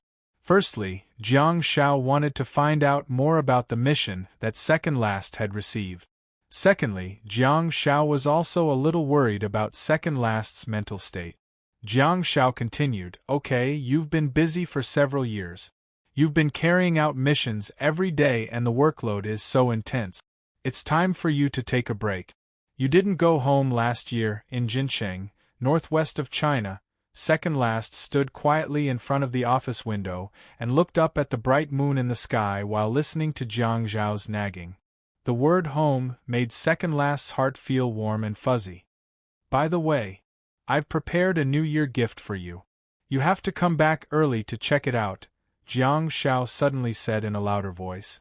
Second last said, "A New Year gift?" Jiang Shao said, "Yes, I bet you'll like it." Jiang Zhao's words made second last a little surprised. She didn't have a strong desire for things. What she liked and desired the most was the satisfaction of completing missions. As for the rest, second last reached behind her and subconsciously touched the dark red headband on the back of her head. She said, "Speaking of gifts, I have something for you too." Jiang Shao raised his eyebrows and said with anticipation, "Oh? I'm looking forward to it. Don't let a child's expectations down. Otherwise, it will affect his entire life. You'll become a sinner." Second last answered calmly, "Your gift is gone." Jiang Shao was speechless.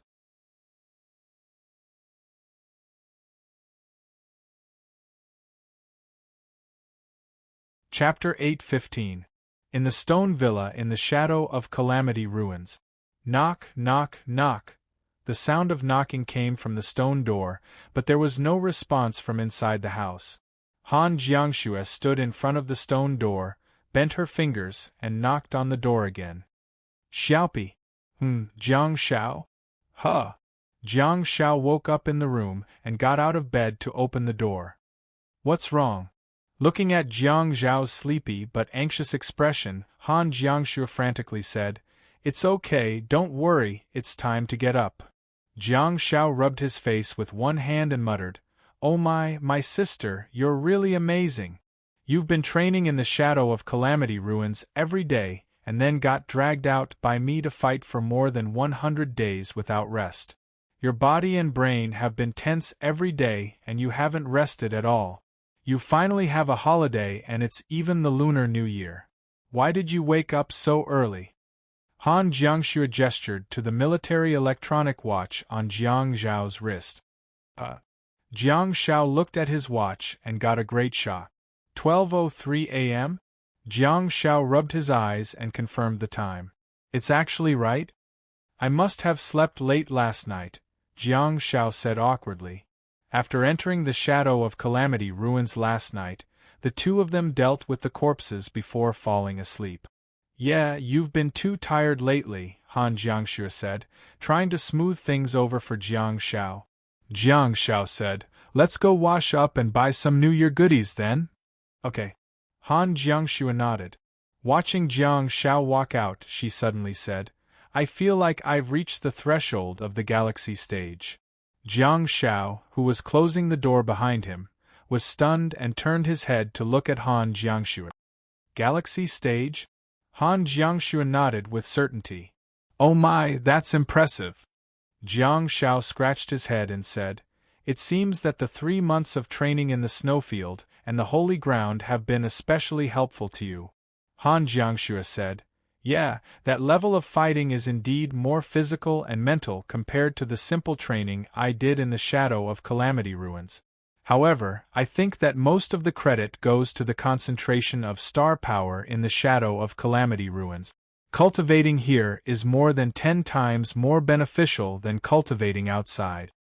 Jiang Shao murmured in amazement, Galaxy, great, I can absorb the star beads now. Han Jiangxue hesitated for a moment before saying, don't be too optimistic. When I advanced from the early galaxy realm to the middle of the galaxy realm, I had long touched the threshold, but I was stuck there for several months. The threshold of the Starry Sea realm was to break through the peak of the Galaxy River realm, which was different from the previous realms. Touching the threshold and crossing it were two completely different concepts.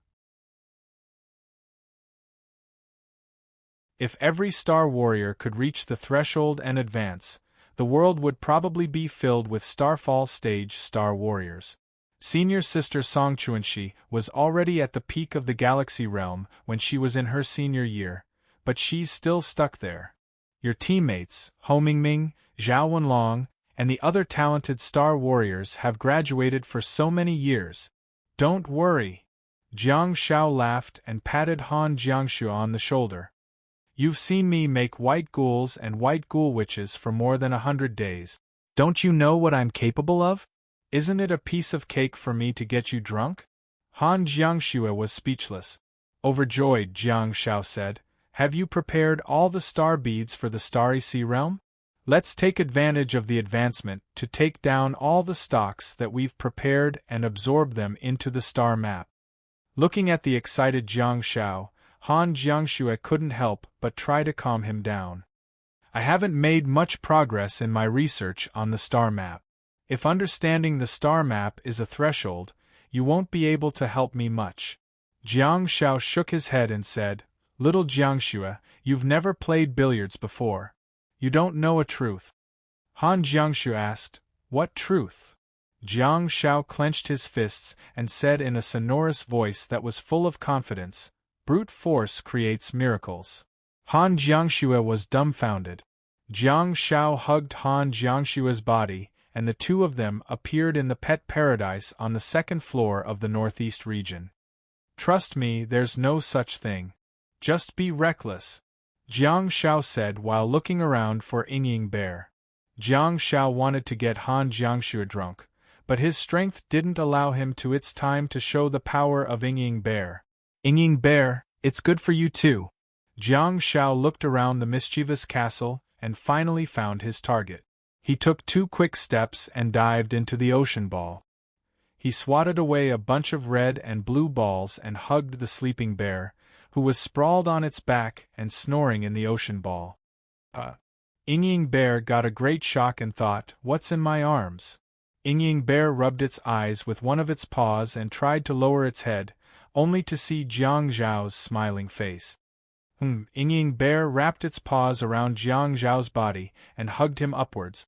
It rubbed its furry head against Jiang Zhao's face. It's noon. It's still sleeping. Jiang Shao tried his best to pick Yingying Bear up and thought to himself, this guy is getting heavier.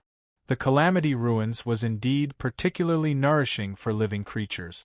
Compared to the Yingying Bear that participated in the Star Pet competition half a year ago, the current Yingying Bear was probably close to 9 meters long. If it continued to grow, it might be able to break through the ceiling of this species.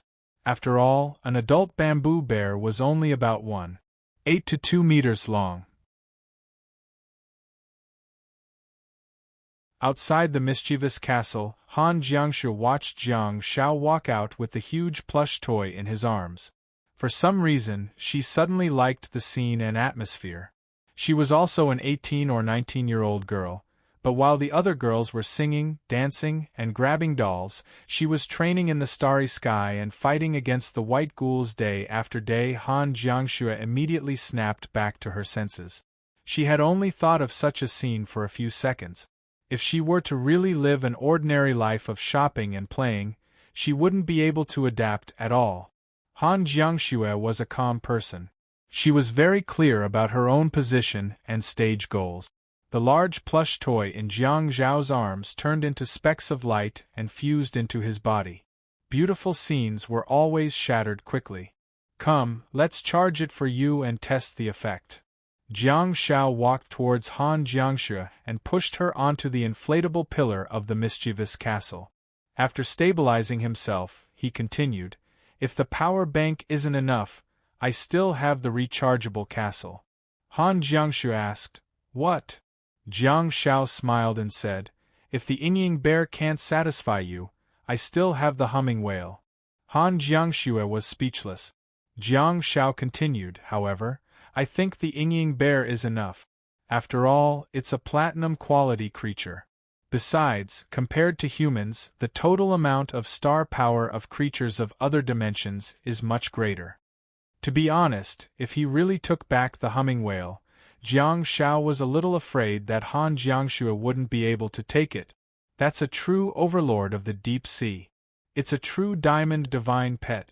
Go! Jiang Shao threw a countercurrent light at Han Jiangxue, causing her to hold her breath. In the Calamity Ruins where star power was extremely rich, the star power emanating from Han Jiangxue's body was actually thicker than the surrounding star power. Half an hour later, the two of them stopped in front of a butcher's shop in the market, wearing thick down jackets, cotton hats, and scarves. Braised pork. Han Jiangxue turned to look at Jiang Shao, her muffled voice coming from under the scarf. Okay. Jiang Shao nodded repeatedly, salivating. Failure is the mother of success. Don't mind it too much, I'll recharge it for you again when we get home tonight. Clearly, Han Jiangxue had failed to advance in the Calamity Ruins previously. Han Jiangxue glared at Jiang Shao. That was what she meant, but it sounded rather awkward. At the same time, at home. Click! The sound of a key being inserted into the door could be heard. In the living room, Jiang Shao, who was standing on the windowsill and cleaning the windows, was slightly stunned. He held a rag in one hand and turned to look at the door. Are the people from the Star Organization here again? Why are they so aggressive? At least they sneaked in previously, but this time, they opened the door and barged in. Where did you get the key? At the door, a tall and burly figure walked in. She was dressed in a loose trench coat and straight trousers, looking travel-worn. She casually threw a black leather handbag on the shoe rack. The soles of her boots were put together, and she rubbed her feet up and down. She took off her black leather boots and changed into slippers. Jiang Shao sized second last up and said, "I haven't seen you for 3 or 4 months. You seem to be much more menacing now. You seem to be in a good mood." Second last said, "The corner of the window hasn't been cleaned properly." Jiang Shao was dumbfounded. Second last smirked and strode towards her room, which used to be Jiang Zhao's bedroom. All of a sudden, Jiang Shao said, "I can't reach it. Can you help me clean it?" Second last glanced at Jiang Shao calmly without responding. She then pushed the door open. Jiang Shao placed his hands on his hips helplessly and said, "I've washed your clothes for you. They're on the balcony of the training room. Go and get them yourself." Second last looked at the large bed in the room and said, "The bed isn't made." Jiang Shao was instantly displeased. "It's up to you whether you want to sleep or not." Second last turned around and leaned against the door frame. She then shook the black leather handbag and said, "You don't want a gift anymore?" Jiang Shao was slightly stunned and wondered, What kind of gift can be placed in such a small handbag? Second last's handbag was not a lady's, but a man's. It looked like a pencil case that was used in school, but slightly larger. Is there a need to ask? It's definitely a star bead. Jiang Zhao's expression changed and he chuckled before jumping out of the window. Hey, look at this. I knew you were coming, so I warmed the bed for you. I thought that you'd be able to sleep soundly after entering the room, but you didn't come even though it was noon. I got up to wash your clothes, but I was too anxious and forgot to make the bed. While speaking, Jiang Zhao walked towards second last and grabbed her handbag with both hands. He then yanked it forcefully. After hearing Jiang Zhao's words, second last thought about it and loosened her grip slightly. Jiang Zhao grabbed the handbag and unzipped it, only to see a small satellite phone, an identification document, 2 cards, and a few notes. There was also a bunch of keys and a few access codes. In the small compartment, Jiang Zhao saw a small cloth bag. Jiang Zhao took out a small fortune bag and shook it beside his ear, after which he heard the sound of glass beads colliding. Jiang Zhao casually tossed the handbag to second last and said, "It's up to you whether you want to sleep or not." Second last was dumbfounded. Jiang Zhao opened the small fortune bag and saw 3 star beads that were filled with white mist. He frantically asked, "What star beads are these?" Second last said, "See for yourself." Jiang Zhao said awkwardly, "I'm the bait, not the main body. The main body is buying streaky pork now. Do you like pickled vegetables? Shall we have stewed pork and pickled vegetables with vermicelli tonight? I haven't had stewed vegetables in a long time." At the next moment, she pressed a hand on Jiang Zhao's head. Second last leaned forward slightly and said, "I'm the bait. That's why you dared to be mischievous with me." Jiang Zhao blinked and said, "That's not it. I'm just experiencing the true meaning of being alive. People like you won't be able to experience the joy of courting death." Second last raised her eyebrows with a peculiar expression. Jiang Zhao asked, "What exactly is this star bead?" Second last's body suddenly turned into mist, and she quickly gathered together again. This. Jiang Zhao's eyes glistened, but he was pushed out of the room. A hoarse voice sounded from behind the door. "I'm tired, don't disturb me." Jiang Zhao said loudly, "Thank you for your gift. I have a gift here too. I'll give it to you tonight." Second last said, "It's not a gift. It's a reward from the higher-ups for capturing Sophie." Jiang Zhao exclaimed, "You liar! Where's your gift then?" In the room, second last took off her trench coat and tossed it onto the hanger. "You'll like it too." Jiang Zhao frantically asked, "What is it?" There was no response from the room. Jiang Zhao asked, "Say something." An impatient voice sounded from behind the door. "Shut up." Jiang Zhao pursed his lips and said, "Oh." Climax.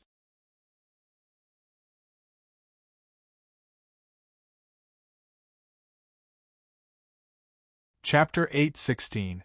At night, Jiang Zhao and Han Jiangxue finished shopping and found a quiet corner in the safe passage of the mall. Jiang Zhao then brought Han Jiangxue back to Unit 701.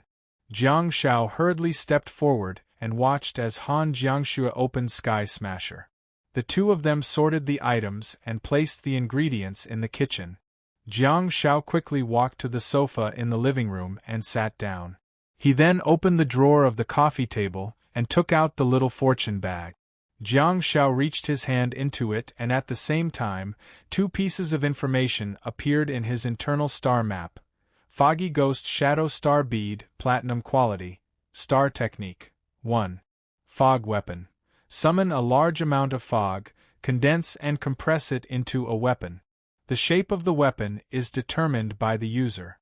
Platinum Quality, Upgradable. 2. Fog Body. Summon star power to envelop the user and turn the user into fog. Lasts for 3 seconds.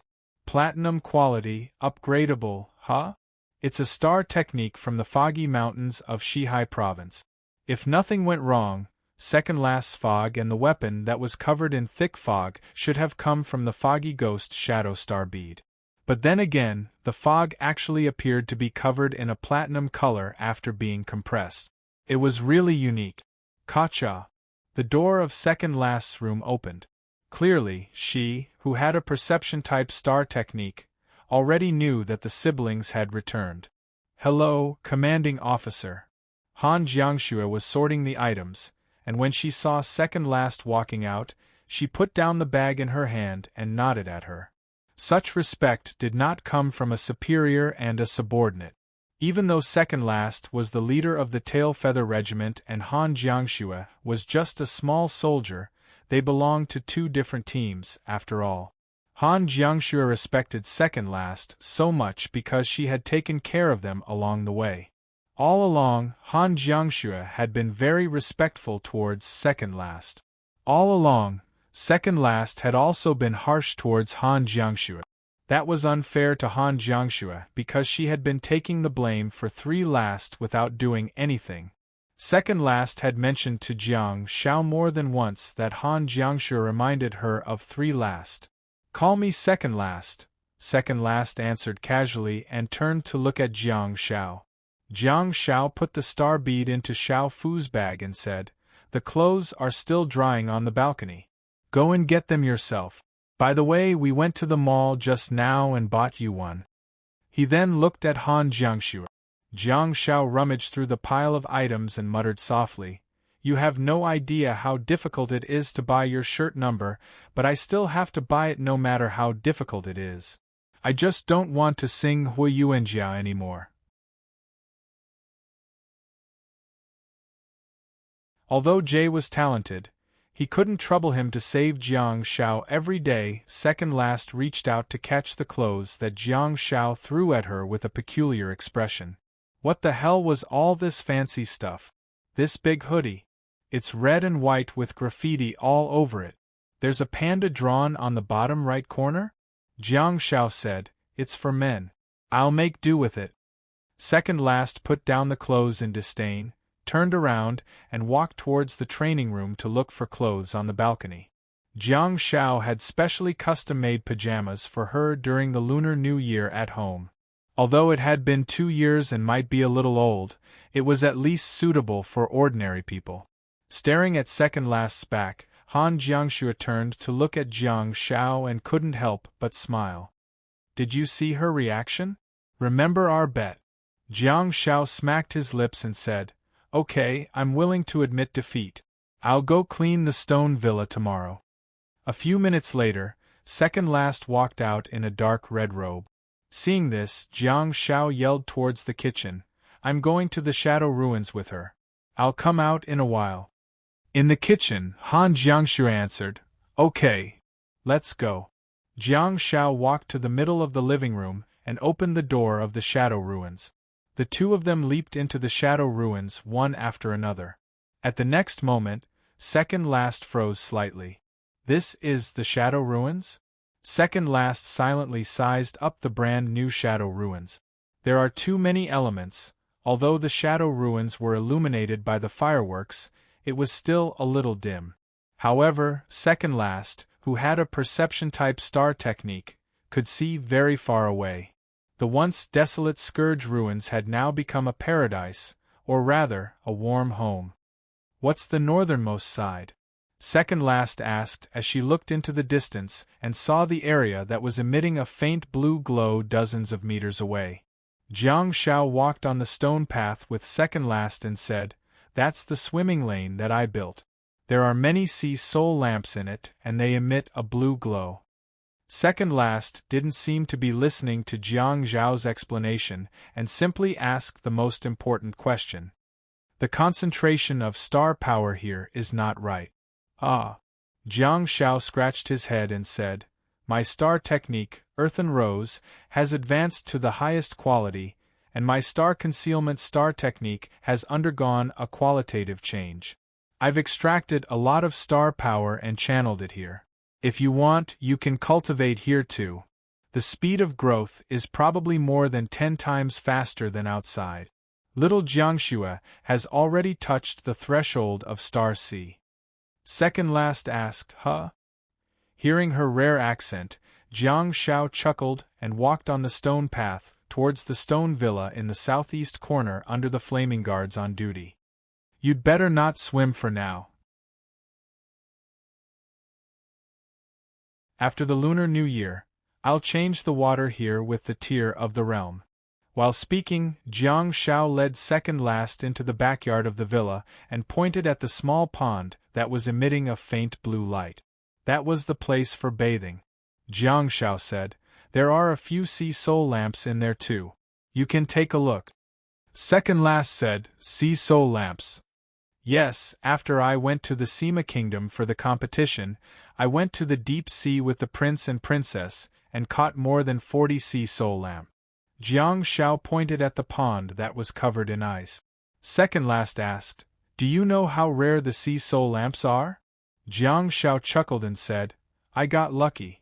I accidentally entered the sea soul territory and found a sea soul fish demon that likes to collect treasures. I snatched all the treasures that it painstakingly collected. Second last was speechless. Jiang Shao stood by the small bathtub and asked, aren't you going to take a look? Second last frowned slightly and said, there's someone inside. No, it's a corpse. Jiang Shao shrugged and said, it's your gift. Go ahead and accept it. Stunned for a moment, second last strode to the edge of the small bathtub, knelt down, and reached her hand into the bathtub that was covered in ice. She was wearing a nightgown, and it did feel like she was bathing in a sauna. Okay, I'm just short of a hand. Second last grabbed the corpse's hand in the cold bathtub and pulled it out. Looking at the pale face of the person in front of her, second last held her breath. She said in a hoarse and trembling voice, Jiang Shao said, this New Year gift is a little special, but I know you'll like it. Jiang Shao, Jiang Shao, Jiang Shao. Second last murmured while sizing up the pale face in front of her. Jiang Shao got a great shock. Before he fought with Ash, he also spoke in the same tone. It was a sense of excitement and satisfaction after catching prey. Jiang Shao quietly took a step back. Second last carried the cold and stiff Ashen and slowly turned around to glance at Jiang Shao with her long and narrow eyes. Jiang Shao pursed his lips and said, I thought you'd like it. Second last said, Of course, I like it very much. Jiang Shao asked, What do you mean, then? Second last casually tossed Ash into the cold pool and said, It's a form of acknowledgement for you. Jiang Shao added, There's also admiration and gratitude. Maybe. How did you catch him? Second last asked while waving her hand. That's good, that's good. Jiang Shao heaved a sigh of relief and said, He came to my house. Clearly, he saw through some of the team's attempts to trap him. He followed the clues and found out that something went wrong in Sophia. Hence, he came to me. Second last fell silent upon hearing his words. Back when they were capturing Sophia, second last had already asked if it was worth it. That question represented second last's evaluation of the consequences of Jiang Zhao's exposure of the bamboo bear. At that time, Jiang Zhao's response was also resolute and he said, It's worth it. Now, the consequences have already been felt, and they would probably come one after another. Second last stared at Jiang Shao silently and wanted to say something, but she didn't know what to say. Jiang Shao understood second last's expression and waved his hand with a smile. He said in a carefree manner, I was the one who accepted the mission, and I was the one who decided on the method of capturing him. I was also the one who made the decision. Don't think too much and don't say too much. The matter of my mutant bamboo bear will be exposed sooner or later. Besides, I'm also a member of the tail feather team. As soon as he said that, everyone fell silent and no one spoke again. Jiang Shao pondered for a while and broke the silence. The reward for capturing the assessment members is 3 foggy ghost shadow star beads. The reward for becoming an official member must be very generous, right? Second last nodded and said, I'll fight for what's yours. No one can take it away from me. Second last then walked over and asked, Did you manage to get any information out of him? Jiang Shao said with a troubled expression, I'm sorry, I didn't have star power cuffs at that time. Besides, I did get a little carried away and drenched him with my tears. Okay. Second last reached out and rubbed Jiang Zhao's head gently. Don't mind it. It's not easy to win a criminal of this level. You don't have to force yourself to capture him. At this point, Jiang Shao got excited and said, This guy is really ferocious. 1 round. Really, I'm not lying at all. He killed my bait in just 1 round. Second last's face grew sullen. Jiang Shao continued, Besides, I even launched a sneak attack on him. Although he is very hateful and full of evil, to be honest, he is really strong. You know, in terms of personal skills, I have never been convinced by anyone. Second last clenched her fists tightly, causing Jiang Zhao's head to hurt. She asked, How did you win, then? Jiang Shao grimaced in pain and frantically raised his hand to remove second last's palm from his head, after which he managed to remove her hand. Jiang Shao shrugged his shoulders and said, changing speed, overlapping and switching the domains of diamond silence and platinum silence. I took advantage of the moment when he was a little uncomfortable and used decoy to lure him into the range of my tears of sorrow. At this point, Jiang Shao chuckled and said, I wanted to give him a blessing, but I held back. Second last asked, Why? Jiang Shao pursed his lips and said, Let him enjoy it again before he dies? Is that my style? Second last was speechless. Jiang Shao gestured at the bathtub and said, Add some frost to this place. When you return to the team after the Lunar New Year, hand him over. Okay. Second last turned around and waved her hand, after which a frosty wind swept towards the bathtub, causing the surrounding temperature to plummet. The water that was already covered in ice was immediately covered with a layer of frost. Jiang Shao stared at second last and said, Shall I show you around? Second last looked at the frozen water and said, If I were here, would I be able to touch the threshold of the Starry Sky stage within a year? Jiang Shao couldn't help but feel a little frightened after hearing her words. Oh my goodness, she mentioned the Starry Sky stage? She's indeed my big cat. Awesome. Bookmark for easier reading. You're tuning in to the Phoenix Knights YouTube channel. Don't forget to subscribe and join us on this journey to catch the most captivating stories.